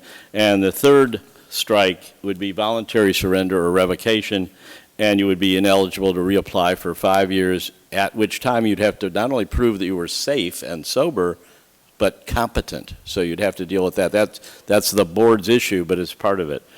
I would like to tell you that over the years we have reduced the time that the board takes to deal with these cases. Our compliance standards have worked, and we've been doing this for a very long time. And because of confidentiality and increased awareness, we give education to virtually every medical staff in the state and medical groups, and that's brought us more members. Just to let you know what we have 116 people, 83 MDs, 17% MDs, PAs. 3/4 male, 1/4 female, 2/3 confidential, 1/3 public. And we have a success rate well documented in the 85 to 90+% range over that 5-year period. So we're really pleased. These stats do not include the dental board, other boards, or agencies that we also provide these services for. Most common specialties, psychiatry, emergency medicine, anesthesia. Most common drugs, alcohol, synthetic opiates, including fentanyl. And we are unaware of any incident of patient harm to an active participant in our program in the 23 years we've been doing this. And I think we would find out. Yes, please. You know, with reference to the concept of advocacy, can you hear me now? Okay. With reference to the concept of advocacy, advocacy is a secondary concern of ours. It's not our primary concern. Our primary concern is public safety and the protection of public safety. We do not rush to put people back to work unless we feel in our bones and with all the quantitative and other information that we have on them to believe that truly they are safe to go back to work. So while the attorneys are trying to get people to go back to work, or the doctor's complaining, et cetera, we are a public safety program primarily, and number one, that is our priority. And that's very different than the majority of other programs in the United States. Thank you. Also, we do have about half who have dual diagnosis with the conditions you see here. And then the physician health program component was added about 6 years ago to our duties. It was run internally prior to that. Includes all the conditions that you see there, and that it is for the most part confidential, again, unless there are patient care issues or criminal issues. And they really require evaluation and whatever type of treatment that they need. We do get consultations. For example, we have a gentleman right now who's psychiatrically impaired. He has a psychiatrist who says he's fine and suffers from adjustment disorder. 4 other psychiatrists say he has severe depression with paranoid ideation and is unsafe to practice. We have said, you cannot see that psychiatrist. You will see one of these 3 psychiatrists that we approve of. And he is not practicing at the present time. Just to give you an idea of, and you heard a little bit earlier about the models that exist, we are a private contractor. We bid competitively for this contract currently every 5 years, but there are board-operated models, medical association, and hybrids. And relationship, and this is an important thing to look at, and especially if you are looking at starting something new, that you'll want to have a close relationship with your PHP, regardless of the structure you provide. You know, you'll hear from Dr. Gunderson as well as from us that over many, many years we've built that level of trust and comfort and confidence and the ability to work together in both ways. Funding, you heard a little bit about that too. In our state, we have gone from a subsidy by the medical board with a portion of a license fee to no subsidy. That has been gone completely for about 8 years. It's full participant payment. We get no support from malpractice companies, hospitals, donors, anybody. We are in the process of setting up the Western States Professionals Health Foundation as a 501c3 to help fund care for needy physicians, PAs, residents, and to provide education and training and maybe other supports. That's actually in process as we speak. We're doing that in combination with the Nevada Professionals Program, but we intend for it to be available throughout the West, including California. So and in most other programs, regardless of what you see about subsidy, participants typically pay for groups and drug testing on their own. And just over the years, again, we have helped build the confidential program that didn't exist when we started doing this. Everybody was public, discipline or not. We've added the different levels of care. Drug testing has gotten better and better, particularly with regard to alcohol testing. Toenails, 9 to 12 months. We have a blood test that can tell if you've had 6 or more drinks in the prior 3 to 4 weeks. I mean, it's amazing what we can do. And again, we work with everyone. We believe we have a very strong program. These are just some of the other agencies we work with, and we work with our medical groups and hospitals here. I think I will stop here. Thank you. Thank you for that presentation. Very informative, and I know that my colleagues will have some questions and comments. Dr. Lewis? Yes, you've given me a very, very complete history. I appreciate that. I was not aware of most of what you do or these kind of programs out there, since when I came on the board, we didn't have any kind of physician health program. I'm also encouraged with your comments about confidentiality. You have that safe haven sort of, box that they sort of can be in, but it's consumer protection is always surrounding that safe haven, and that's very encouraging, because I think people may be critical of, well, it's confidential, no one's going to find out, and maybe you can comment more about how strong that is, that safe haven and the protection part. Well, it's really a gift, and we worked hard to get that established, because it's more likely you'll get help if you're confidential. It's a medical condition, like any chronic condition. The earlier you diagnose and treat it, the more likely you are to do well. It's helped encourage people to come forward, but they also know that if they don't stay the course, that there will be discipline, it will be public, and there are significant consequences. Years ago, probation, while never good, was not particularly a big deal. But today, try getting malpractice insurance, try getting on a health plan panel, try getting hospital privileges when you're on probation. Much more difficult. No, I thank you for your comment. Yeah, right. Well, Dr. Levine? Thank you. That was terrific. You mentioned briefly in the beginning aging physicians. I think it was one of your early slides, and I know you didn't have time to address it here, but I think the statistics are that almost 27% of the physicians practicing in this. Oops. God, somebody didn't like my question.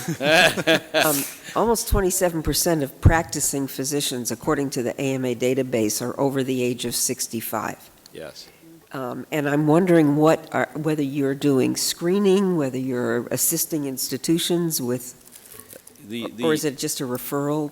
Well, the medical board per se, unless it's a direct referral for that, which is not so common, is not really addressed it, although I believe they're going to be addressing it. Most of this comes from hospitals and medical staffs, and we are working with Banner Health, Honor Health, Dignity Health, which are the three large systems, looking at where's the age, but doing cognitive screening and a history and physical at reappointment time, or obviously if there's an issue that arises.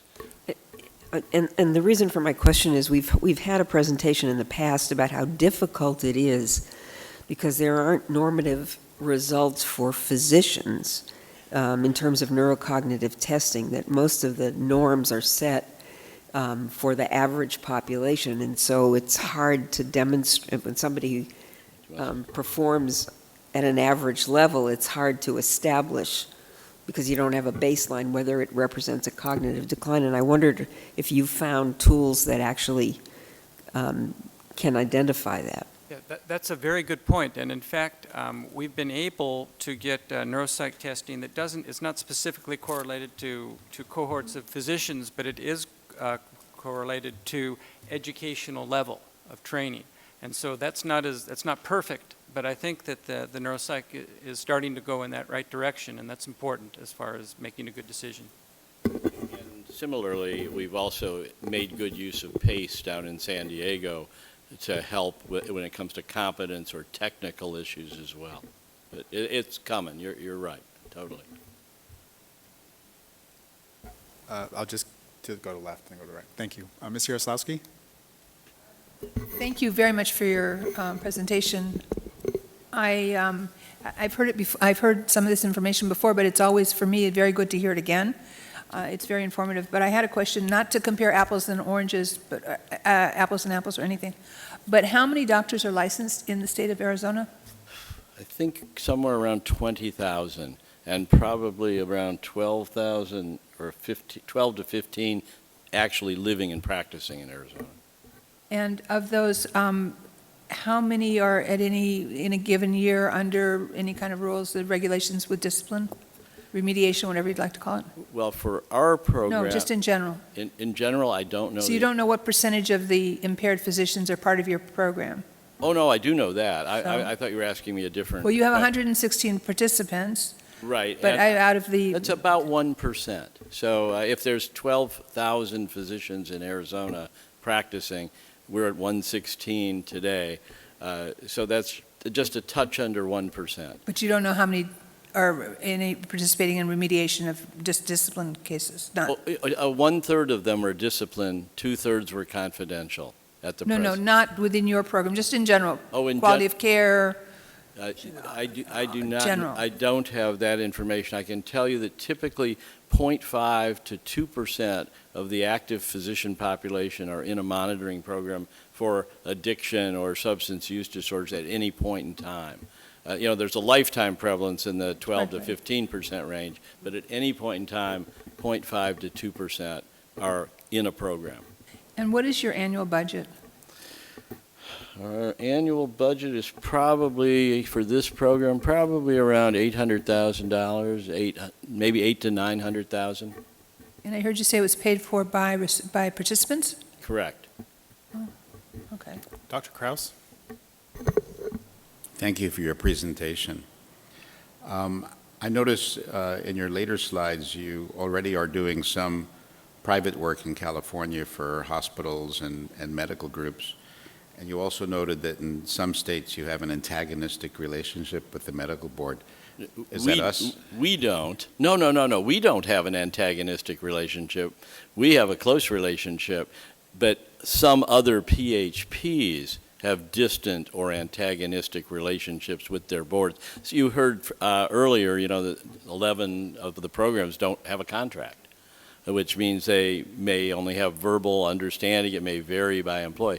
We believe in having a close relationship, in fact, a partnership with the boards and the, here in California, Sutter, Kaiser, St. Joe's, California emergency physicians who are amongst our clients. We're partners in how we work on this. We would do that here as well. I speak to Kim, monthly or so about something. So, thank you. Thank you. Dr. Yip, did you have?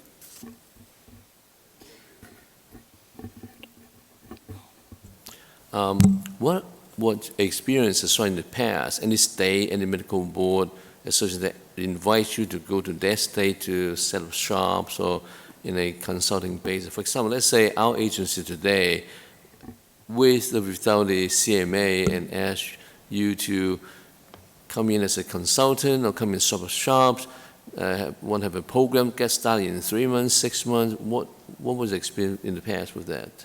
Well, we have quite a bit of experience, and we'd be happy to help in any way we could. We've set up programs at a number of the evaluation and treatment centers here in California and in Arizona, and we've consulted with other new programs. Georgia recently started a physician's health program after many years of not having one. So, and we're a fairly small family of people that do this type of work. And we are, unlike many other states where they're confined to a particular mission for a patient population in a given state, we don't have those constraints. And Dr. Greenberg grew up in California, in fact, right here in the Bay Area. I live in Southern California half the time. We're very much involved in this state. Have you seen a conflict between the medical board and the local medical association, since they're more pro-doctor, maybe more pro-public, but we want to work the same goal? One of the issues that is related to that, Doctor, that's very important is that programs around the country that take money from malpractice corporations and big hospitals and trade associations don't do that without being leaned on in the future by the donors of those types of funds. And so we respect our medical societies, but we're not seeking funds from them or support from them in that fashion. And we believe it's better to be independent and respectful of each other. Dr. Ganadev?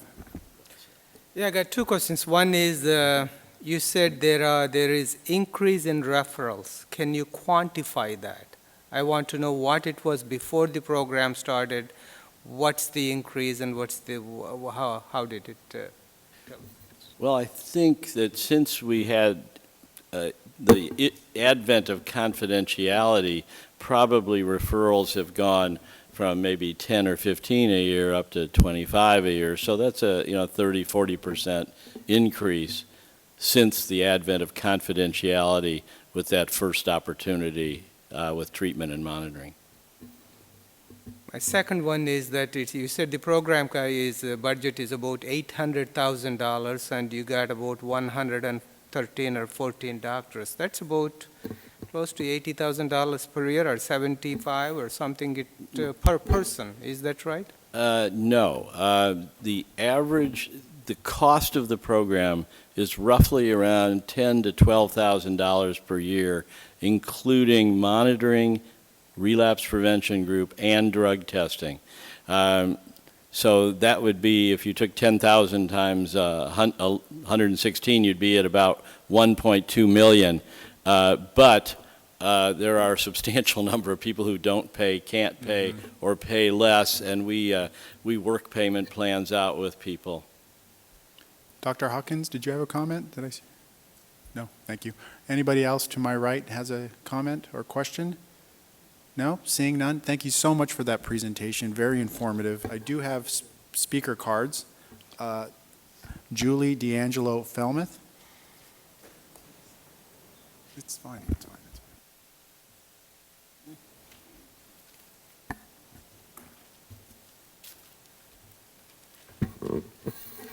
Good afternoon. Julie D'Angelo Felmuth.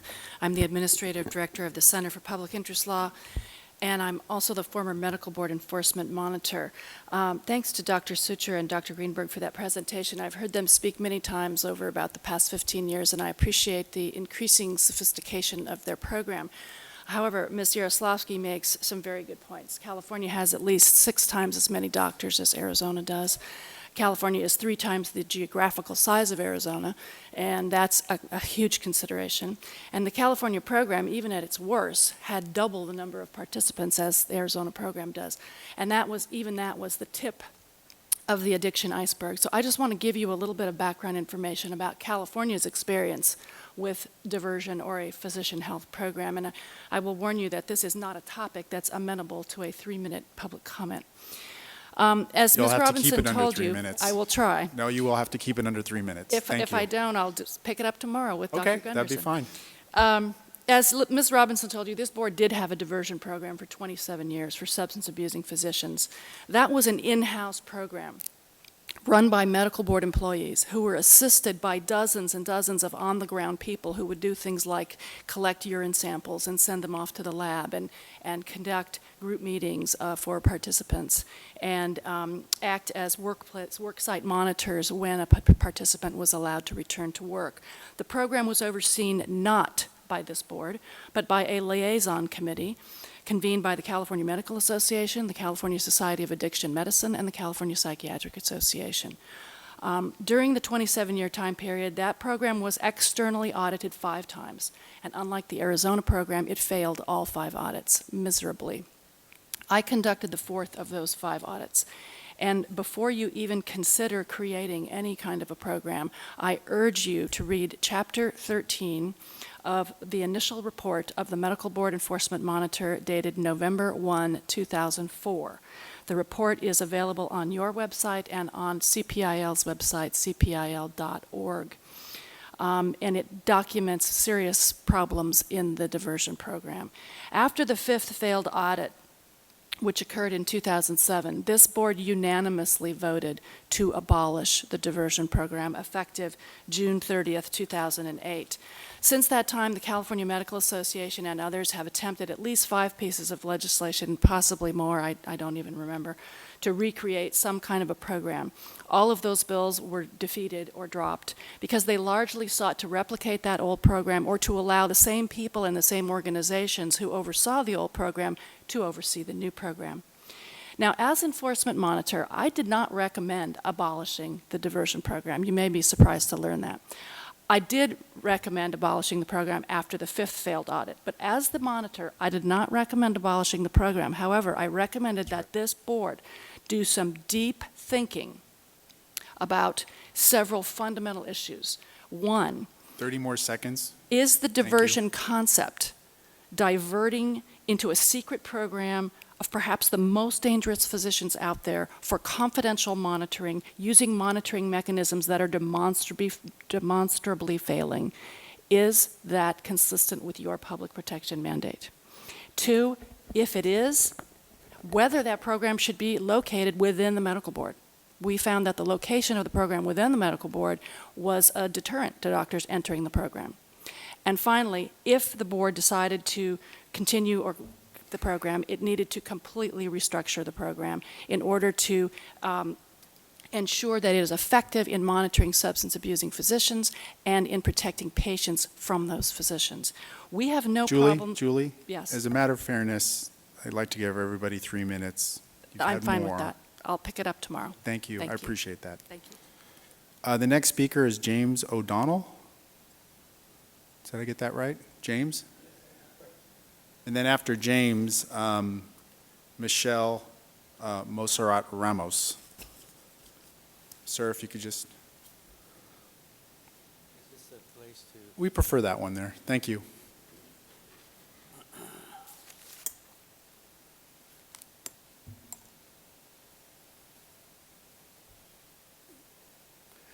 Thank you, the chairman and the board, for letting me make some comments. My experience with impaired doctors started about 32 years ago, and I am an independent contractor with the Pacific Assistance Group. I'm a group facilitator in the San Francisco Bay Area for them. The group facilitator, it's a part of the quality control in terms of watching doctors very carefully, in terms of their attitude, in terms of how they're doing in recovery. They meet with me at least once or twice a week for 5 years. I've seen hundreds of doctors during that period, and I have a pretty good sense of, well, my job is to assess and to report on their attitude, on their quality of recovery, on any mental relapses that are going on, and physical relapses. So I'm half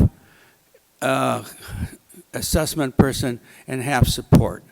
These physicians come into the program decimated as human beings, and for good reason, because of their chemical dependency history.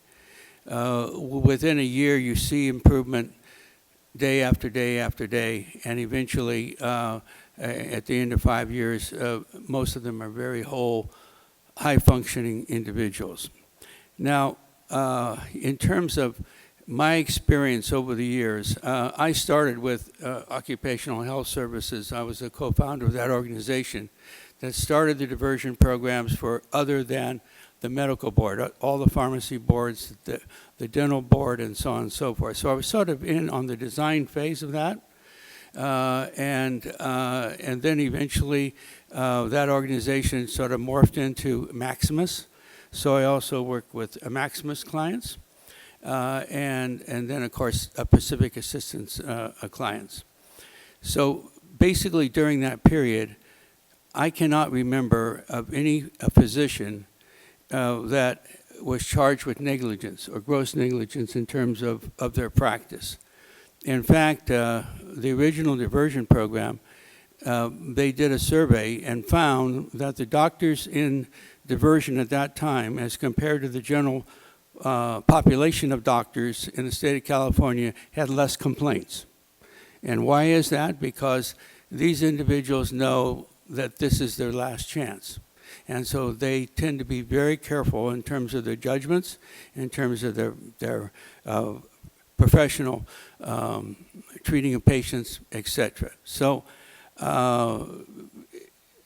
32 years of experience has shown me that these programs work, either with Maximus or with Pacific Assistance Group. I'm an independent contractor, by the way, at this Please point in my conclude. career. And it is so gratifying to see the physicians that leave, all right, the diversion programs and the leadership positions that they take up in their hospitals or their communities. At Stanford University, there was one doctor that graduated successfully. He's on the wellness committee of that particular institution. I have another physician, world famous in his specialty, and he Please graduated. conclude your comments. What's that? Please conclude. Okay. When the red light's on, you've reached the 3-minute very good. mark. I'm through. Thank you. Thank you for your comments, sir. We appreciate that. Michelle Monserrat Ramos.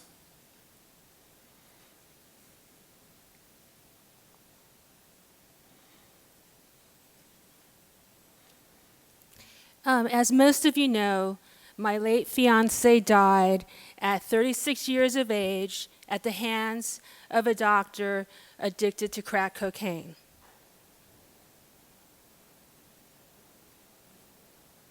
We've made some progress here with the end of diversion. Why did the NBC abolish it? Because the board agreed that you are putting Californians at risk. I just talked to you about an example of a doctor on probation. This doctor had a 25-year history of substance abuse. This doctor did enter the diversion program. Why? Because of multiple arrests. He entered rehab and left 3 days later. His continuous arrests put him in a jail cell for 8 months.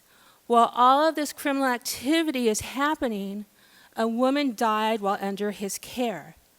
There were other judgments found on this doctor on your website, the NBC site. The board gave him his license back, and he violated probation 6 to 7 months later. Why? Because he refused biological fluid testing.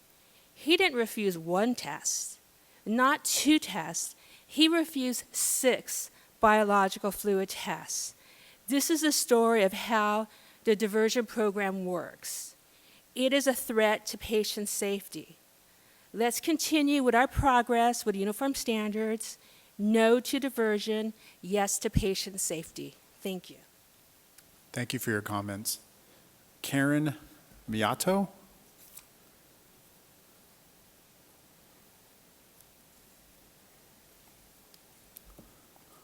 Good afternoon. Good afternoon. Thank you for the opportunity to speak. My name is Karen Miato, and I'm the chair of the Physicians Wellbeing Committee at UCLA. Monthly, I talk to the other chairs in the medical schools up and down the state. So I'm very familiar with the struggles of physicians and our current approach to trying to provide care and monitoring for them. I've referred physicians to other states, and I also am a member of the Federation of Physician Health Programs. I want to strongly advocate for a program to help the physicians in the state of California. Thank you. Thank you for your comments. The next speaker card is Dr. Tracy Zemansky. Hello. Thank you. Good afternoon. My name is Dr. Tracy Zemansky. I'm a clinical psychologist in private practice, and I'm the current president of Pacific Assistance Group. We have 15 cities throughout the state of California where we are doing private monitoring under very structured guidelines, primarily set by the Federation of State Physician Health Programs. We have approximately 200 participants in this private program right now, and I'm very heartened to see that all of us here today are really looking for what will best provide public safety. And I strongly believe that having options for physicians who have problems, which there will always be some, having options for physicians to get the help they need will best protect the public, as opposed to having only enforcement, which can, by the nature of enforcement, can only come after the fact of something happening. There is a significant body of research on the effectiveness of the PHP models, including strong early intervention options, primarily before enforcement, as well as options after monitoring with enforcement, like Dr. Sucher described.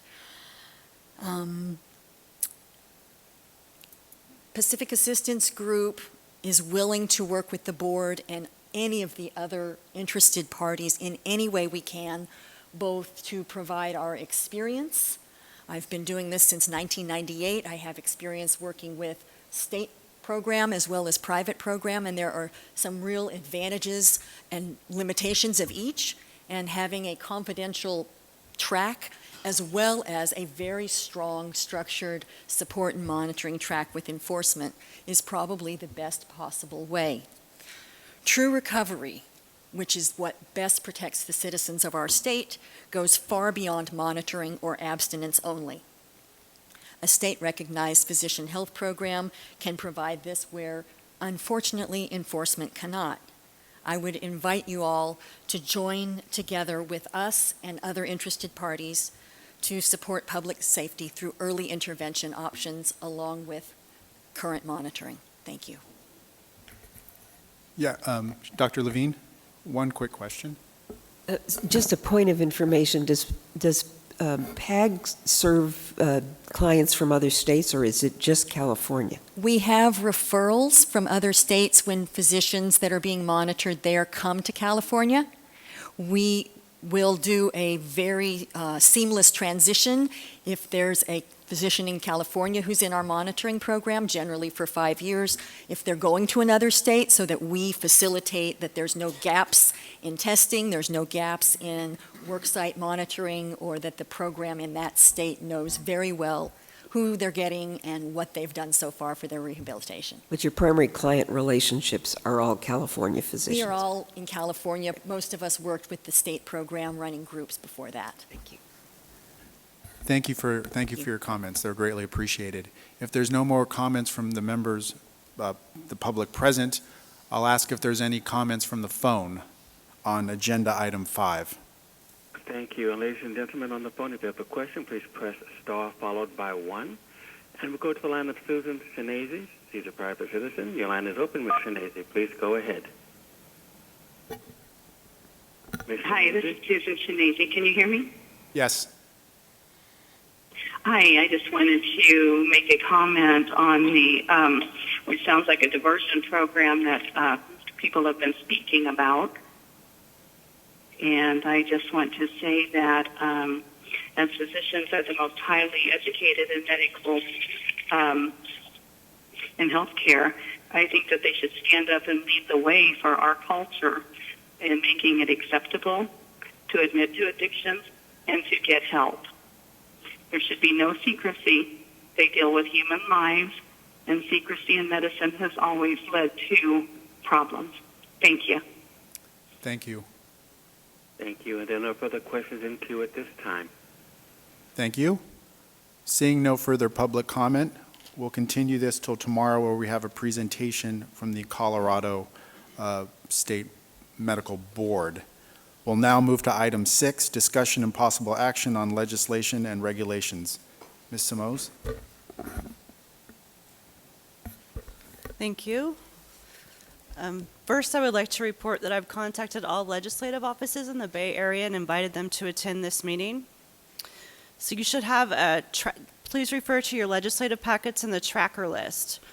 On your tracker list, the bills in blue are either 2-year bills or bills we have already taken positions on. So we will not need to go over the bills at this time unless any members have questions. And you can see quite a few bills have turned into 2-year bills this year. The bills in pink are board sponsor bills, so we will go over those first and then go on to the bills in green. Just as a quick aside, I just wanted to let you know that many of the scope bills have turned into 2-year bills. So the CNM scope bill, the nurse practitioner scope bill, the optometrist scope bill.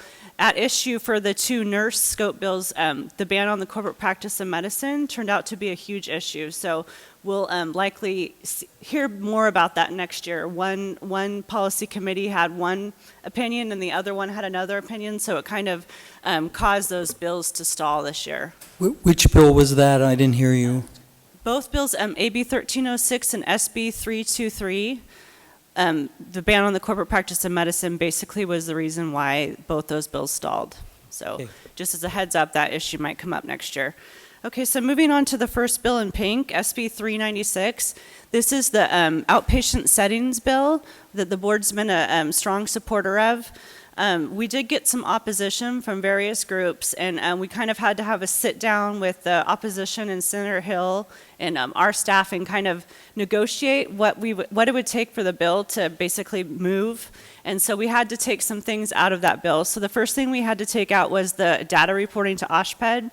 It wasn't going to go forward this year. So basically, Senator Hill promised that that was an issue that's going to come up in our sunset. And so it's something that we will continue to work on, but it just won't be included in SB 396.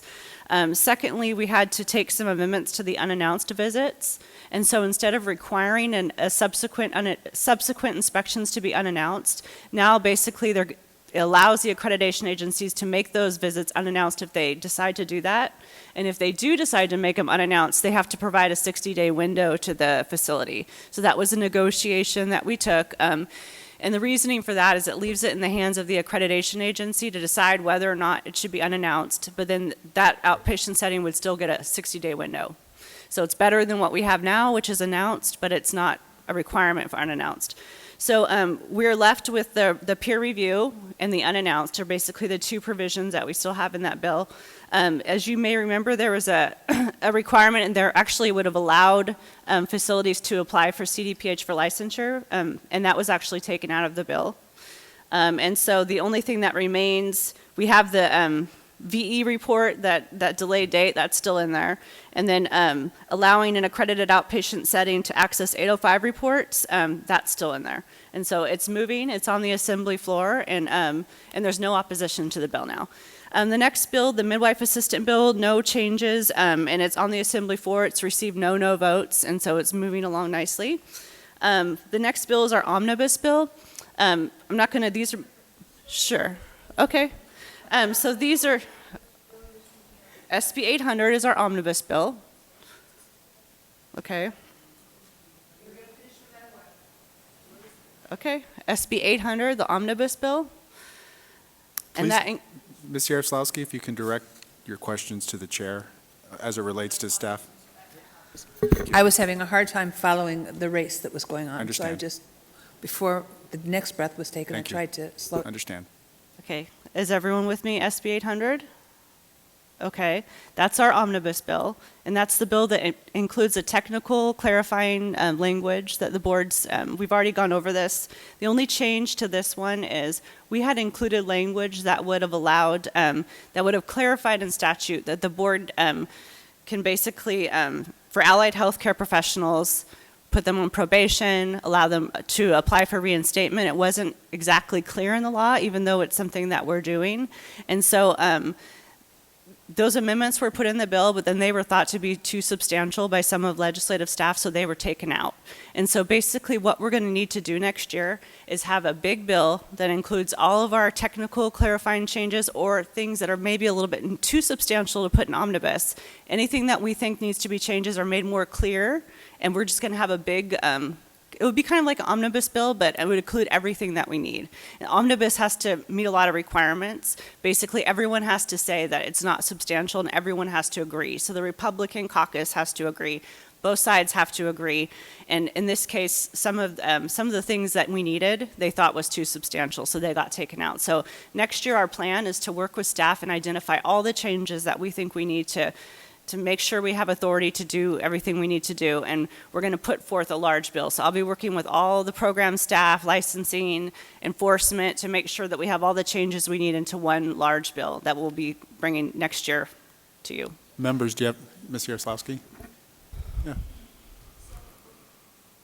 What I'm hearing is that there were things that were too substantial to get this bill to move forward. But next year, we're going to make sure that we have more discussions and less substantiality? I mean, No, so what happens is omnibus bill is a bill that is carried by the BMP committee, and everyone has to agree that the changes in it are just technical clarifying changes. And so when I say everyone, I mean staff from the BMP committees, staff from the Republican caucus that staffs those committees. In this case, the BMP committee agreed to put it in, but the Republican caucus thought they were too substantial, so they were taken out. Meaning too substantial, meaning having too much. Meaning, basically, they didn't think they were just technical and clarifying changes. Okay, so it's, okay, that's so, what I didn't understand. So what we're going to do this time, next year, is we're going to have to find an author, and it won't be a BMP committee bill because it won't meet those technical clarifying requirements, and we'll include everything that we think that we need to include, and then it will go forward as a normal bill. It won't be an omnibus bill. And so that's our plan for next year, and I'll be bringing all those board-sponsored things to the board at the next board meeting. And so it still includes the technical clarifying changes, just those items that I mentioned, the probation and reinstatement were taken out. Yes. On the on the outpatient surgery centers bill, unannounced within 60-day period, that's what is in there now? Yeah, so basically now what it says is the subsequent inspection may be unannounced, so it leaves it up to the accreditation agency to determine if it's going to be unannounced or not. But if it is unannounced, then the accreditation agency has to provide a 60-day window to that outpatient setting. And so sometime in the next 60 days. So they won't be giving them the exact date like they do now, but they'll be giving them more of a window. And that was one of the negotiations that we had to take through the process. Just my opinion is that if we just took that, would have been fine, but the agency deciding whether it is going to be announced or not, that doesn't make a lot of sense in my mind, but yeah, that's actually what we offered, but that wasn't going to fly with that. So we had to take it one step further, unfortunately. But Colleagues, are there any additional questions or comments on the board's sponsored bills? Those are the ones in pink that we just got a report on. Seeing none, we'll now move, if Ms. Mose, to the green, the ones highlighted in green? Correct. That where we're seeking action on each bill. Yes. Thank you. It's either action or an update. Okay. So AB 266, this is one of the medical marijuana bills. There's been a lot of movement with these bills. So if you remember, AB 26 was merged into AB 34, which we took a supportive amended position.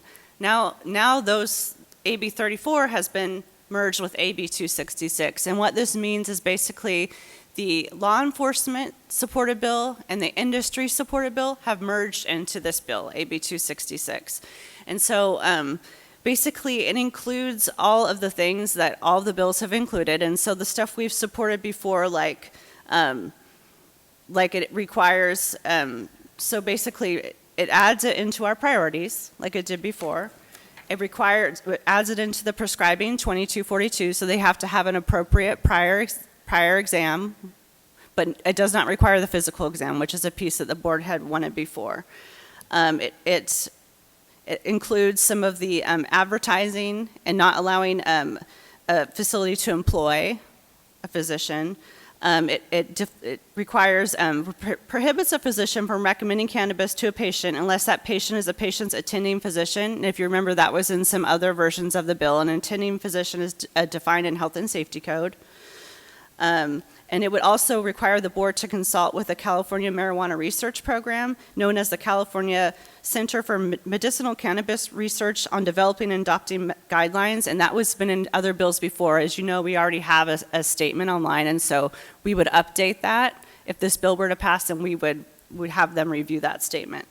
Bills in the past, AB 26 and AB 34, included all of these provisions. AB 26 required an actual in-person exam, and so we supported that. AB 34 required all these provisions, but it didn't require an in-person exam, so we took a supportive amended position.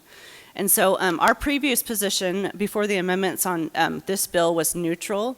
Staff is suggesting, because it included all the provisions of the other bills that we supported, that we also support this bill. This seems to be the bill that's moving through the legislature that kind of all parties have agreed on. It still does not include an in-person exam. I have to tell you, I'm going to have trouble getting an in-person exam in there because there's a lot of people that don't support an in-person exam. So if they take that amendment that I'm requesting, they bring on people that are opposed. So staff is suggesting a support position, but it's up to the board. Ms. Yaroslavsky? So I have a question, a couple questions. One is it does not allow for doctors to be employed by the dispensary, is that correct? Which is a good, important thing. The issue then becomes with the good faith exam is it a good faith exam in person or is it a good faith exam? It's no exam. It's just an appropriate prior exam. So that's what's in law now, is an appropriate prior exam. It doesn't say whether it has to be in person or not. It adds it to 2242 as an appropriate prior exam. So the appropriate prior exam is part of what the rules and regs are now for us in general, correct? Yes. So if that's the rules and what we go under now, why are you feeling that there's a conflict? Well, I don't know if you remember last time when we talked about AB 34. I don't remember, I apologize. It was all the same things of this, but there were some issues that the board had, and they wanted, actually, you wanted, not you specifically, Me but specifically? the board wanted the in-person exam. So the final position that we took was support if amended, and the amendment being to add back in the in-person exam language. I was unsuccessful in getting that language in because if they would have taken that language that we were requesting, they would have brought on opposition by others. So they left it as it was. We remained supportive amended, although that bill changed to a 2-year bill because now it's everyone's on this. No, I understand. I just want to be clear because, I mean, this is something I hear about all the time. I just want to be clear so that if a doctor today prescribes an antibiotic, the quality of care or the responsibility of the doctor is this exactly the same as this. Appropriate prior exam, correct. So I just want to make sure. So I'm fine, thank you. Dr. Kraus, and then Dr. Ganadev. May I ask Jennifer if the substance of this bill is making it more restrictive for a physician to issue a marijuana recommendation, or is much of this a reiteration of current law? It's a reiteration of current law, except for right now, it's not clear that 2242 applies to recommendations for medical marijuana. There's been some court cases that make it not clear. And so for us in the past, it has been important to add it to 2242 to make it clear that 2242 also applies to recommendations for marijuana. So this bill does add recommendations to 2242, which is important for enforcement reasons for the board. Thank you. Thank you. Yes. Jennifer, you mentioned that this allows only patients attending physician by our statute to really be able to prescribe medical marijuana. Am I hearing it right? That's correct. And so it's a provision in the Health and Safety Code, and I can read the definition of attending physician if that helps. No, I think that's great because my concern is that some either extreme age doctor sitting in a clinic and writing prescriptions. That's what my concern was, and this takes that away. So it's wonderful. Are there any additional comments from the members? Ms. Yaroslav, I'm sorry, Dr. Kraus? I'm Dr. Lewis. Yes, sir. I'm going to make a motion to recommend support of AB 266. Is there a second? Second? No further dialogue. Are there any comments from the audience? AB 266. Any comments from the phone? And once again on the phone, if you have a question, please press *1. And no comments from the phone. Thank you. Ms. Tuve, please call the roll. Dr. Bolat? Yay. Dr. Bishop? Dr. Ganadev? Aye. Dr. Hawkins? Dr. Kraus? Dr. Levine? Aye. Dr. Lewis? Aye. Ms. Pines? Aye. Ms. Shipsky? Ms. Wright? Ms. Yaroslavsky? Dr. Yip? Mr. Serrano-Sewell? Aye. Motion carries. Next bill. All right, moving on to AB 483 Patterson. If you remember, this is the bill that would have required the board to prorate the initial licensing fees for physicians and surgeons. The board actually took a neutral if amended position and requested that the board be removed from this bill, and that those amendments were taken. And so because those amendments were taken, the board now has a neutral position on this bill. So this is really just an update. Are there any questions from the members? If not, is there a motion? Do we need one? I apologize. No motion. All right, on to the next one. Okay. Thank you. And the next one is AB 684 Bonilla. This is the bill that includes language that place a moratorium on discipline for registered dispensing opticians and optometrists by the Medical Board and the California Board of Optometry for engaging in any business relationship prohibited by existing law.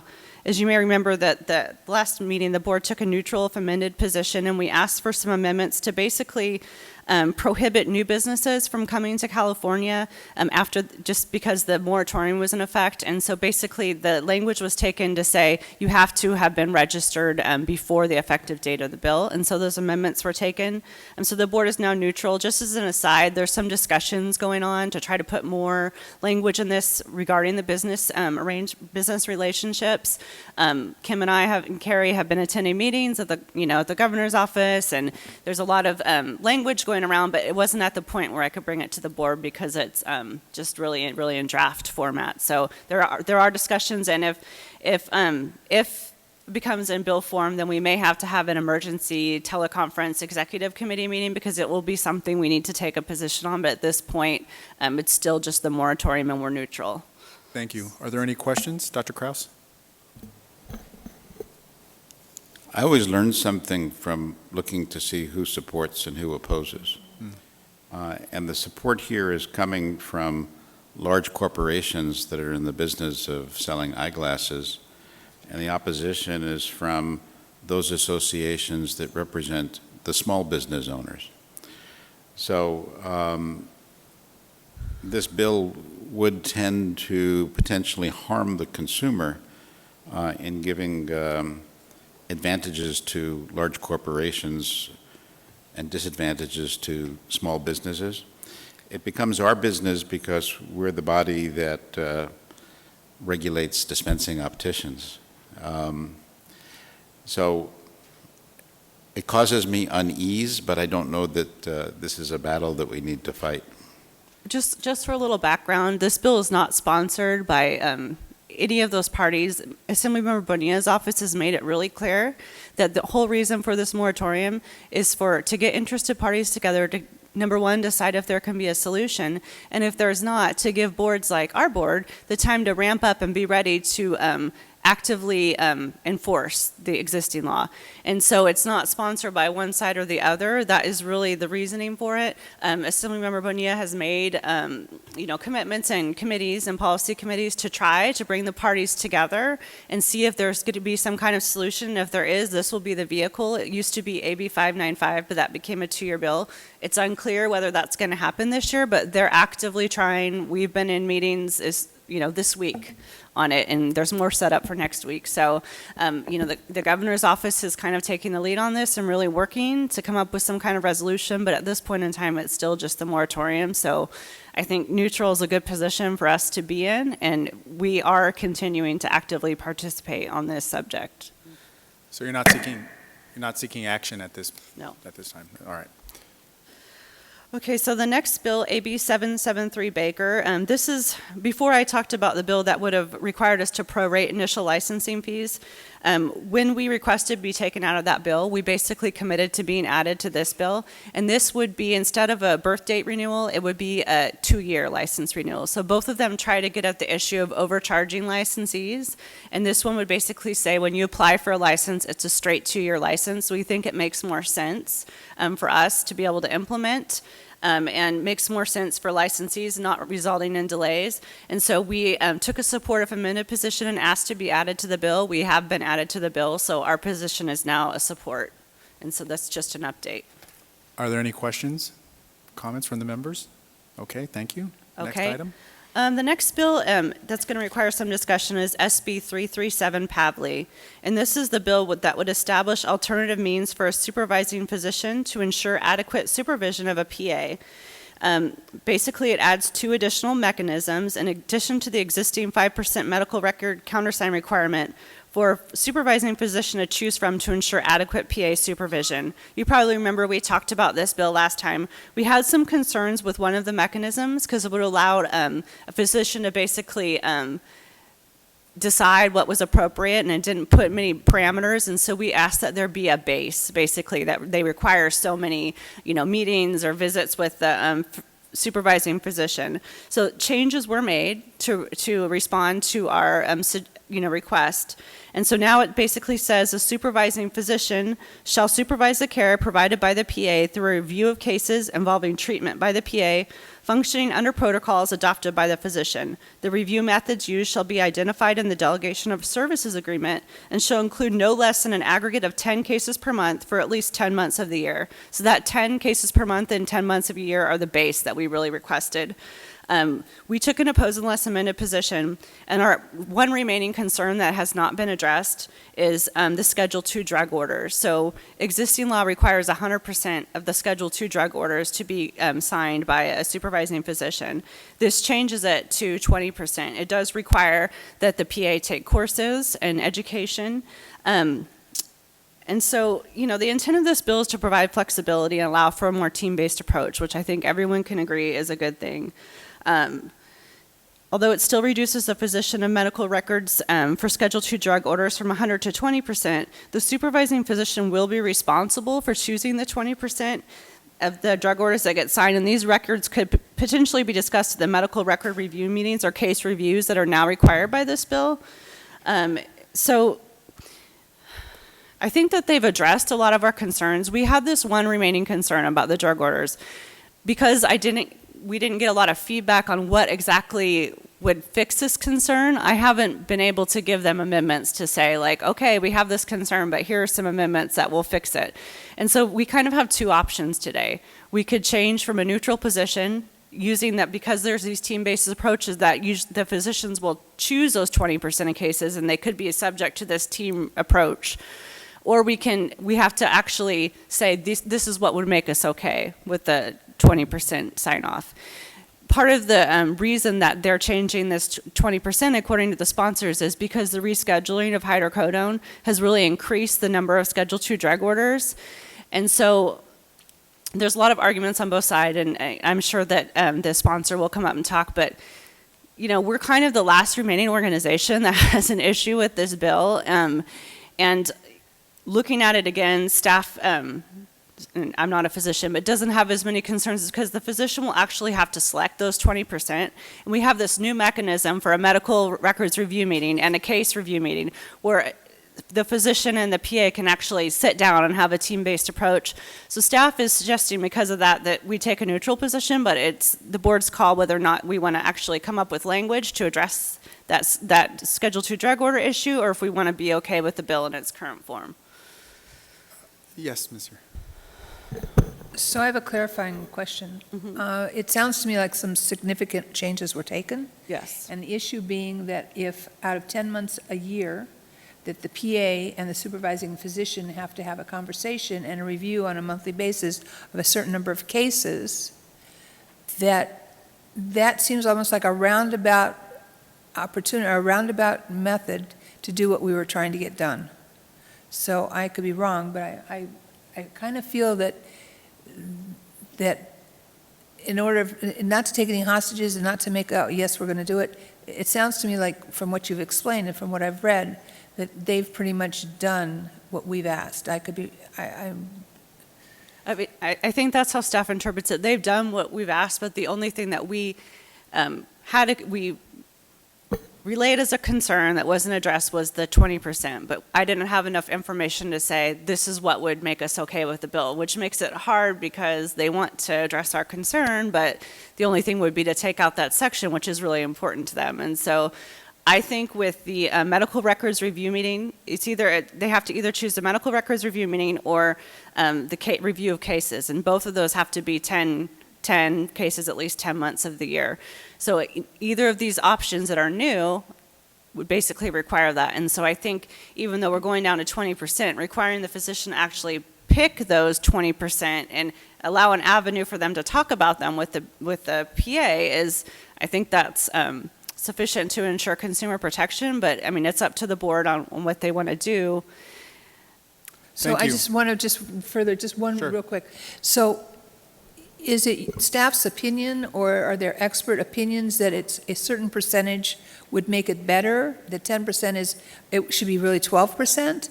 It should really be, I'm starting to worry that we're going to micromanage and we're going to lose our opportunity to get into this legislation, something that really will be beneficial. So it's 20% now, and I would invite, the sponsors will probably come up, public comment. They have. I apologize, I wasn't aware. They passed out literature, I believe, last time on the reason why they came up with the 20%, and Dr. Bishop may have some insight because he supervises PAs, or he's on the PA board too, so I'm not a physician, so.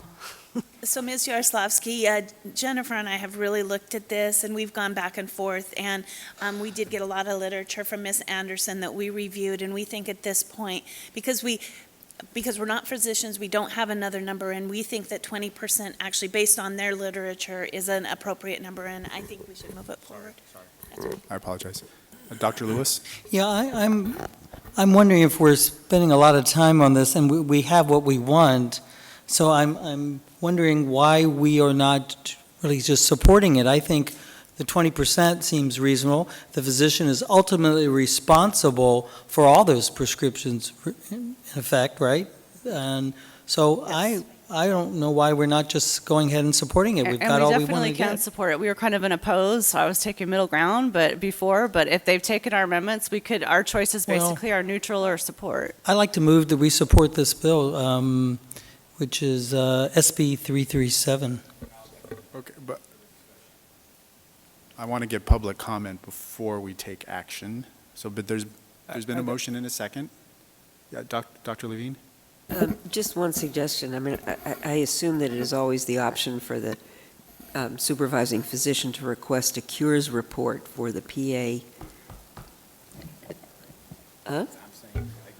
I mean, that is the only thing I could think of that would be, in addition to 20%, would be on an annual basis or some periodicity for the supervising physician to request a cures report.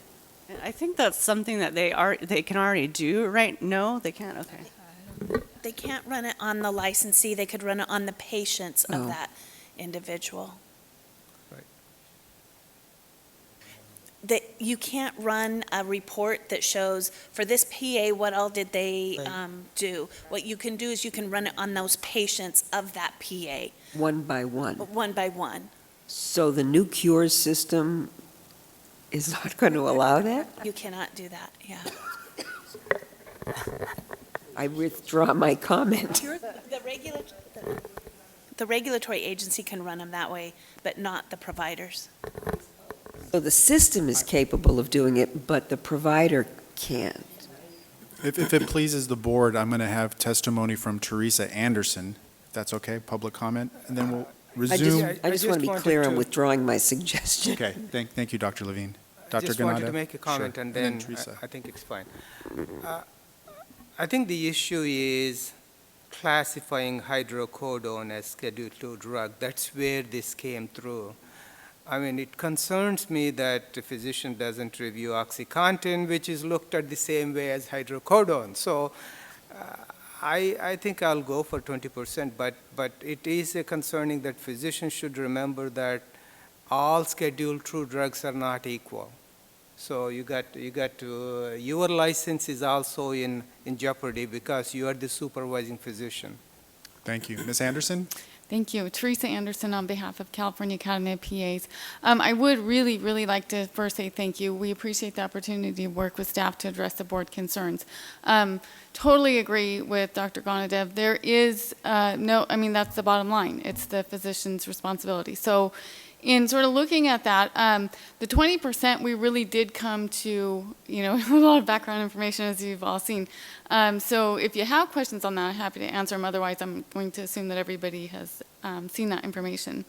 And really comes down to quality versus quantity. So when you're really looking at those medical record review meetings, or the 20%, or having the opportunity to really dig into those 20%, and like Jen said, Ms. Simone said, that comes, that 20% the physician gets to choose that, and it could be, that's the floor. So it could be 20, 50, 100 if you like, existing law. So with that, I would just like to answer any questions if there's questions, and once again, say thank you. We'll stick with public comment. Oh, Are okay. you have a little bit more time, or you can be done? Thank you. Appreciate it. Is there any additional public comment from the audience? Any public comment from the phone? And any comments from the phone, please press star 1. And no comments from the telephone. Thank you. There's been a motion and a second to support SB 337. Ms. Toof, please call the roll. Dr. Bolat? Aye. Dr. Bishop? Dr. Gonadev? Aye. Dr. Hawkins? Dr. Kraus? Yes. Dr. Levine? Aye. Dr. Lewis? Aye. Ms. Pines? Aye. Ms. Shipsky? Ms. Wright? Aye. Ms. Yaroslavsky? Aye. Dr. Yip? Mr. Serrano-Sewell? Aye, motion carries. Next item. Okay, the next item is a bill we haven't taken a position on yet, SB 464 Hernandez. This bill would allow a physician and surgeon, registered nurse, a certified nurse midwife, a nurse practitioner, a physician assistant, and a pharmacist, acting within the scope of each respective license type, to use a self-screening tool that will identify patient risk factors for the use of self-administered hormonal contraceptives by a patient. This bill would require an appropriate prior examination, and after that examination, the practitioner can prescribe, furnish, or dispense, as applicable, self-administered hormonal contraceptives to the patient. This bill would allow blood pressure, weight, height, and patient health history to be self-reported using the self-screening tool that identifies patient risk factors.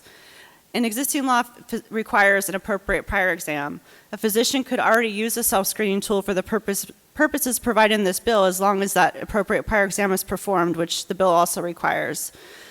If board staff would have concerns if an appropriate prior exam wasn't required, but since it is, board staff is recommending that board take a neutral position on this bill. I need a motion. You need an action, okay. Are there any questions from the members? Ms. Yaroslavsky's made a motion for a neutral position. Is there a second? Second. Any public comment from the audience? Any public comment from the phone? No comments from the telephone. Thank you. Ms. Toof, please call the roll. Dr. Bolat? Aye. Dr. Bishop? Aye. Dr. Gonadev? Aye. Dr. Hawkins? Dr. Kraus? Dr. Levine? Aye. Dr. Lewis? Aye. Ms. Pines? Aye. Ms. Shipsky? Ms. Wright? Aye. Ms. Yaroslavsky? Aye. Dr. Yip? Mr. Serrano-Sewell? Aye, motion carries. Next item. SB 467 Hill. You should have gotten a handout with Ledge Council language on this one. This bill is a sunset bill for several boards and includes pro rata requirements for DCA and reporting requirements for the AG's office. But the part that really impacts the board is that this bill would require the director of DCA, through its Division of Investigation, to implement complaint prioritization guidelines for boards to utilize in prioritizing the respective complaint and investigation workloads. The guidelines shall be used to determine the referral of complaints to D of I and those that are retained by the healthcare boards for investigation. Since the medical board already has priorities set in law, these prioritization requirements should not apply to the medical board. Board staff has been in contact with Senate BMP, who's working, basically staffing this bill, and they have agreed that the medical board should be exempted. They've made a commitment that they're going to exempt the board, and this commitment is backed up by the Ledge Council language, which basically is the first step to the bill being amended. They just couldn't get it in before the break. The legislature's on break right now, so when they get back in August, we have a commitment that will be removed. So at this time, staff is suggesting that we just watch this bill and make sure the amendment gets made, but I have every assurance that it will. Thank you. Okay, so moving on. SB 538 block, this is the one scope bill that's still moving. This is the naturopathic bill. This bill has been amended and significantly narrowed. And this basically allows an ND now to prescribe specified drugs without physician supervision. And so it basically allows an MD to prescribe, administer, order Schedule 5 and unclassified drugs, or legend drugs. And so it's been significantly narrowed. A lot of organizations have removed their opposition, but staff was suggesting that the same reasons that we opposed the bill before still apply, and that the board should continue to oppose. I mean, unless board members are okay with MDs prescribing Schedule 5 and legend drugs, but staff is suggesting that we remain opposed, but it's up to the board. Okay. Yeah. Clarification, because I'm not sure what, if they are allowed within their scope of practice to prescribe natural and synthetic stuff, vitamins and things like that. It's not prescribing. It's they're recommending. What do they do? They recommend, right? So they recommend that you should take some vitamins, or I'm not sure why we would come up with an oppose to an institution that has a purview within the system. Because Schedule 5 are a little different. So Schedule 5 they could include like cough syrup, codeine kind of stuff. It's not like Codeine, natural cough syrup drugs. is number 5? Yeah. Really? Yes, some of it. And then also antibiotics. It would allow them to do things like antibiotics. I just thought, they couldn't, I didn't know it was a Schedule 5 drug. I thought it would be, codeine would be a real drug. This allows them to move into the prescribing of a scheduled drug. Oh, that's a problem, okay. Any additional comments from the members? No? Is there a motion? So moved. Do you need one? It's been moved and seconded to oppose staff's recommendation. Are there any comments from the audience? Any public comment from the phone? And no comments from the phone. All right. Ms. Tuve, please call the roll. Dr. Bolat? Aye. Dr. Bishop? Aye. Dr. Gonadev? Aye. Dr. Hawkins? Aye. Dr. Kraus? Yes. Dr. Levine? Aye. Dr. Lewis? Aye. Ms. Pines? Aye. Ms. Wright? Ms. Yaroslavsky? Aye. Dr. Yip? Mr. Serrano Sewell? Aye. Motion carries. Okay, that concludes my legislative presentation. I have a couple more items after that, but. Proceed. Okay. Agenda item 6B, the status of regulatory actions. The matrix is in your board packet, tab 6, page 6B-1. The only thing that I'd really like to point out is the regulations related to CME requirements is still being reviewed, as the board has received additional information from ABMS regarding the necessity of these regulations. These regulations will be brought back to the board at the October board meeting. And I'm done unless any members have questions. Members, any questions? No questions? Do we have to take public comment? No. It's an update. Do we need to take public comment? I recommend that you do. Is there any public comment on the matrix? Any comment from the phone? No comments from the phone. All right, thank you. Okay, and the agenda item 6C is federal legislation, the Telemedicine for Medicare Act of 2015. You should have been passed out a couple congressional bills, S 1778 and HR 3081. They're essentially the same. In both bills, Medicare participating physicians or practitioners who are licensed or otherwise legally authorized to provide a healthcare service in a state may provide such a service as a telemedicine service to a Medicare beneficiary who is in another state. Oh, you don't? Oh, that was my fault. All right. Sorry. Lisa's getting, I'm sorry. So basically, this is Thank you. the same as the congressional bills before that says basically if you're a Medicare provider, that you can provide telemedicine services to a patient, a Medicare patient in another state. And so both bills are the same. They're very short. They basically say what I just read. And in the past, as you may remember, we drafted letters and sent letters out to Congress and the authors of these bills saying that we oppose this concept of not requiring state licensure.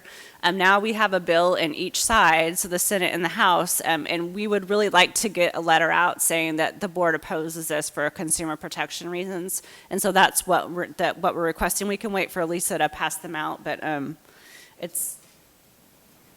Do you want a motion? We'll make a motion. Is there a motion? I'll make a motion. Ms. Yaroslavsky? I'll second the motion.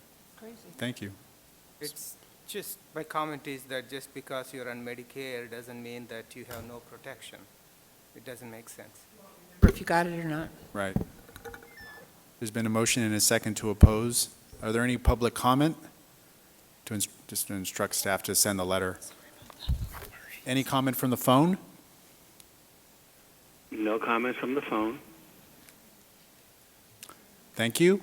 Ms. Toof, I'll call the roll on the motion to oppose and send a letter to that effect. Dr. Yip? I beg your pardon? Yes or no? Oh, we're voting on it now, Doctor. Oh, yes. Thank you. Dr. Kraus? Aye. Ms. Yaroslavsky? Aye. Dr. Levine? Dr. Bishop? Aye. Dr. Lewis? Aye. Dr. Ganadev? Aye. Dr. Bishop? Aye.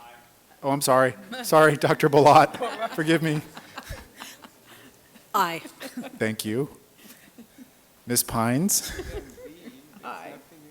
Ms. Wright? Dr. Hawkins? I vote aye as well. Motion carries. Thank you. Thank you. Dr. Bishop was paying attention. He did. We'll now move to item 7, the President's report. I'll be very brief in my report. I do want to give an update on a meeting that I had with Director Adwet Kadani, Director of the Department of Consumer Affairs. Our discussion with him and his senior staff included the transition of the investigators and the importance of the board's investigation and disciplinary process as it relates to consumer protection. We also discussed the DCA's presentations of the vertical enforcement process. We had a wonderful exchange of ideas, protocol, and how we can work closely and more aligned. It was a wonderfully productive 40-minute discussion. And he and his staff complimented the board, this board, in fulfilling its duty and working closely with DCA. So that was a productive meeting. And very briefly, I just want to hit a couple of highlights of the past year. One, we had a great legislative day in October. I think that resulted in Senator Hill being with us today, that new relationship. Kimberly's done an outstanding job in hiring a new deputy director and chief of enforcement and successfully transferring the investigators to DCA. We've approved and released an updated guidelines for prescribing controlled substances for pain. I want to thank staff and council for helping with that process. And we've successfully sponsored legislation to ensure documents on serious discipline remains posted on the board's website in an effort to increase transparency. Finally, we've had many interested parties meetings in the past year where we've heard ideas on what we should be doing, and it's been, I thought, a productive year. Kimberly, you want to add anything? No, I think the other big thing that the board did is pass the regulations on SB 1441, and I just congratulate the board on a lot of work that they've done in the last year. Colleagues, any comments on that report? No? Any public comment? Oh, yes, Dr. Hawkins. Follow up on the state shortfall in investigators. Can you follow up on that? These are challenging budgetary times, and the director is aware of our concern. And it'll be part of a presentation tomorrow. Kimberly's reminded me. Thank you.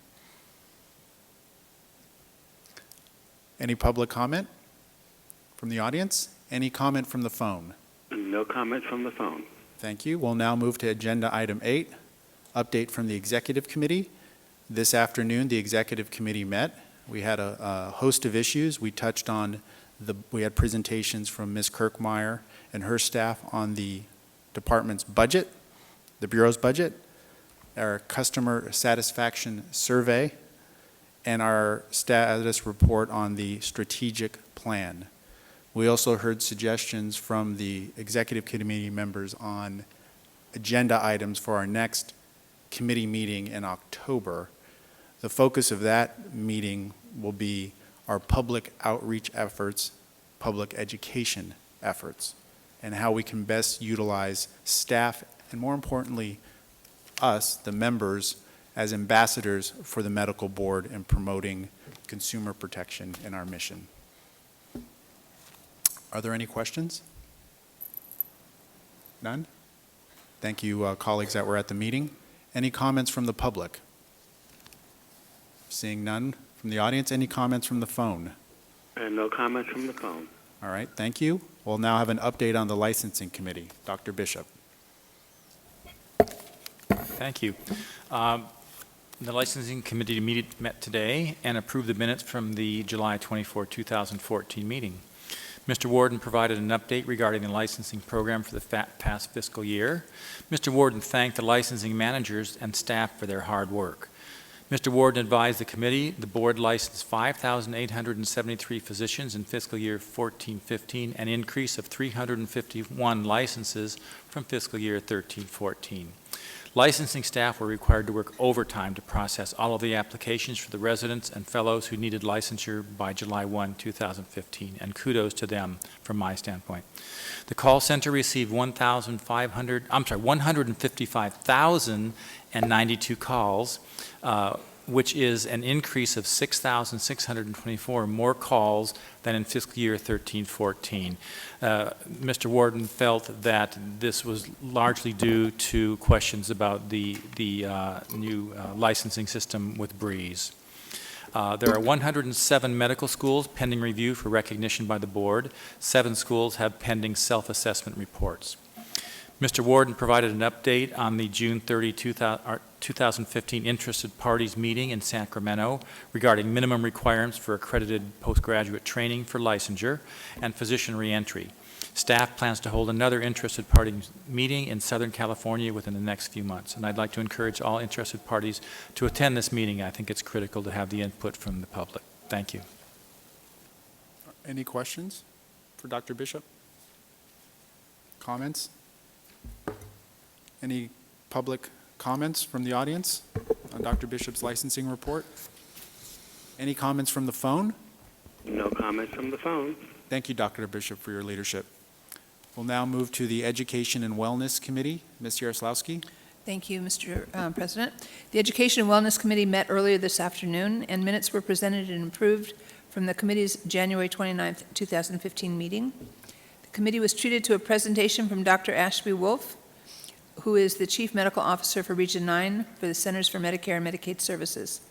Dr. Wolf addressed updates regarding the Affordable Care Act and provided information on the ACA's compliance mandate for physicians, the intent of which is to induce healthcare professionals to develop a compliance plan that will better help protect them from the risk of improper conduct. Dr. Wolf addressed the 7 core elements of an effective compliance program: written policies and procedures and standard of conduct, compliance program oversight, training and education, opening the lines of communication, auditing and monitoring, consistent discipline and corrective actions. The committee was also had also a presentation by Dr. Andres Schola from here, not here, but sorry, from UC Davis. He's a professor of clinical psychiatry and a medical director of the Northgate Point Regional Support Team on trauma-informed care and its impact on lifelong health. He pointed out how childhood trauma and adverse childhood experiences can affect one's health, including increased morbidity and premature mortality. Future agenda items for the next meeting are on hold right now, and we will take them under consideration. And if any of the members of the board have any suggestions, please let staff know or let me know. We'd appreciate it. That concludes my report. Thank you. Are there any questions or comments from the members? Yes, Ms. Yaroslawski.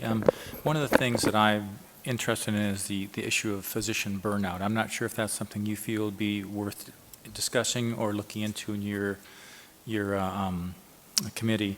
It apparently is quite a much larger problem that's been recognized. So I think it'd be interesting to have an expert talk on that topic. Thank you.